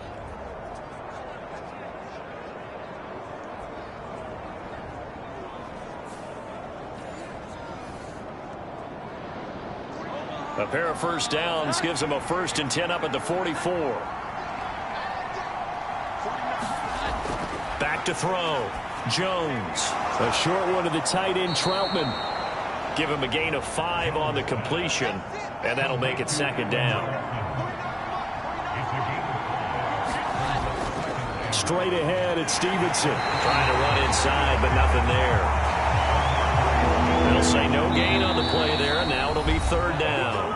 And we've hit the 2-minute mark in this first half of action. When we talk about defenders, specifically linebackers, keeping their eyes in the right spot, he had that eye down the entire time. And you know that's not easily done because they throw a lot of misdirection at you. They try and fool you and get your eyes in the wrong place. But you're right about touchdown. Tyquan Thornton, 51 yards. And the Patriots are able to add on to that lead. That's one of those long drives where not only do you score, but you really tire out the defense, too. That's a great point because now they've been on the field for a long time. Them going to the bench, trying to make adjustments, trying to figure things out, but they'll do so fatigued.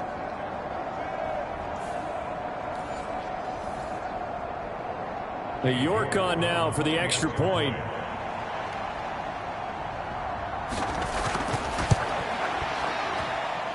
And his guys will take a 10-point lead.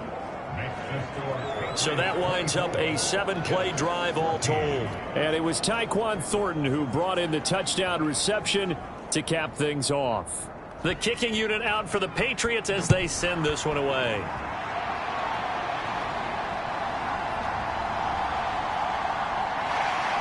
And it's a pretty good return here as he'll get this up to the 29. Breece Hall helped leading out this offense for another series. And he's sure looking like a lock for a 1,000-yard season. Don't know if he's going to get it in this game, but he'd probably like to just to get past that point. Yeah, and if he doesn't, as you noted, there's still time, still opportunity. There's still more games to be played. So, yeah, it's not a lock, but barring injury, it certainly looks like he's going to get there. And what an accomplishment that is. Anytime you get over 1,000 yards, you're celebrated in the NFL. It's been quite a season. Still a couple chapters left in that book, though. Throwing again on 2nd down. Eason going right back to Wilson. And getting this just shy of midfield. They'll spot it at the 49. He throws it on the move, but can't connect as that falls incomplete. 2nd and 10.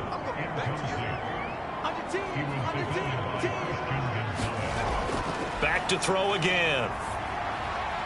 Wilson's got it complete. And they're able to work this to the 25 before it's all said and done. The extra effort after the catch makes it good for a gain of 26 and also a 1st down. That's the 3rd time on this drive that these two have connected with each other. They've got a real rapport going. And right now, it's paying off with big chunks of yardage as shown by that last play.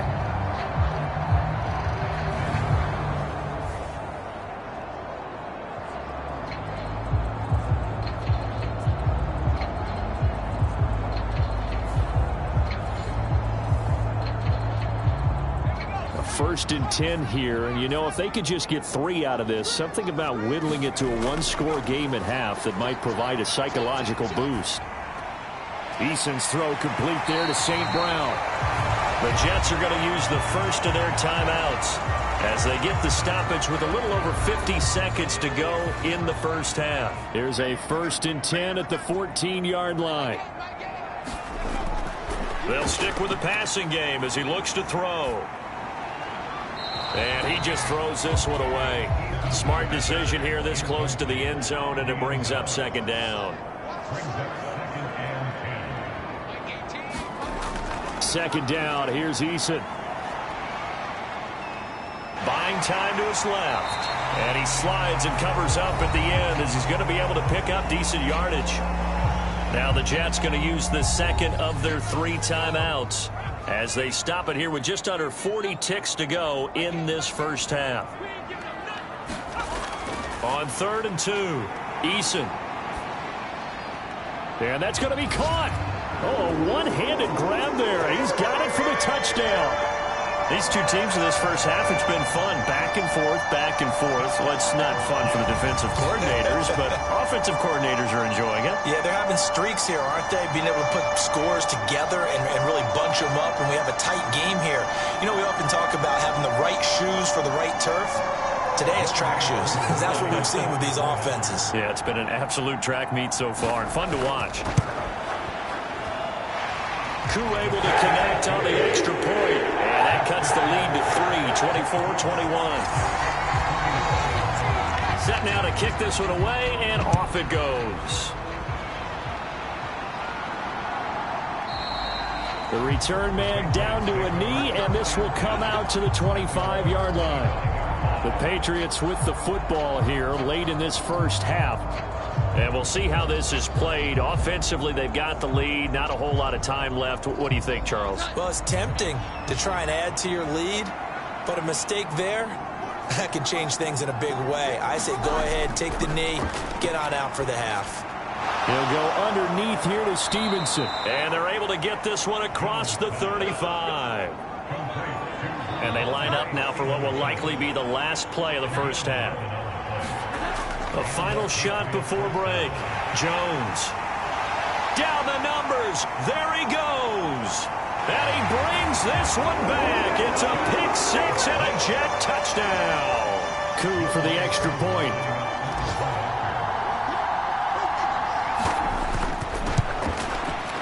And that will make this a 4-point game. So we've reached halftime in a wild first half. We'll take a minute to catch our breath as we'll get you down the coast to Orlando for Jonathan Coachman at our EA Sports Halftime Report. Coach. All right, Brandon, thank you very much. The NFL season going to be about 2/3 complete after this weekend, so lots to get to as we check out what's going on here in Week 11. We'll get started over at Mercedes-Benz Stadium in downtown Atlanta, and it's the Saints who are out in front. The Saints trying to hold on and claim victory. From there, we'll jet north to Ohio to check in on the Browns at home at Cleveland Browns Stadium. And they lead the visiting Denver Broncos at the half. 2 touchdown passes there for Deshaun Watson. Lastly, we head to the Gulf Coast and check on the Bucs at home in Tampa. And they have the lead in that one over the visiting Packers. Baker Mayfield with 3 touchdown passes.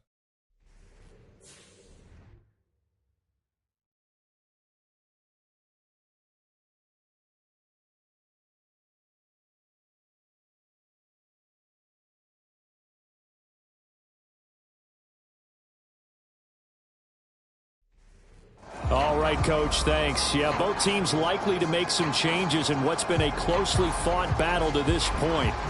It's been a shootout so far. We'll see which defense can make the adjustments as we get back underway in the second half. And a decent return out to the 27-yard line.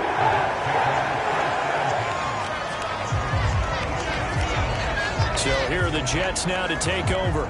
Their win streak at 6 coming in and counting as they've got the lead right now beginning this drive 1st and 10.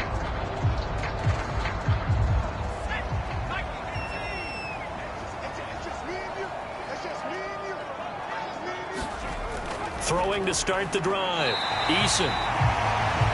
It'll be a gain of 5 and it's 2nd down. Now, these two teams faced off earlier in the year, right around mid-season, back in Week 9. And it was the Jets winning on the road, so they're looking to finish off the sweep here now at MetLife Stadium. Here's a 2nd and 5.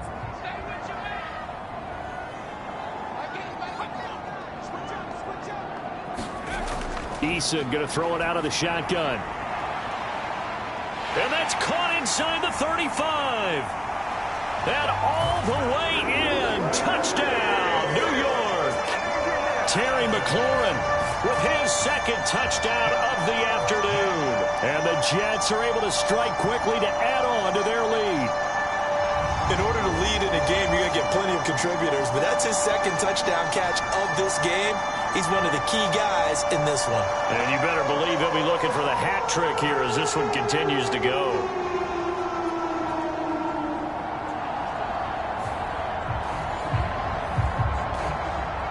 Koo now for the point after.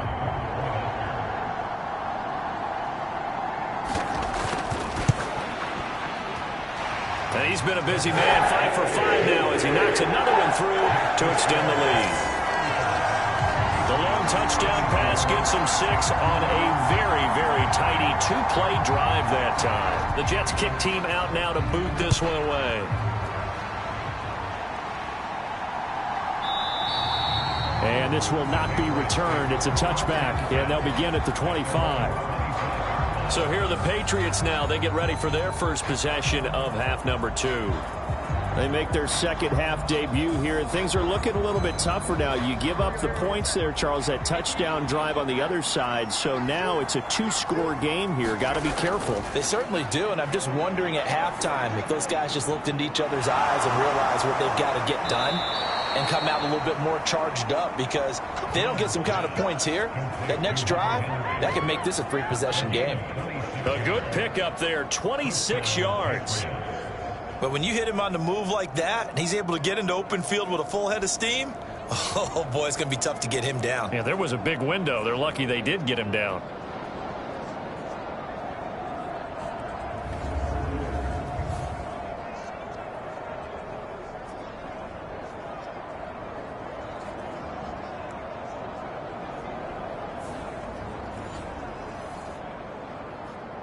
So in Jet territory now. Here's 1st and 10 at the 49-yard line. Now they'll throw here out of the gun. A short one to the tight end, Troutman. And a 6-yard gain gets him right around the 43. Now following the completion, we're going to get a stoppage here for an injury. We'll get an update when we return to MetLife Stadium.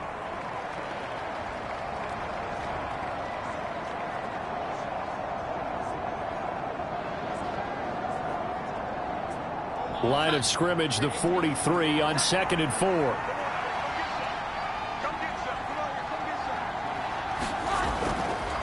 On the handoff, Stevenson. Able to avoid him at the 40. And he'll get it inside the 40 to the 39. So from the 39 now, they'll come up on a 1st and 10. Looking to throw. Jones. Got it. Oh, now he's stripped. He lost the football. And it's scooped up by the Jets. And his guys are going to take over at the 31-yard line. So it's a turnover there on the lost fumble, and this third quarter could not really have started worse. I think that's a great observation, because this was a close game at the half. They gave up the touchdown the opening drive. Now they turn over the football. This game, they can get away from pretty quickly if their defense doesn't step up right here.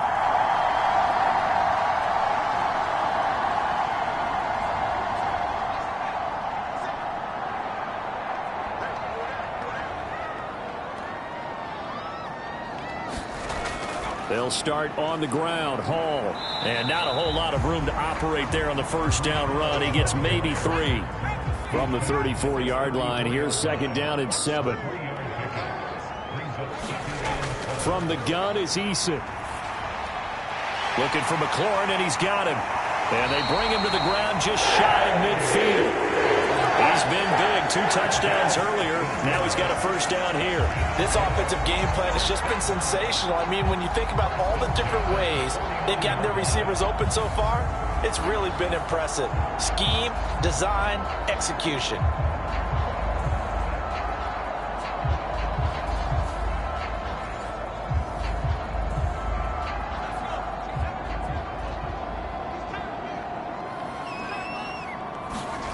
On 1st down, Jacob Eason. A short one there to Freiermuth. Yeah, that's good for a gain of 6, and that'll bring up 2nd down.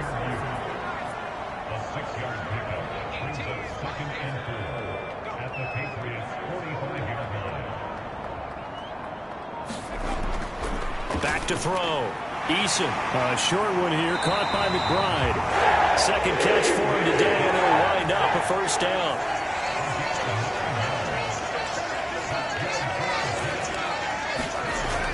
Looking to throw. Eason firing quickly, but it's incomplete. Here's 2nd and 10. Operating from the gun. Eason. He'll be brought down on the 30-yard line after a gain of 6. Here's the 7th play of this drive. This is 3rd and 4. Back to throw. Eason. He's got his target. That's complete. And he's got another first down as the tackle's going to be made at the Patriots' 15-yard line. 14 yards that time for number 14. I don't care how many times we see it. I still get a kick out of watching quarterbacks and receivers do the pass tree in pregame warm-up. But I always remember that when we go to practices, we see that after practices as well. They really tune it up, don't they? They tune it up. They know why they do it for these situations. First down. And they build that trust, and that's why they're able to find him in this type of a situation. They'll throw on first down with Eason.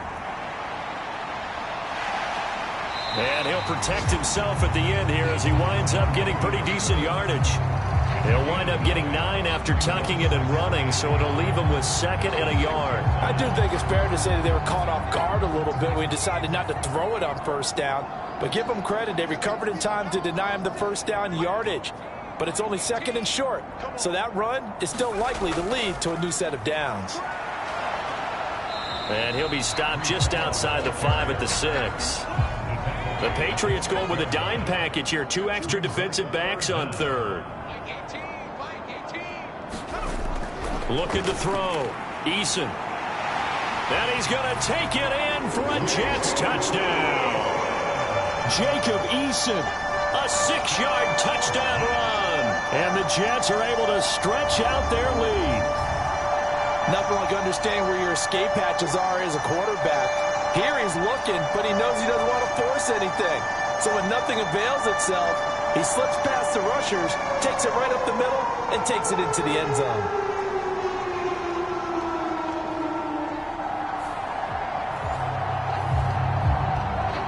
Now Younghoe Koo for the extra point.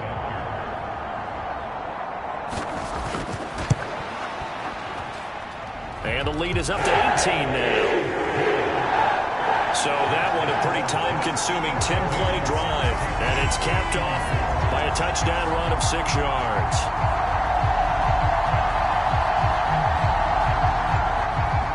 The kickoff team on the field now as they will send this one away. And no thought to bring this one out. He'll just go down to a knee, and they'll take over at the 25. The Patriots ready to try again on offense. I kind of feel like they've reached a do-or-die point in this game, Charles. If they're going to try to pull off an impressive comeback, it has to start right here, right now. Yeah, now they've got a final chance to get out of this situation, but they also understand they've got to move the ball and move it fast. In addition, they need to save as much time so they can get 2 more possessions. Here's a 2nd and 2 now from the 33. They'll try the left side with Stevenson. And he'll be brought down shy of the 40 at the 38-yard line. So here's a 1st and 10 at the 38. Again, it's Stevenson. Looking for an opening, not much there. He'll get it to the 39. Here now, 2nd and 9 from the 39-yard line. Now a handoff. Stevenson. And he is going to be stopped cold behind the line of scrimmage. It's a loss of a yard, so it's back to 3rd and 10. With his size, he's a tough man to bring down, but they do a nice job there stopping his progress and not allowing him to get back to the line of scrimmage.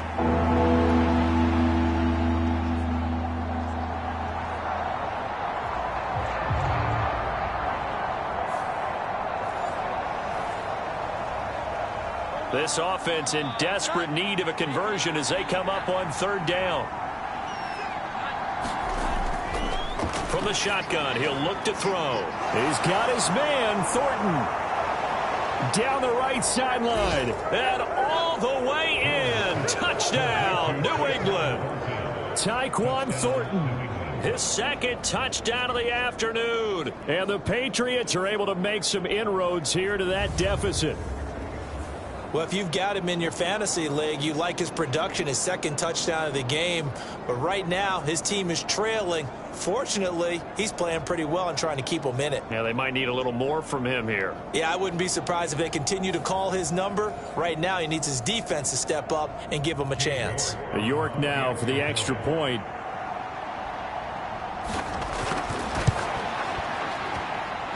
And that one makes this an 11-point deficit now.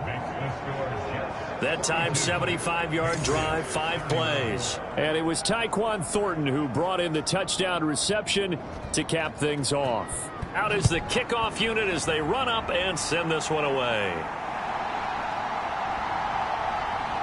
And out a little across the 25 to the 27.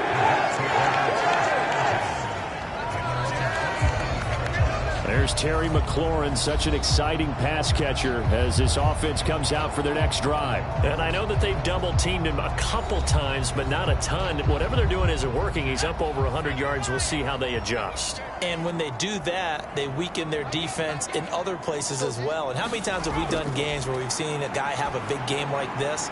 But it's usually not by himself, is it? Usually it opens it up for other people to have big games as well. A gain of 11 to kick off the drive, and it's a quick first down. And that was good protection there. No, that was great protection there because it allowed him to lock in on his receiver. Although I think he was looking for his tight end on the corner route all the way. Nice connection there for a really nice gain.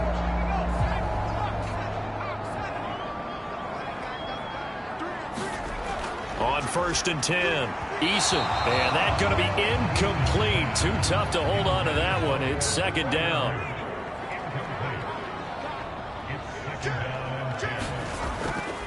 On 2nd down, a run with Hall. Oh, nice move. And he gets this one to midfield before he's brought down. Give him 12 yards there, and the Jets have a first. For a lot of guys playing this game, there's no better feeling than running right through a tackle. He's able to lower his center of gravity and turn his legs for a really nice pickup.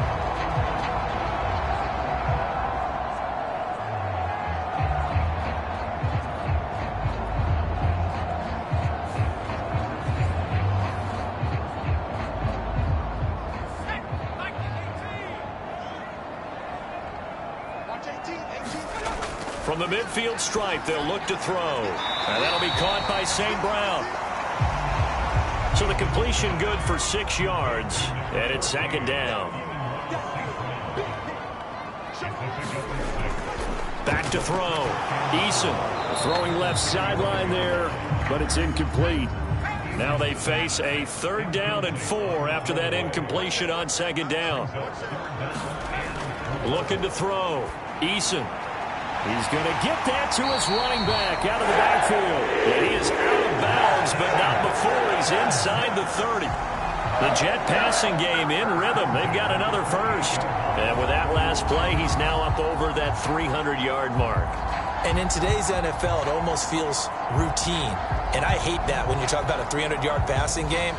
To me, 300 yards still signifies excellence, and he's achieved that in this performance.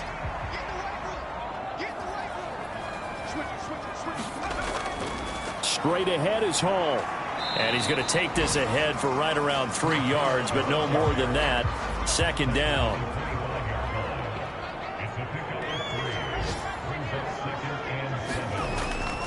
A toss left side for Hall.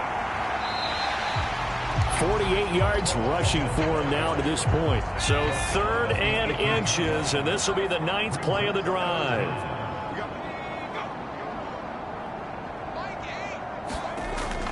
They go play action with Eason. Pass taken in by his big tight end. And he's down inside the 5 at the 4 before he's out of bounds. And a stoppage here. We're going to need to take a moment as a Jet was shaken up on that one. We'll get an update when we return to MetLife Stadium.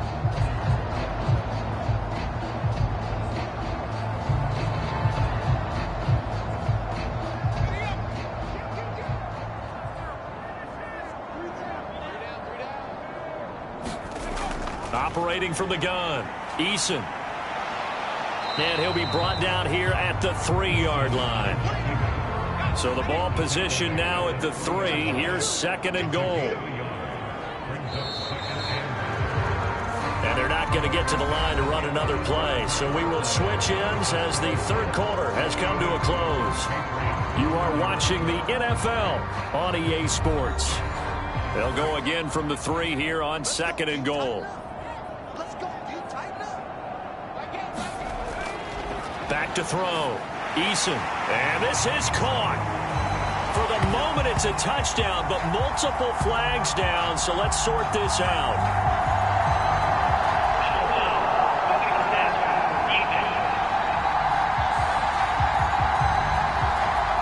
So obviously they will decline the penalty there, and the result is 6 points.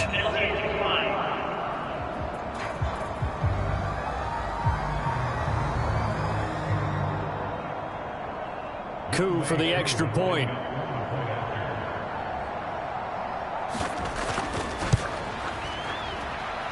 And the lead is up to 18 now. So that one a long 11-play drive. And it's finished off by a Terry McLaurin touchdown. The Jets kick team out now to boot this one away.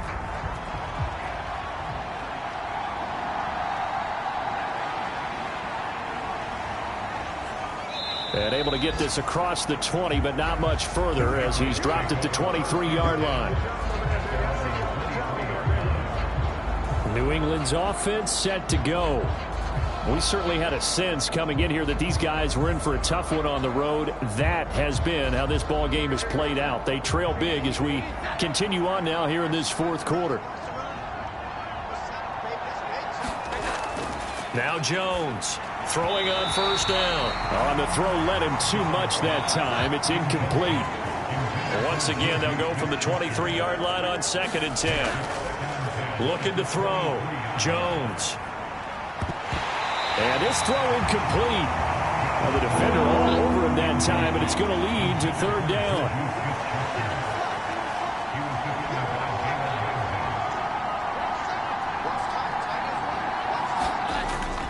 Back to throw.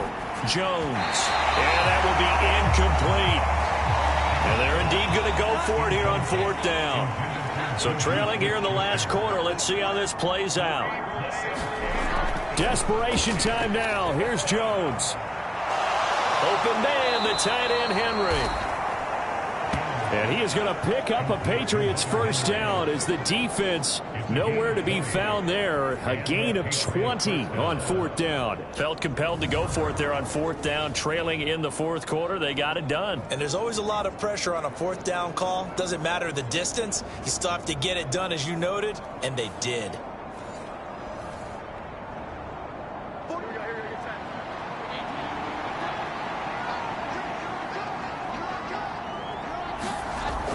Here's Jones on 1st and 10. They set up the screen for Stevenson. And he'll get it out a couple yards shy of midfield at the 48. 2nd and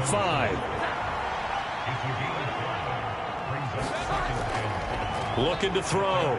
Jones. Oh, the ball comes out on the hit, but they'll say it's incomplete.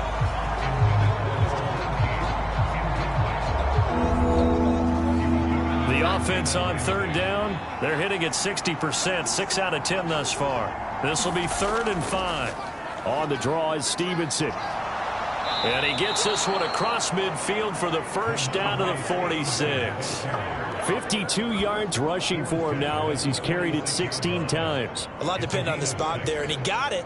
But it wasn't by much, was it? I remember Coach Madden talking about, depending on which foot the official used, that would tell you whether you had the first down or not. You want that upfield foot to be the one that spots the ball, don't you? And you and I have the luxury of a couple extra views here in the booth, and he did get it, but not by much.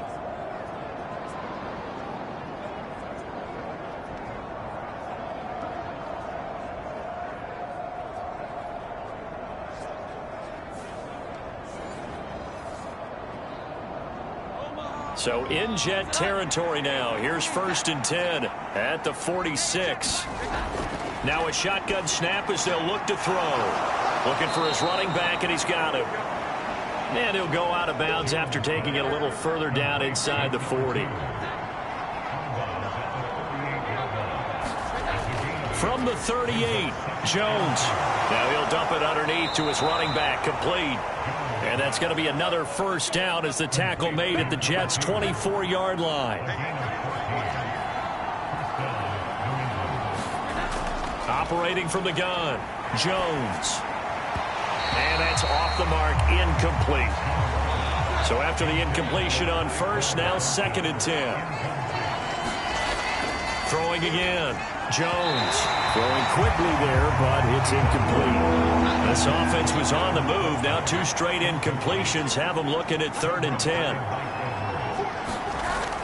Back to throw, Jones. And that is incomplete. Cade York on now for the field goal. He connected on his first, this from 41. York able to send this one through, and that'll get the deficit down to 15.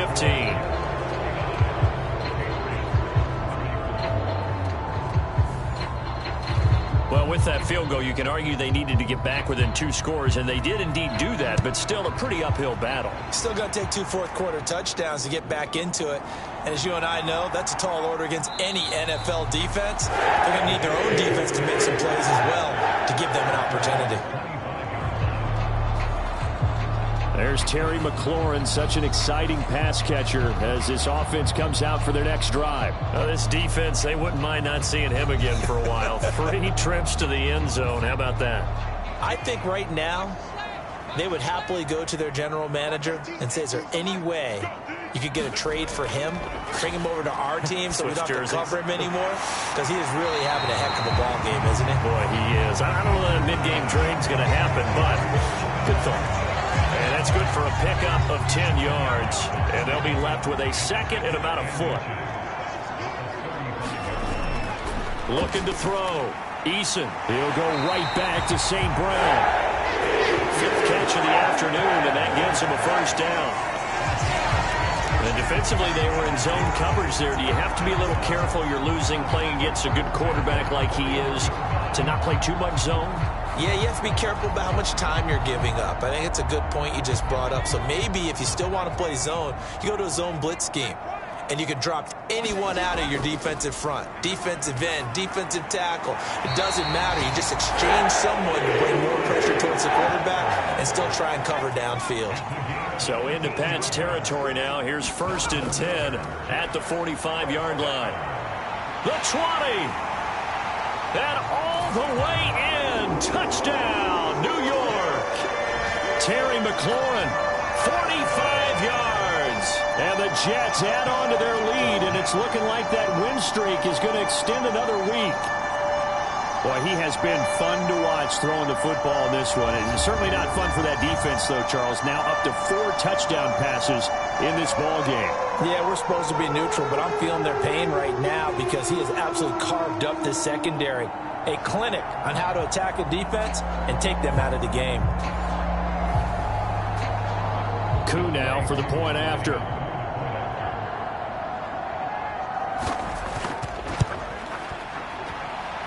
And the lead opens up now to 22 points.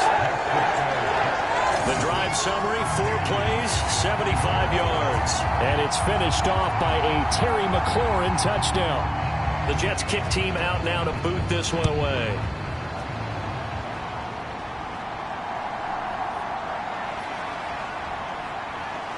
And he brings us out past the 20 to the 24.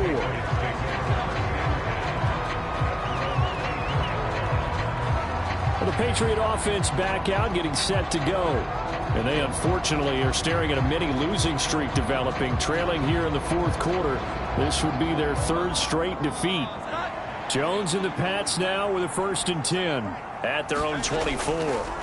They'll try and start this drive in the air. A quick throw there is incomplete. An incomplete pass on 1st down. That leads to a 2nd and 10. Throwing, Jones. Open man, completes it to Smith-Schuster. And they get him down, but not before he takes it across the 40-yard line. 17 yards there for the Patriots as they've got themselves a 1st down. A 3-score game here late. You can probably rule out the comeback, but Certainly some kind of a moral victory to be had if they can get a few more points to close things out. And to that end, a nice pass play there to push things downfield. Yeah, and we know in this league, a loss is a loss, and no one wants anything to count as a moral victory or, boy, something that feels a little bit cheap. But if they trim that lead down to just 2 scores, that's still a benefit to this squad. And now a throw on first down there, but it's incomplete. Here now is 2nd and 10, again from the 41. Now Jones. Out left and completes to Thornton. And he'll be taken down, but not before he gets into enemy territory. 11 yards for number 11. Well, those are the types of plays they probably wish they had made more of in the first 3 quarters. And this deficit going to be tough to overcome here in the 4th, but a nice first down and a pickup on that throw. Yeah, and this is where as coaches, you're looking for effort and execution, even though the scoreboard is going against you. You want to find out who's going to fight, who's going to scrap, who's going to keep their heads up and continue to play. It'll go down as a gain of 6, and that's going to bring up 2nd down.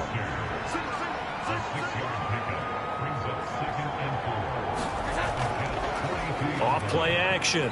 Jones. And he's taken to the ground, but he was pulled down by the face mask. Here come the flags. And I believe this is going to be a first down. So a potential big play by this defense wiped out by the face mask. And disappointing because it was so unnecessary. They had the sack, but the officials are definitely keeping a close eye on the quarterback, especially the referee.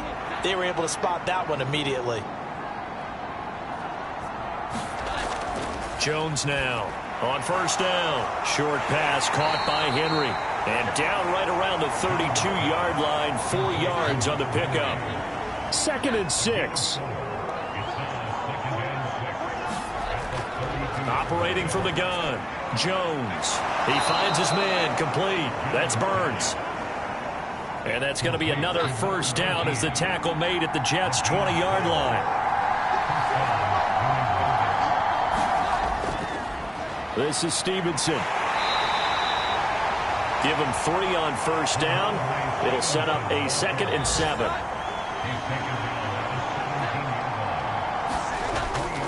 They run once more with Stevenson. And he'll get about 3 as he's taken down at the 14-yard line. This now a 3rd and 4.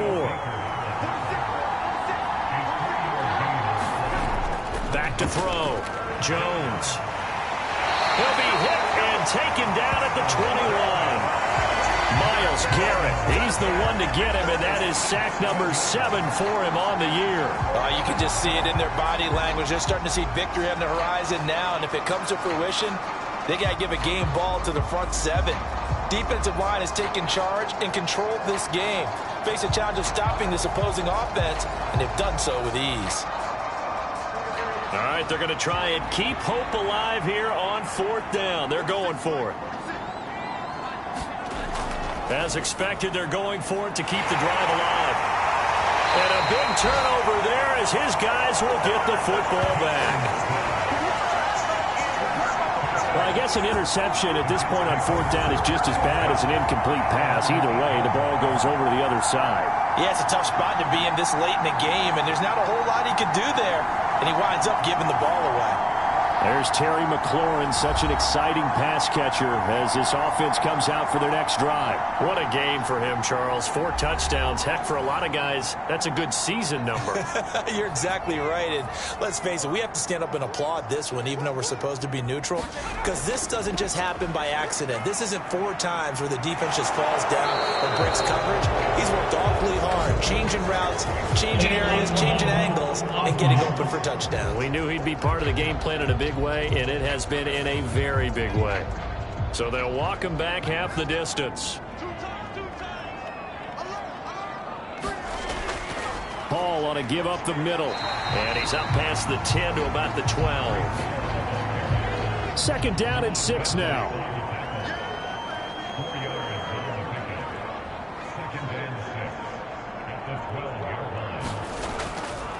Here's a give to Hall. And we are inside of 2 minutes left in this lopsided affair. So it's Jets football as we get you reset here. Here's 3rd and 3. And let's see what they've come up with offensively after having time to talk it over. And he will have a first down at about the 21-yard line. 62 yards rushing for him now as he's run it 11 times. Hate to be blunt, but it is just continuing to prove to be the case that this O-line is manhandling this D-line right now. They deserve to roll up their sleeves and show up their biceps because they're doing exactly what you just described, manhandling the defensive front. They've got the leverage, they are powering through, and they're controlling this game.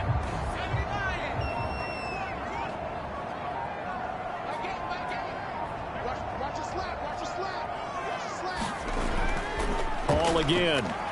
And nothing much materializing there on the first down run. He'll get a couple, and that's it. Here's a 2nd and 8.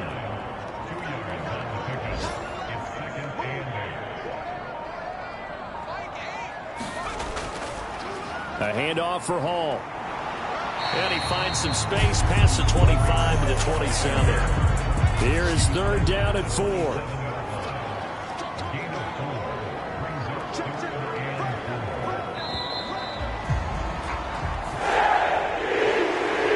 Charles, a lot of happy faces heading into the tunnel as this one ends, and understandably so. Not only did they get the win, but, boy, their offense was on fire in this ball game. And, partner, I have no idea what the top speed is on one of those high-end sports cars. What's the top gear you can get into? This offense, they certainly were there in this one, huh? Everything clicking for them in this contest, the kind of performance that they're going to cherish. So for the Giants, they get win number 10 on the year as they move to 10-1. And they will hit the road next week. Meanwhile, for New England, the problems just get worse and worse as they fall to 2-9 now on the year. And they'll try to get back on the beam next week as they'll head to Cleveland to take on the Browns. That'll do it for us. For Charles Davis and all our hardworking crew, I'm Brandon Gaudin. You've been watching the NFL on EA Sports. For more, find us on Twitter at EA Madden NFL. It's a win for the Jets as we say so long from MetLife Stadium.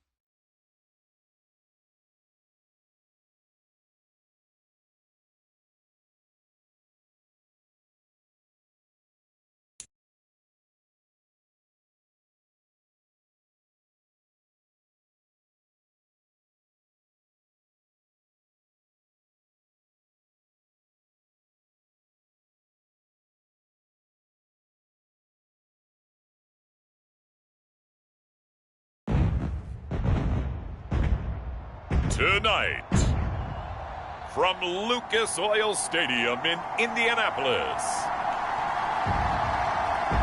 it's time for Monday Night Football on EA Sports.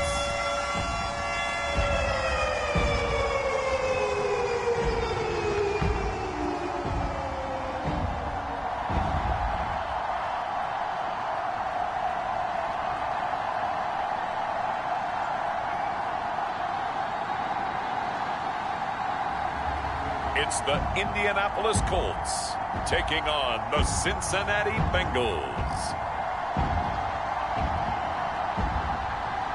It's the National Football League presented by EA Sports.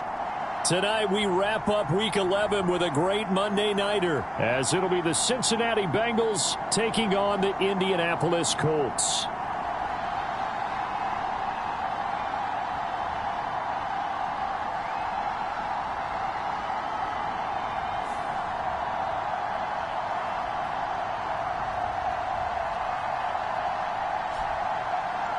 With Charles Davis, I'm Brandon Gaudin. And Charles, we take a look at the Colts entering play. They come in losers of 2 straight, so they're trying to right the ship here a little bit. They're teetering a little bit, aren't they? And now things could really go south if they lose this game. So they understand the importance of playing well and stopping this streak. Meanwhile,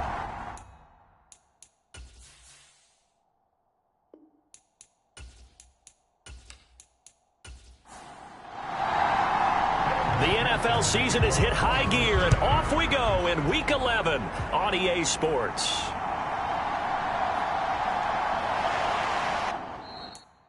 And up to about the 26-yard line, just across the 25.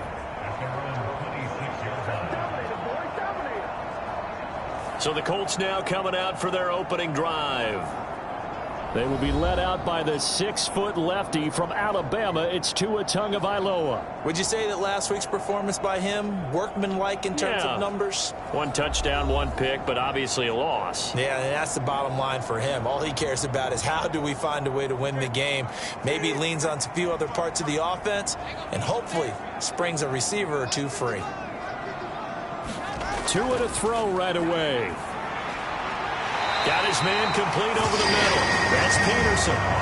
13 yards on the game's opening play. That's a good start to the ball game. Maybe a little bit of a tone setter offensively. They come out throwing right away, and it's an early completion and a quick first down. They'll run. This is Jonathan Taylor. And he'll be brought down just shy of the 45. These are his numbers from last week's contest. 20 carries, 79 yards. And I'm eager to see how they deploy him in this game. Last week, a heavy workload. Do they decide to bring that down a little bit and try and keep him fresh? Or do they say, guess what? He's locked in. Keep handing him the football. Second down, another run with Taylor. Powerful running. And out of bounds on the other side of midfield at the 45. A gain of 11 that time and a Colts first down. A couple of nice carries back-to-back here, establishing the ground game a bit. Yeah, these aren't bare-bones runs now. I mean, they're getting substantial yardage, the kind of yards you're looking for, right? Let's go ahead and use a cliche. Stay ahead of the change, right? 5 or more yards each time. That's what you're looking for in setting a tone and getting your offensive line going. Good sign on the opening drive. So they'll come up in Bengals territory now with a 1st and 10 at the 45-yard line. They go to the ground again with Taylor. And good space to operate there as he takes this down inside the 35-yard line. 11 yards there, just like last play. So back-to-back big runs, picking apart this defense on the opening drive. I thought this was a passing league. I thought this was the era we were in where the ball was always in the air, right? They didn't get the memo. And they didn't get the memo, and I know this to be true. Offensive linemen still, to this day, they want to run the football. They want to fire out and hit people across the line of scrimmage, and they're clearing space. 1st and 10, Taylor now. And just no chance of turning the corner. He can only get back to the line of scrimmage. 2nd and 10 coming up. Tua going to throw. He'll check this one down to Taylor. And he'll be out of bounds as he gets it down to the 30 there. They need to get this to the 24 on third down. Throwing now is Tagovailoa. Work in the middle of the field, and he's got a man complete. And he's got another first down as the tackle's going to be made at the Bengals' 15-yard line. Another good reception there. The Colts on the march. Oh, there's going to be a little bit of regret there because they certainly had the chance to get off the field here, just giving up a field goal attempt. But they couldn't get that stop on third down. Now they have to hunker down because guess what? That drive continues. Line of scrimmage, the 15. It's 1st and 10. Running straight ahead, Taylor. He's going to get 4 out of this as he's down to the 10-yard line. Can we just take that run and turn it into a kind of a clip and save? Because that tells you everything you need to know about this drive. They've been moving the ball awfully well. 2nd and 6 from the 10. Here's Tagovailoa to throw. This pass left side to Downs. And the Colts are going to have a 1st and goal coming up as the tackle made at the 3-yard line.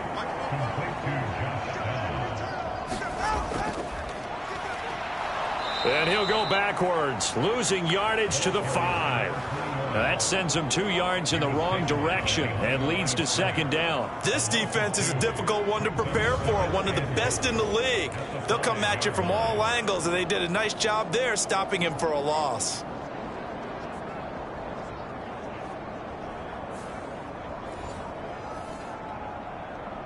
Back at the 5-yard line now, 2nd and goal.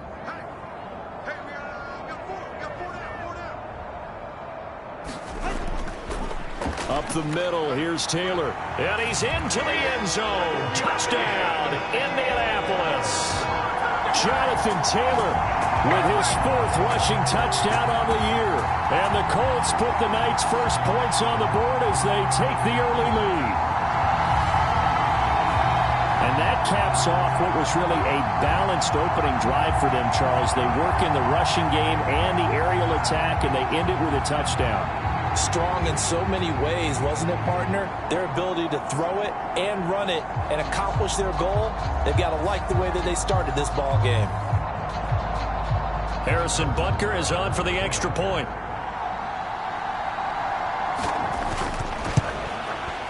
And this is good to make it 7-0 Indy. A pretty long drive that time. 11 plays all told. And it was capped off by a Jonathan Taylor touchdown.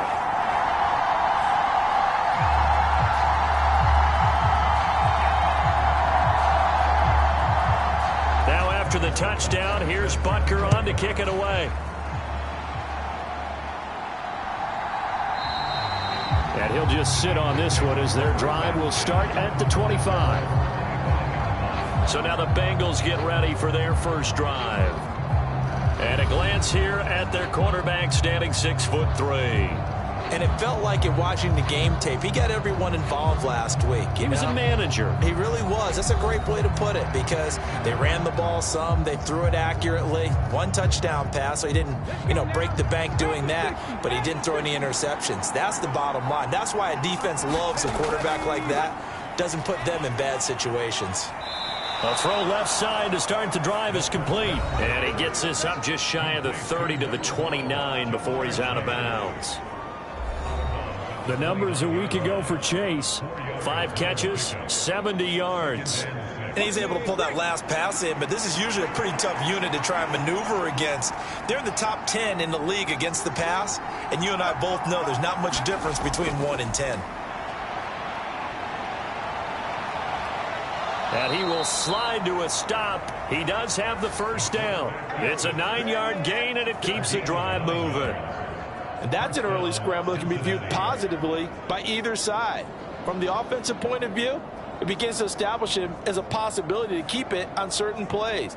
And defensively, they avoided giving up a huge play in one of their first tests in containing a quarterback on the run.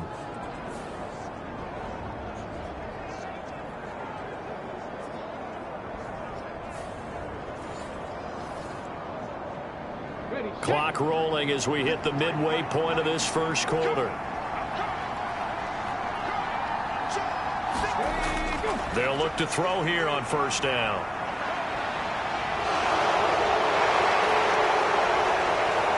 pushing his way through. And he takes this one down almost all the way to the 30.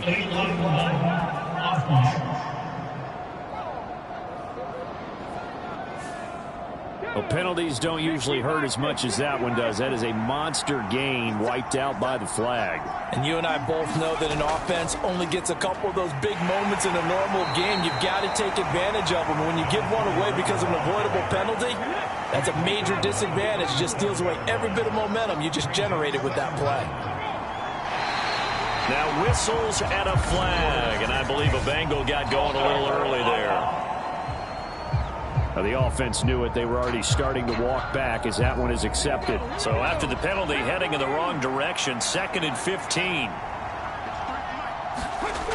Now back to throw. Over the middle, that's caught by Chase. Without the previous penalty, that would have been a first down. Instead, it's just a gain of 10. Out of the gun now on 3rd down. Going underneath, he's got Hawkinson. And he's able to get this one out closer to midfield across the 45. So on 4th down, on is Brad Robbins to punt for the Bengals. They only punted twice in the win last week as he gets this one away. And he couldn't get it to check up. That kicks all the way into the end zone for a touchback. Second drive coming up here for the Indianapolis Colts. They've got the 7-0 lead. Now they've got the football back after their defense got the stop, CD. And you get the feeling if they could score here, they'd really have all the momentum on their side. And you just wonder right now, is the quarterback and the play caller totally in sync? Are they of one mind that, hey, what worked last time?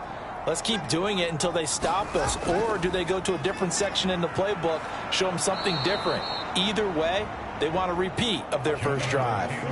2 yards the loss, 2nd and 12. Well, this defense for the Bengals, they were excellent a week ago in the win over Pittsburgh. No matter what coverage was called, they were right in the hip pockets of the receivers all game long, step for step, running their routes with them. Turned out they were right there every time the ball was in the air, and they came away with 5 interceptions in that one. First play of the drive goes the wrong way. Here's 2nd and 12. Going to the air, Tagovailoa. Finding his big receiver, Patrick, over the middle. So give him 5 yards there on the pitch and catch. 3rd and 7 now. Now Tua. Able to find the open man. That's complete. And he is going to have a Colts first down as they're able to get the 3rd down conversion. Well, as a coach, you absolutely love seeing your offense find their rhythm early, and that's exactly what we've seen so far. They had a touchdown on their opening drive, and now they connect here for another nice gain for a first down. This offense is moving the ball well, exactly as he drew it up in practice.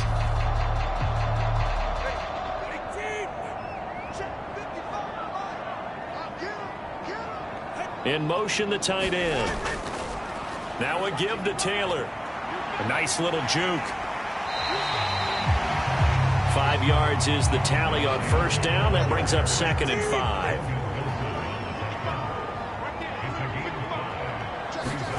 Tua sets up to pass it. Over the middle, complete. That's Peterson. And he's got another first down as the tackle's going to be made at the Bengals' 44-yard line. They picked up 5 yards last time. Now they double it and get 10 here. So they'll come up in Bengals territory now with a 1st and 10 at the 44-yard line. On the handoff, Taylor. And he's able to carve out about 6 there, down to the 37. So from the 37, here's a 2nd down and 4. They run once more. Now the ball comes loose, and the Bengals grab it. And they have possession, and they have it at the 38-yard line. He has been a workhorse for them in this game, and ball security hasn't been an issue until that point. Yeah, and let's face it, when he's going to carry the ball that many times, he becomes more and more of a target for the defense, knowing that he's going to be the primary guy. They'll just send more and more players towards him, trying to make sure they knock the ball free. A very good starting field position for the Bengals here as they come up 1st and 10 at their 38. They'll come out throwing here to start the drive. The quick throw knocked away. It's incomplete. They work again from the 38 on 2nd and 10. He'll drop to throw. And this will be stopped at the 44. That one good for 7 yards. You can see the time and effort and thought that they put into their passing game because it was evident right there. It looks like a simple pitch and catch, but you and I both know that they have planned for this and worked hard to make it happen. On 3rd and short, they'll try and pick it up through the air. Oh, he tried to fit it in on the slant, and it's intercepted. And the Colts are going to take possession here at their own 47-yard line. So a first interception thrown for him there, and that really not the best decision either. Not at all, and that's something he did not do in their victory last week. No interceptions in that game, but this defense, they're able to take advantage of an early mistake. Now let's see if they're going to turn it into points. So here are the Colts to take over. They lost 2 straight coming in, but good news for them right now. They've got the lead and the football.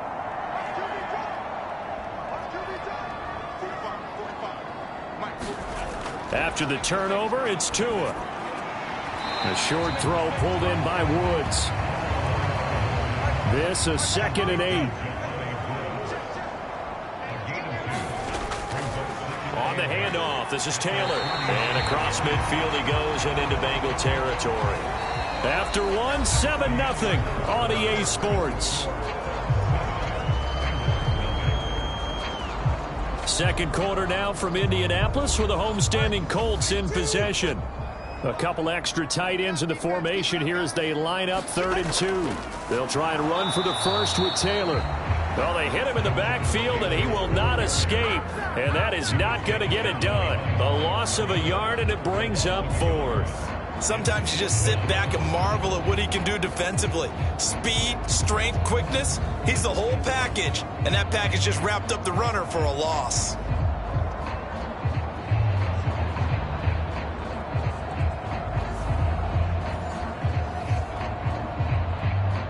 Jack Fox out to punt here on 4th down. Yeah, last week in the loss, 5 punts as he gets this one away. Amazing. Perfectly placed. If that ball goes 1 extra yard, maybe not even an extra yard, the starting point is the 20. So there is a reason that a lot of punters are also excellent golfers. They know distance control. You know what else they have? Same groove motion over and over. Once they have that down, it repeats under pressure. 3 tight ends in the ball game here on 1st and 10. They start the drive on the ground. It's Williams. And he'll get him a little bit of breathing room across the 5 to the 6-yard line. This 2nd and 4.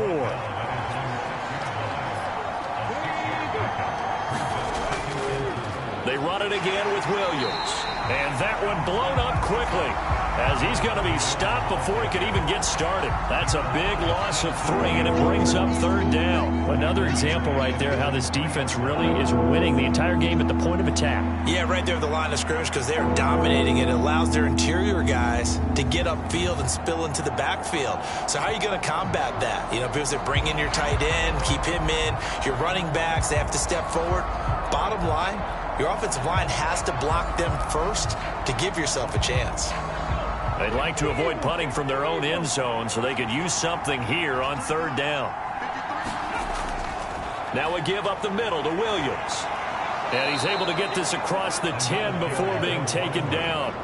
Trying to escape the shadow of their goalpost. That helped. 10 yards. 1st down. The Bengals at 6-3 on the year. And they come in playing pretty well. 6-3 in their last 9. And the offense last week, they certainly had things humming because if you can run up 40-plus points a game, you certainly take a lot of pressure off of your defense, and you're not going to lose very often. So a little more space to work with here from the 13 on 1st and 10. Up the middle, it's Williams. And he'll manage to pick up about 4. It's 2nd down.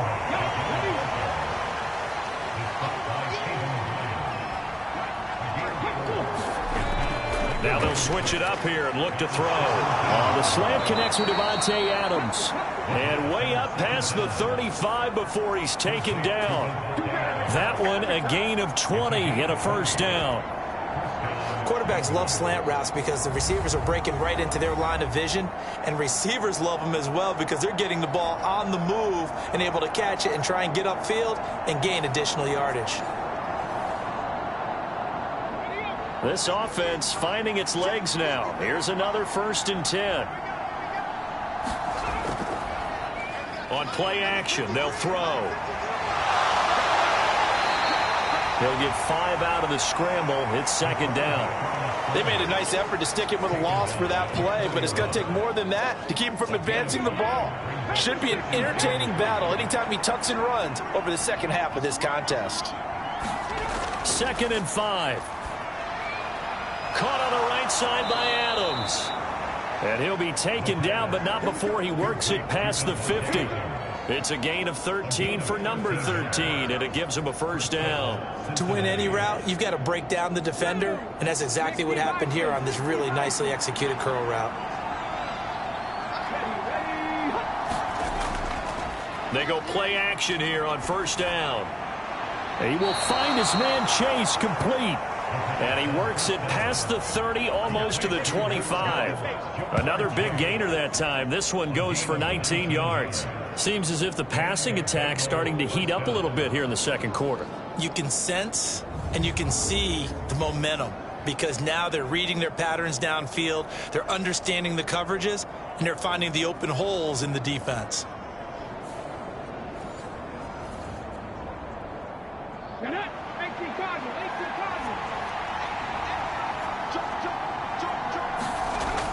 Now on first down, he'll drop to throw it. Wide open receiver complete. And taking it to the 15-yard line before he's brought down. Back to throw again. And able to get him down, but he does reach the 5. Give him 10 that time, escaping the danger, running with it, and picking up a first down. Evident there that he learned his lesson from the last drive. No way he was going to force a throw that time. When nothing broke open, kept it, and ended up running for a first down himself.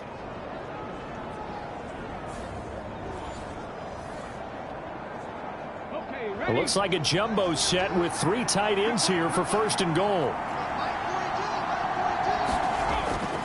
The play action fake. They'll look to throw. And the stop will come inside the 5 at the 4. 2nd and goal from inside the 5.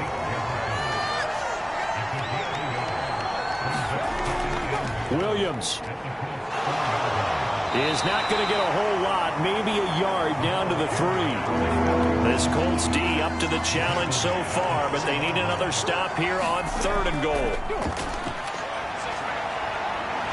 And he'll take this into the end zone for a Bengal TD.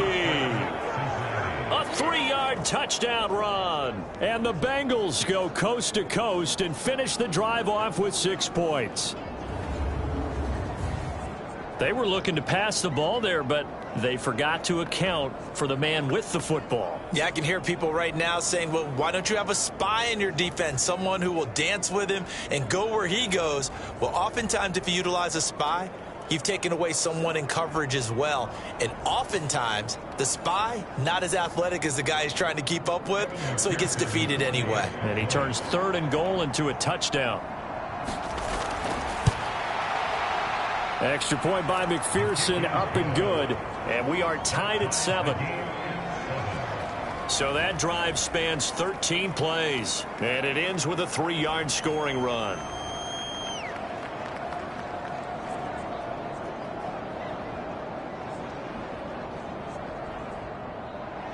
So all even at 7 now as they kick it away. No run back here, down to a knee, and this drive will start at the 25. And now Indianapolis set to take the field. Defense got the better of them last series, forcing a punt. See if they make a few changes in the game plan here and try to get points out of this drive. 1st and 10.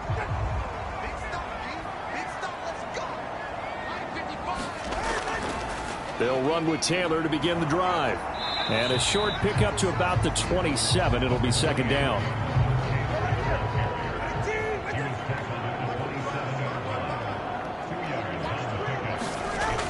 Here's Tua. And that'll be incomplete. Took a pretty good shot as he tried to pull that one in. Couldn't hang on, third down. Looking to pass. Tua. Oh, he brings it in off the deflection. And he is going to have a Colts first down as they're able to get the third down conversion. Sometimes those tip balls turn out to be like a pinball, just bounce all over the place. Everyone's got to go up and get it. In this case, we talk about tip drills for defensive players like you, but what about the offensive guys? They do any tip drills? I think they work on it as well, oftentimes in the Hail Mary situations, because you're actually counting on a ball being tipped to give you an extra chance to catch it. They use that training well. From the gun, it's Taylor. And this one not going anywhere. They get him at the 44 for a gain of just a yard. 2nd and 9 from the 44. Out of the gun, they'll look to throw. Throw out right, pulled in by Downs. A yard in the wrong direction makes third down tougher. 3rd down and 9. They're going to look to throw. To a hit, and the ball is out. And while all of that was going on, we have an injured player out there in need of some attention. While they come out and take a look at him, we will step aside for just a moment.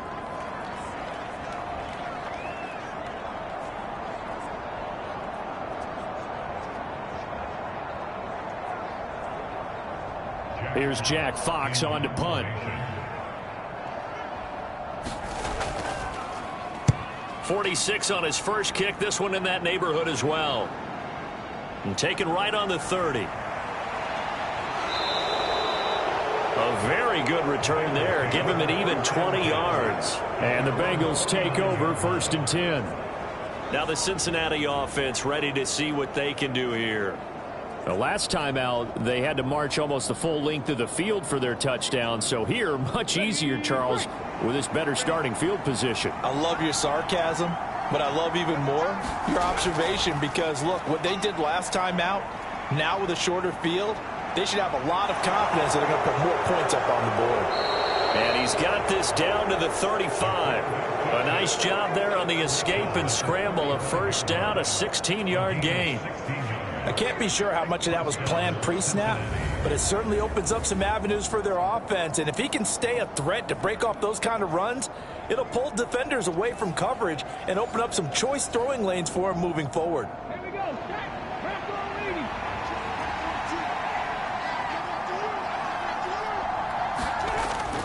On first down, he'll drop to throw. That one taken in by T. Higgins.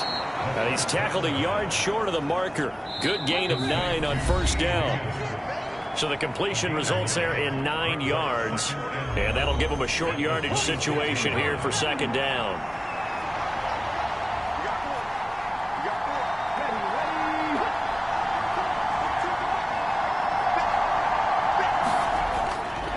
Now they'll throw here out of the gun. And they'll work it inside the 15-yard line before it's all said and done. 12 yards there as they keep this drive rolling. It's another first down. I like how they work the tight end on a nice little under route there. And if you're going to give him that much space, he's not going to catch the football. He's going to run away from you a little bit, and that's exactly what he just did there, picking up extra yardage. Here's a 1st and 10 at the 14-yard line. Back to throw. Over the middle, he finds Higgins. And this will leave him a yard short. Nice pickup of 9 yards on first down. Simple drag route here, lined up out left and tried to work his way back across the field. You probably saw me twitch there, partner, because I think he wanted the ball a little bit sooner. By the time he looked it in, defender was right on him. That's caught at the 2. A 5-yard gain, and now they're set up 1st and goal. Creeping up on a minute to play in this first half. They'll look to throw again. And that's going to be caught. Oh, a one-handed grab there. He's got it for the touchdown. Well, that's just how they drew it up, CD. His first read was there, got it to him quickly, and into the end zone. Absolutely excellent execution by all involved. And the coordinator, got to give him credit, found the perfect play call. Quarterback let it fly as soon as the target came free, and his guy made a nice catch. Just how you draw it up in practice and then execute it in the game. Extra point by McPherson, up and good. And that makes the score 14-7. So the drive there took 6 plays. And it was Jamar Chase who finished it off with a touchdown reception. After the touchdown, McPherson on to kick this one away. With it on the return is Logan. And he'll go down as this drive will start at the 25-yard line. The Colts going to take over now late in this first half. And with just under a minute to go, they might try to think about mounting a drive here if they can and get in the end zone. Could potentially tie this game up.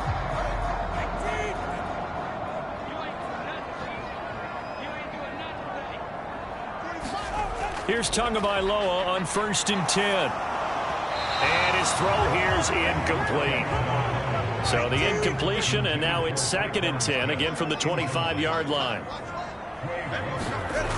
From the gun, it's Tua. He finds his man, complete. That's Peterson.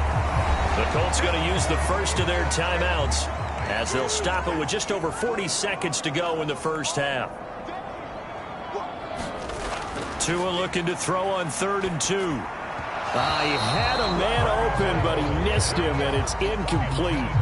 Not much going on this drive. Looks like they're going to have to punt it away, CD. And right now, I know a lot of their fans are screaming for the OC to change things up, get away from what he's been calling. Sometimes you just need better execution of the plays that have been called. Jack Fox now gets set to punt.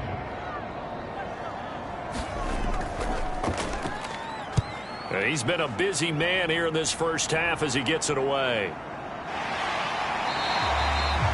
It's a 42-yard punt. They keep him to just a yard on the return. And the Bengals will take over here 1st and 10. The Bengals going to take over late in this first half. And with a 14-7 lead, they might just be happy to take this thing on into the tunnel. Just over 30 seconds to go in the half. They've got it 1st and 10. They'll try and start this drive in the air. He'll wind up getting right about 4 there on the scramble, and it's 2nd down. So we have reached halftime here, and it's the visiting Bengals out in front. As we'll head down to Orlando, that's where we find our man Jonathan Coachman at our EA Sports Halftime Report. Coach. All right, Brandon, thanks very much. We'll get back to you and Charles in a minute. But first, time to give the folks at home a look at what's going on around the NFL. We'll get started over at Mercedes-Benz Stadium in downtown Atlanta, where it was the visiting Saints who were able to walk away with the road victory. Kendre Miller, a touchdown run in the victory. From there, let's head off and check out a second game. And they were winners in that one over the visiting Arizona Cardinals. Matthew Stafford leading the way there as the win gets his guys back to 500 on the year. Lastly, let's get to the Windy City, see what's happening with the Bears at home at Soldier Field. And they were winners in that one over the visiting Minnesota Vikings. Lamar Jackson leading the way there as the win gets his guys back to 500 on the year.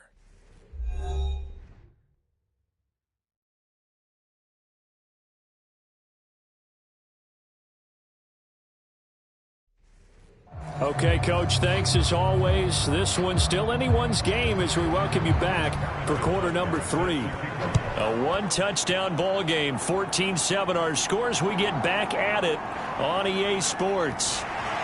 And he takes this near the 25, just a little pass there, call it the 26. So here are the Bengals set to take over. They were winners a week ago over the Steelers, and they lead this one as well as they start here 1st and 10.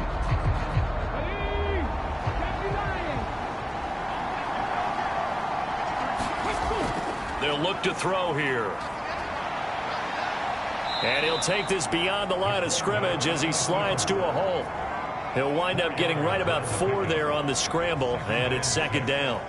His running ability has been an extra dimension of their game plan thus far. For once, though, he doesn't create any magic against a front that's prepared for him to try and take off.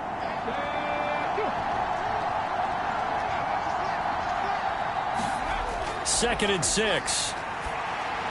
He'll drop this down to Williams. And they get him down, but not before he takes it across the 40-yard line.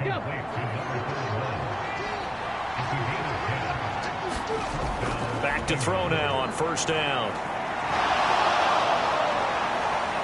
And he'll be taken down, but not before he gets into enemy territory. Good coverage downfield led to him taking off, picking up the 1st down on a 13-yard run. He's been making himself a weapon as a runner, and the results, they've been welcomed by his offense. My question is about the defense we're watching right now, partner. Even after he got him with a scramble earlier this drive, they still aren't devoting enough attention to him. I would expect that after that carry, they'll do a much better job going forward, spying on him on passing downs. They'll look to throw now on 1st down. Screen play set up for Williams. This will be stopped about 2 yards shy of the marker. 8-yard gain, 2nd and 2.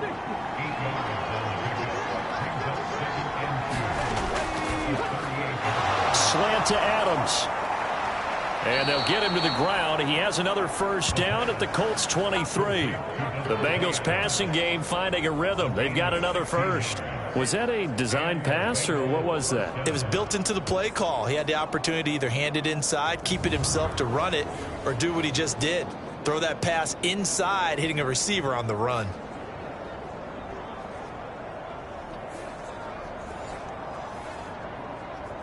Okay, break.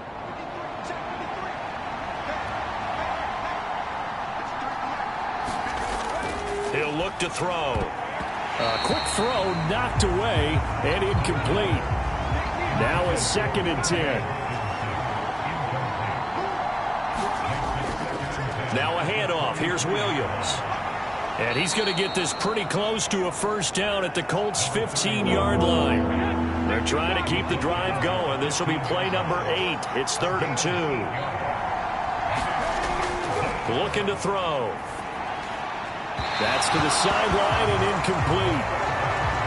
So on 4th down on is Evan McPherson and the Bengal field goal unit. This from 32 yards away. McPherson's kick is good. And they will move up by 10 now, 17-7.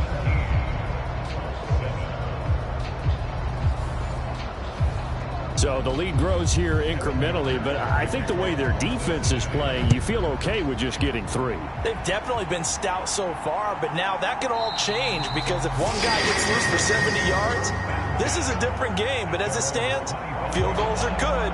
Just keep adding to that lead. Here's the Colts now as they get ready for their first possession on offense of the 2nd half. And their deficit a little wider now than it was at halftime following the field goal a moment ago. But the goal is still the same because you know they want to come out, establish a rhythm in the 2nd half, and get going. Make no mistake about it, though. Kicking field goals, not in their game plan. They need to get the ball in the end zone.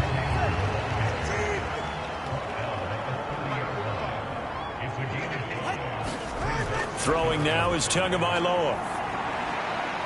And on the left sideline, he caught it, but out of bounds, according to the head linesman. Incomplete, so the ball a little late getting there, and it's 3rd down. Now this is going to be a quarterback draw. And tough going there as he'll only get it up to about the 31. The keeper nets him only a yard, and that's going to bring up 4th. Anytime you decide to use your quarterback as a runner, most of the time when you design a play, you're expected to break a little bit bigger than this one because when you run him on short gains, your risk-reward and him taking hits, I'm not sure that's the payoff they were looking for. The Colts send out their punter as he's on to punt for the 4th time tonight.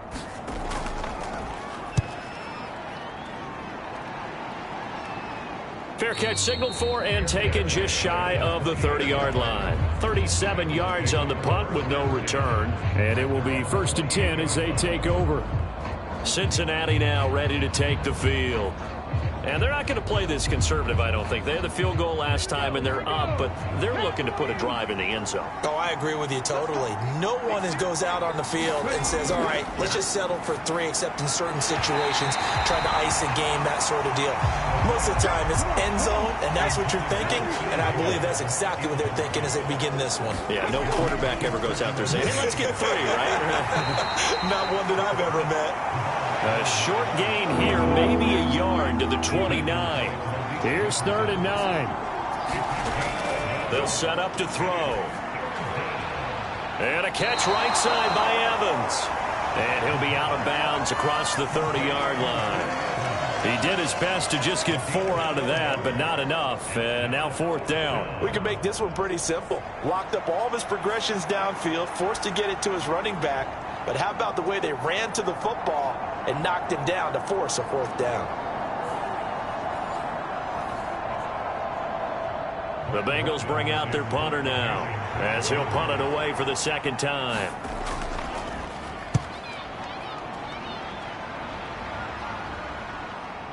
Fielded at the 20. It's a 45-yard punt, 6 yards on the return. And the Colts will go on offense here, 1st and 10. Indianapolis offense ready to go again. And our game's hit a little bit of a lull here, a little bit of a snag. Punts on back-to-back drives. And old school coaches don't necessarily mind that. Didn't turn it over, right? Didn't create a big play for the other team. Right now what you're looking for is can you gain an advantage in field position? And that's what both teams are seeking right now. Yeah, they'll be seeking to gain that advantage here on this drive. So from the 36 now, 1st and 10. Tua going to throw. A short throw pulled in by Woods. Call it a gain of 6 on the play, and it'll be 2nd down. Not a big window to throw. Coverage wasn't too bad there. Yeah, they had him under wraps pretty well, but somehow able to muscle his way open and catch the ball.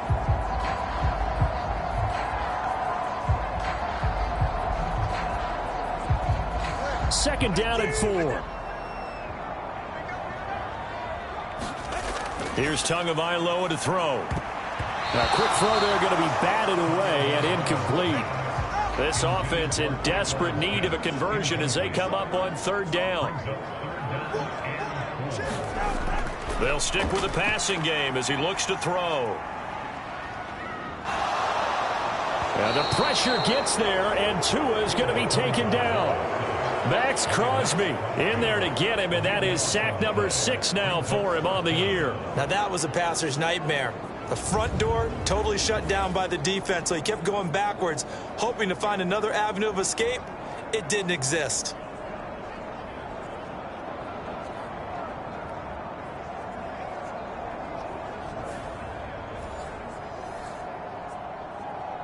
The Colts send out their punter as he'll come on for his 5th kick of the night.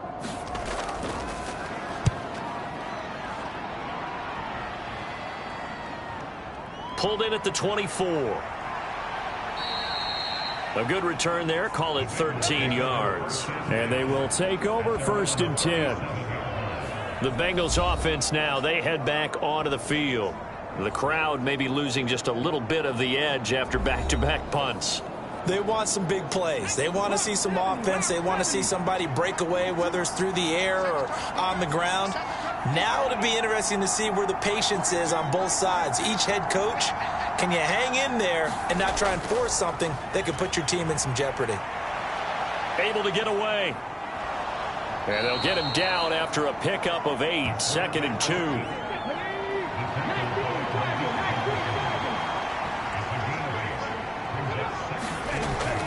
Now Williams running left. And he'll go down right around the 47 this time.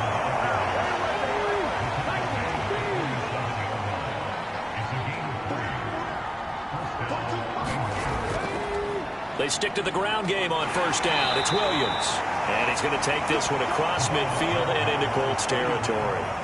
A gain of 3 last play. This time they double it and pick up 6. We should mention, to go along with a great game he had last week, he was rightfully named AFC Offensive Player of the Week. And he shares that with his offensive line, the tight end, his fullback. He's looking for more and more of that in this game. And he is tackled inside the 40, not quite to the 35. Line of scrimmage, the 37 on 1st and 10. From the gun, it's a run for Williams. And he stopped immediately there. And there to stop him, Shaquille Leonard, the linebacker.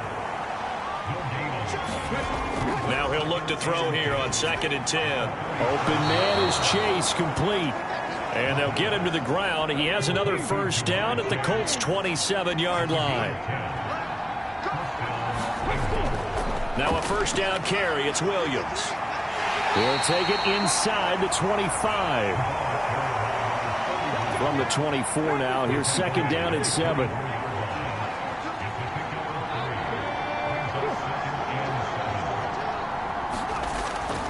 They'll drop to throw. And down inside the 15 he goes. Give him 10 that time, escaping the danger, running with it, and picking up a first down. Partner, even I can figure out who deserves the lion's share of credit for their lead right now, because he has been terrific in a dual threat role, really chewing up yardage and getting them points with his legs. Simply put, that defense has had no way of stopping him, and that's why his side is on top. Here's a 1st and 10 at the 14-yard line. He'll look to throw. And he works his way past the line of scrimmage and then slides to a halt. Now a 2nd and 6. They'll hand it off now. Williams. 1 quarter remains here as we wrap up the week on a Monday night. This is the National Football League on EA Sports. Back now in Indianapolis. A good chance now to put this game on ice. This is 1st and goal. Williams will take this one in. Touchdown, Cincinnati. Well, he'd been the workhorse on this drive, and it would have been unfair to bring someone else in to finish the job. So they go back to him again, and he delivers with a touchdown run.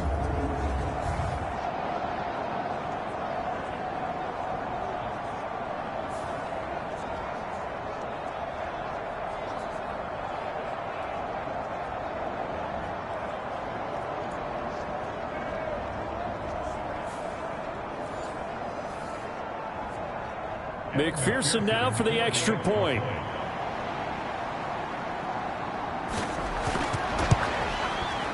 And that'll make this a 3-score game as the lead moves to 17. So that one a long 11-play drive. And it ends with a 3-yard scoring run.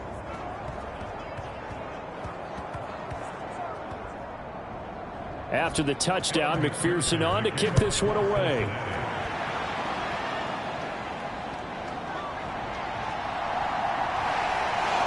And a good return as he'll be stopped just shy of the 30-yard line.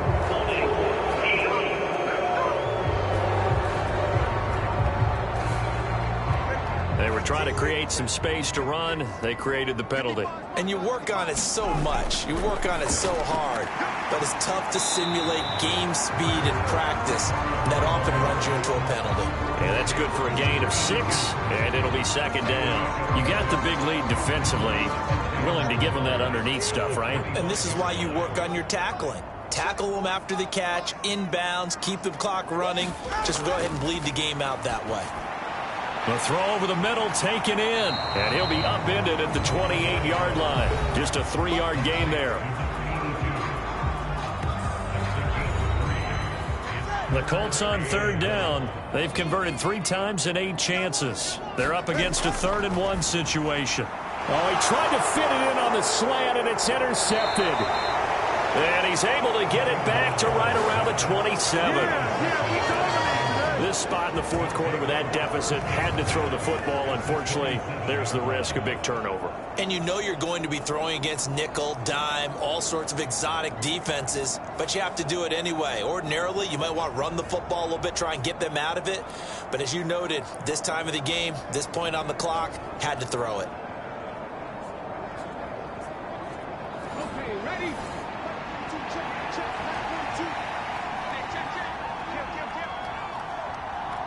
Ready? On the ground, this is Williams. And not a whole lot of room to operate there on the first down run. He gets maybe 3. 2nd and 7.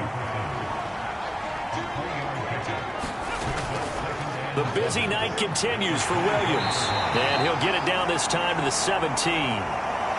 That one a first down pickup of 8. And that's a nice pickup of a first down on that second down run. And at that yardage gained, they can run that play on any down.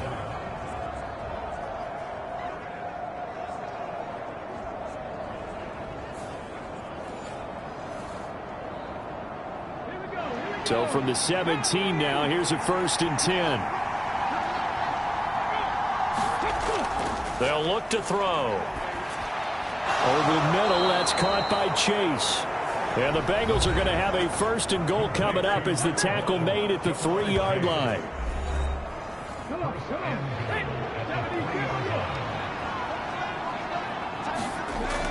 They'll try and run. This is Williams. And he is in. Touchdown, Bengals. A great play there with his 13th touchdown of the year and 2nd of the game. And the Bengals are looking to make it 2 straight as they add on to this 4th quarter lead. Well, this offensive line has really stepped up to the challenge here because those Mastodons, they've been sensational clearing holes all game long. And this is great work down here near the goal line to give their back the space he needs to work his way into the end zone. McPherson on for the point after.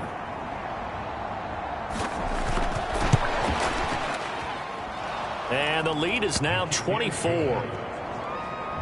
So that drive, 4 plays. And it ends with a 3-yard scoring run.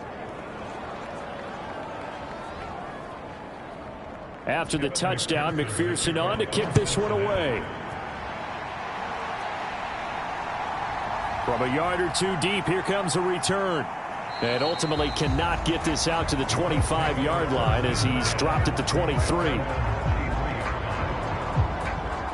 Here comes the Indianapolis offense now as they get set to take over. So now, Charles, this drive maybe a touch more important, trying to erase the memory of that interception they had the last time out. Yeah, and everyone goes through this because even the best in the game, you're going to have games where it just doesn't go right for you and interceptions result. So, frankly, to me, it's all about how you respond, not just the types of plays that you call, but how you carry yourself, how you show your team that you're still with it, and how you continue to lead. 22 yards on the catch and run, a first down. Oh, that's a nice job of clearing space in the middle of the field for your tight end. He's going to start behind the line and run an angle route, hoping to kind of get lost in the middle of the field. And this is put right on him, and he's able to pick up a first down. The big play to start him out has him at the 45 already. Going to the air, Tagovailoa. Over the middle to Smith. And they'll work this down to the 40-yard line, tackled there. 15 more yards there, and quickly another first down. Not only have they completed a couple on this drive, but they peeled off some pretty good chunks of yardage, too. Absolutely great start. 2 nice plays in the pass game.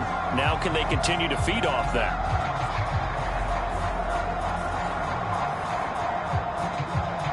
Back-to-back good plays have them on the move on first down. Tua sets up to pass it. They'll set up the screen to Taylor. Only 3 there on the screen at second down. Good reactions there defensively. That screen was a little slow in developing, and they shut that one down with little gain.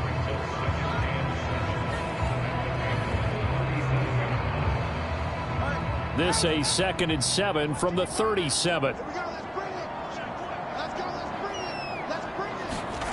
Now Tua. And this one taken in on the right sideline, but not in the field of play. They say it's incomplete. The throw led him a little too far and brings up 3rd down. Work in the middle of the field, and he's got a man complete. And he's got another first down as the tackle's going to be made at the Bengals' 28. But one of the ways the quarterbacks keep all the receivers alive in a play, never lock in on any one guy. Make sure you keep your eyes moving, scan the field. And here he finds the open guy for a nice pickup.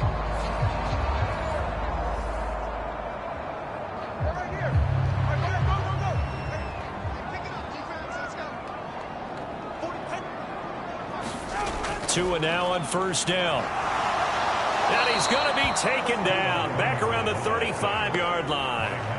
Max Crosby able to drop him that time for his second sack of the evening. But one thing I do know, these guys on defense, they don't want this game to end. They're winning by multiple touchdowns. They've shut down the opposing quarterback in a big way, and they're still picking up sacks as we approach the end of this one.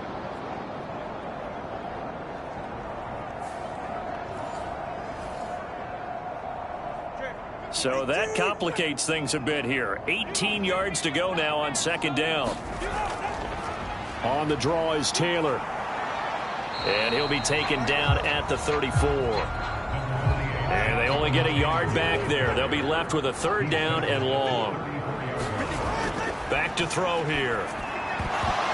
And that's going to be incomplete. The coverage too good there. The contact popped the ball free, and it's fourth down. Fourth down, fourth quarter. Here's Tua.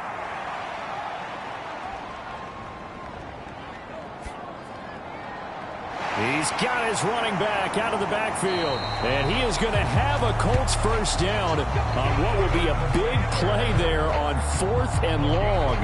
No reason not to try it there, and they do indeed convert on fourth. Well, give them credit. They're going to stay and fight this out to the end. Fourth down, you've got to go for it. And they not only convert, but pick up some good yardage as well.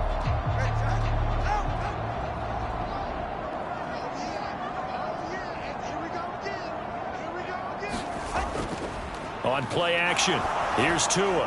And he'll just get rid of him. Another shot from the one on second and goal. They'll try to run this one in. And he'll get into the end zone. Touchdown, Indianapolis. A great effort there. His second touchdown on the season. And the Colts are able to cut into that deficit. Everybody in the stadium knew what they were going to do right there, CD. 3 tight ends on the field, all that extra bulk, and they run it in. And you saw where that one went, right? You run it over your best blocker. I can just see the head coach right now. I want to run this one over the big boy. And they got it done. And now the Colts are going to keep the offense on the field as they'll go for 2 here. Tua going to try and throw for it. And he'll find his way in for 2. And we're back to a 2-score game. The lead's cut to 16. Well, it's still an uphill battle from here, that's for sure. But that makes it a 2-score game. And now we see why teams practice so much on the 2-point conversion, why you have more than one play ready. Because you may need multiples to throw out a ball game. There's a great example right there. Now after the touchdown, here's Butker on to kick it away. This fielded right at the goal line. And he won't quite make it to the 25.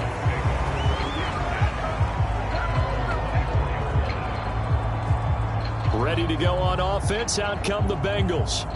Now, there are 2 scores on the plus side. Still time here in this fourth quarter, but maybe you start thinking about playing keep away? Yeah, I think here's the situation. You're not thinking touchdowns anymore. You're just thinking first downs. To keep up with your theme there, playing keep away, first downs, they can't touch the ball. Open man, he's got him, the tight end Hockenson. And they're able to get this one across the 35. Nice way to start the drive, a gain of 12 and a first down. And looking to put this game on ice in the fourth quarter, but still not afraid to throw it as they show there. You want to play the game with confidence, and they have a guy who's in control right now. Their trigger guy, throwing it, they feel just as confident with him doing that as they would if they tried to run the ball and run the clock out.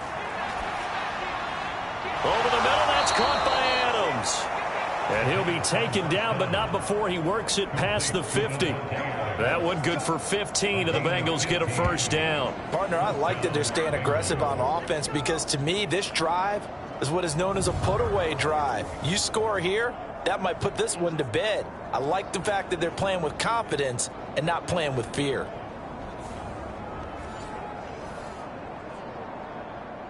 Now from Colts territory, here's a 1st and 10 at the 48-yard line. Here's a play fake as they set up to throw. And he can't get rid of it. He's taken down.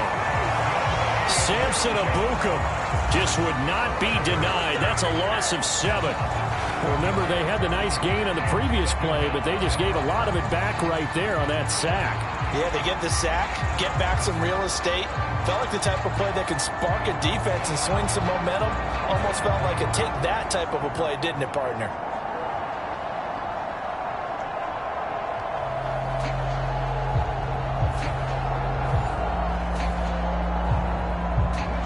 Don't need it all back at once, but you figure they're going to need something here. 17 yards to go on second down. Now a shotgun snap as they'll look to throw. And he'll spot Higgins open left side. And he's out of bounds just before the midfield stripe at the 49. So 5 yards here, 5 on the play. And they'll be facing a 3rd and 12. He'll drop to throw. And fights him off. Fights through, and now a crease. And they'll get him down as he's inside the 40. A nifty bit of scrambling there. 12 yards, first down. Now that's a killer because you think you've got it absolutely covered, and then he hot puts it out of there and picks up a first down. Drives you crazy as a defense. Looked like, you're exactly right. Looked like a for sure stop on 3rd, and then the tables turned.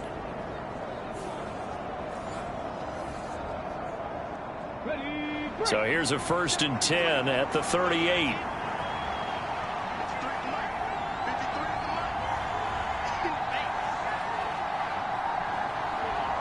Higgins goes in motion right. They'll fake the jet sweep and instead give up the middle to Williams. And he can only manage to get a couple. 2nd and 8 coming up. 2 minutes left to play in this football game here on EA Sports. So the Bengals in possession of the football here as we get you reset. And the scoreboard on their side, they're just looking to melt away these final couple of minutes and put this one in the left-hand column. And he'll be brought down on the 30-yard line after a gain of 6. And now right out of the 2-minute break, we'll get a timeout used defensively with 1:56 to go. Now, this is a big 3rd down, and you'd have to think we'd see a timeout right away if they can't stop him here. And he'll be touched down here, but not before he does pick up the 1st. Now the Colts going to burn the 2nd of their timeouts. And they'll be disappointed to have to burn one there after giving up the 1st down.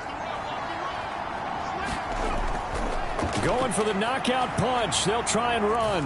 And he will take it on in for a Bengals touchdown. A great play there. Finishing strong with 3 fourth-quarter touchdowns. And the Bengals tack on another score as they have dominated this 4th quarter. Sometimes you get a 1st and goal and you're back near the 7, 8, 9-yard line, and you start thinking, maybe we'll run it here on 1st down to get half of what we need, so maybe we can have 2 or 3 shots at going for it from closer range. So this is a bonus right here. What a great run to work his way into the end zone. Extra point by McPherson, up and good.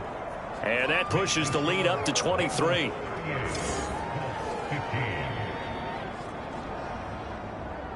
After the touchdown, McPherson on to kick this one away.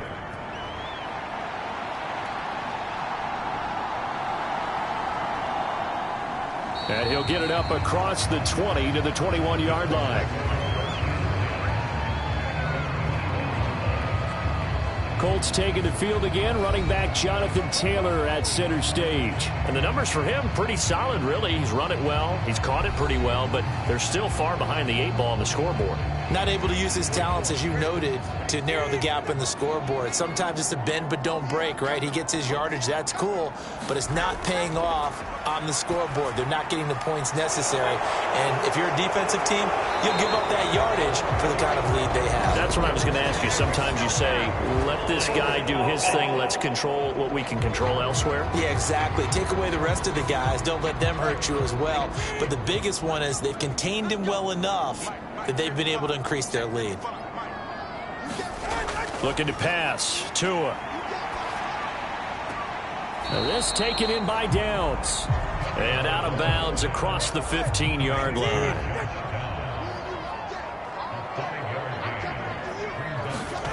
Tagovailoa to throw on second down here. Finding the open man, and that's Tim Patrick.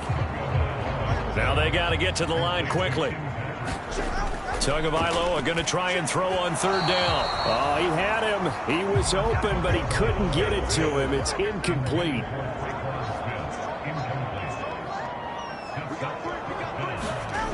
Tua on fourth down. He's got his target. That's complete. And they get him down, but not before he takes it across the 40-yard line. And again, it's Tagovailoa. He'll get this off to Tim. And he loses the football a second time. And the Bengals grab it. And the return this time will go out to the 42-yard line. All right, you've had to put up with me in this booth. I'm going to try and be simple this time and succinct. It simply has not been their night. No, I think that fumble's kind of indicative of how this whole evening's gone, isn't it? Without a doubt. I mean, they've tried, but nothing has ever really taken throughout the game. That's why they're down so big.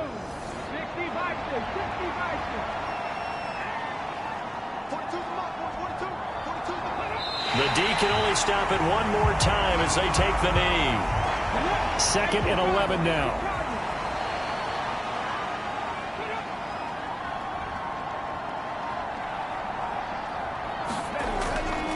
Now Williams.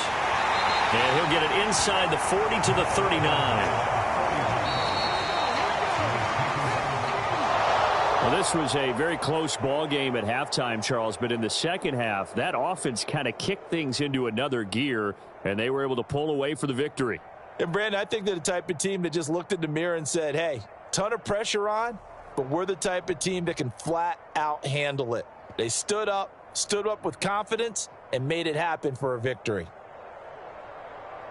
So for Cincinnati, they keep pace for a playoff spot as they move to 7-3. And they'll get another road test next week as they have to go to Lambeau to take on the Packers. Meanwhile, for the Colts, add another loss to the pile as they drop to 2-8 now on the year. And they'll try to rebound next week on the road in Nashville. Thanks for tuning in, everybody. Alongside Charles Davis, we thank our entire crew. I'm Brandon Gaudin. This is the NFL on EA Sports.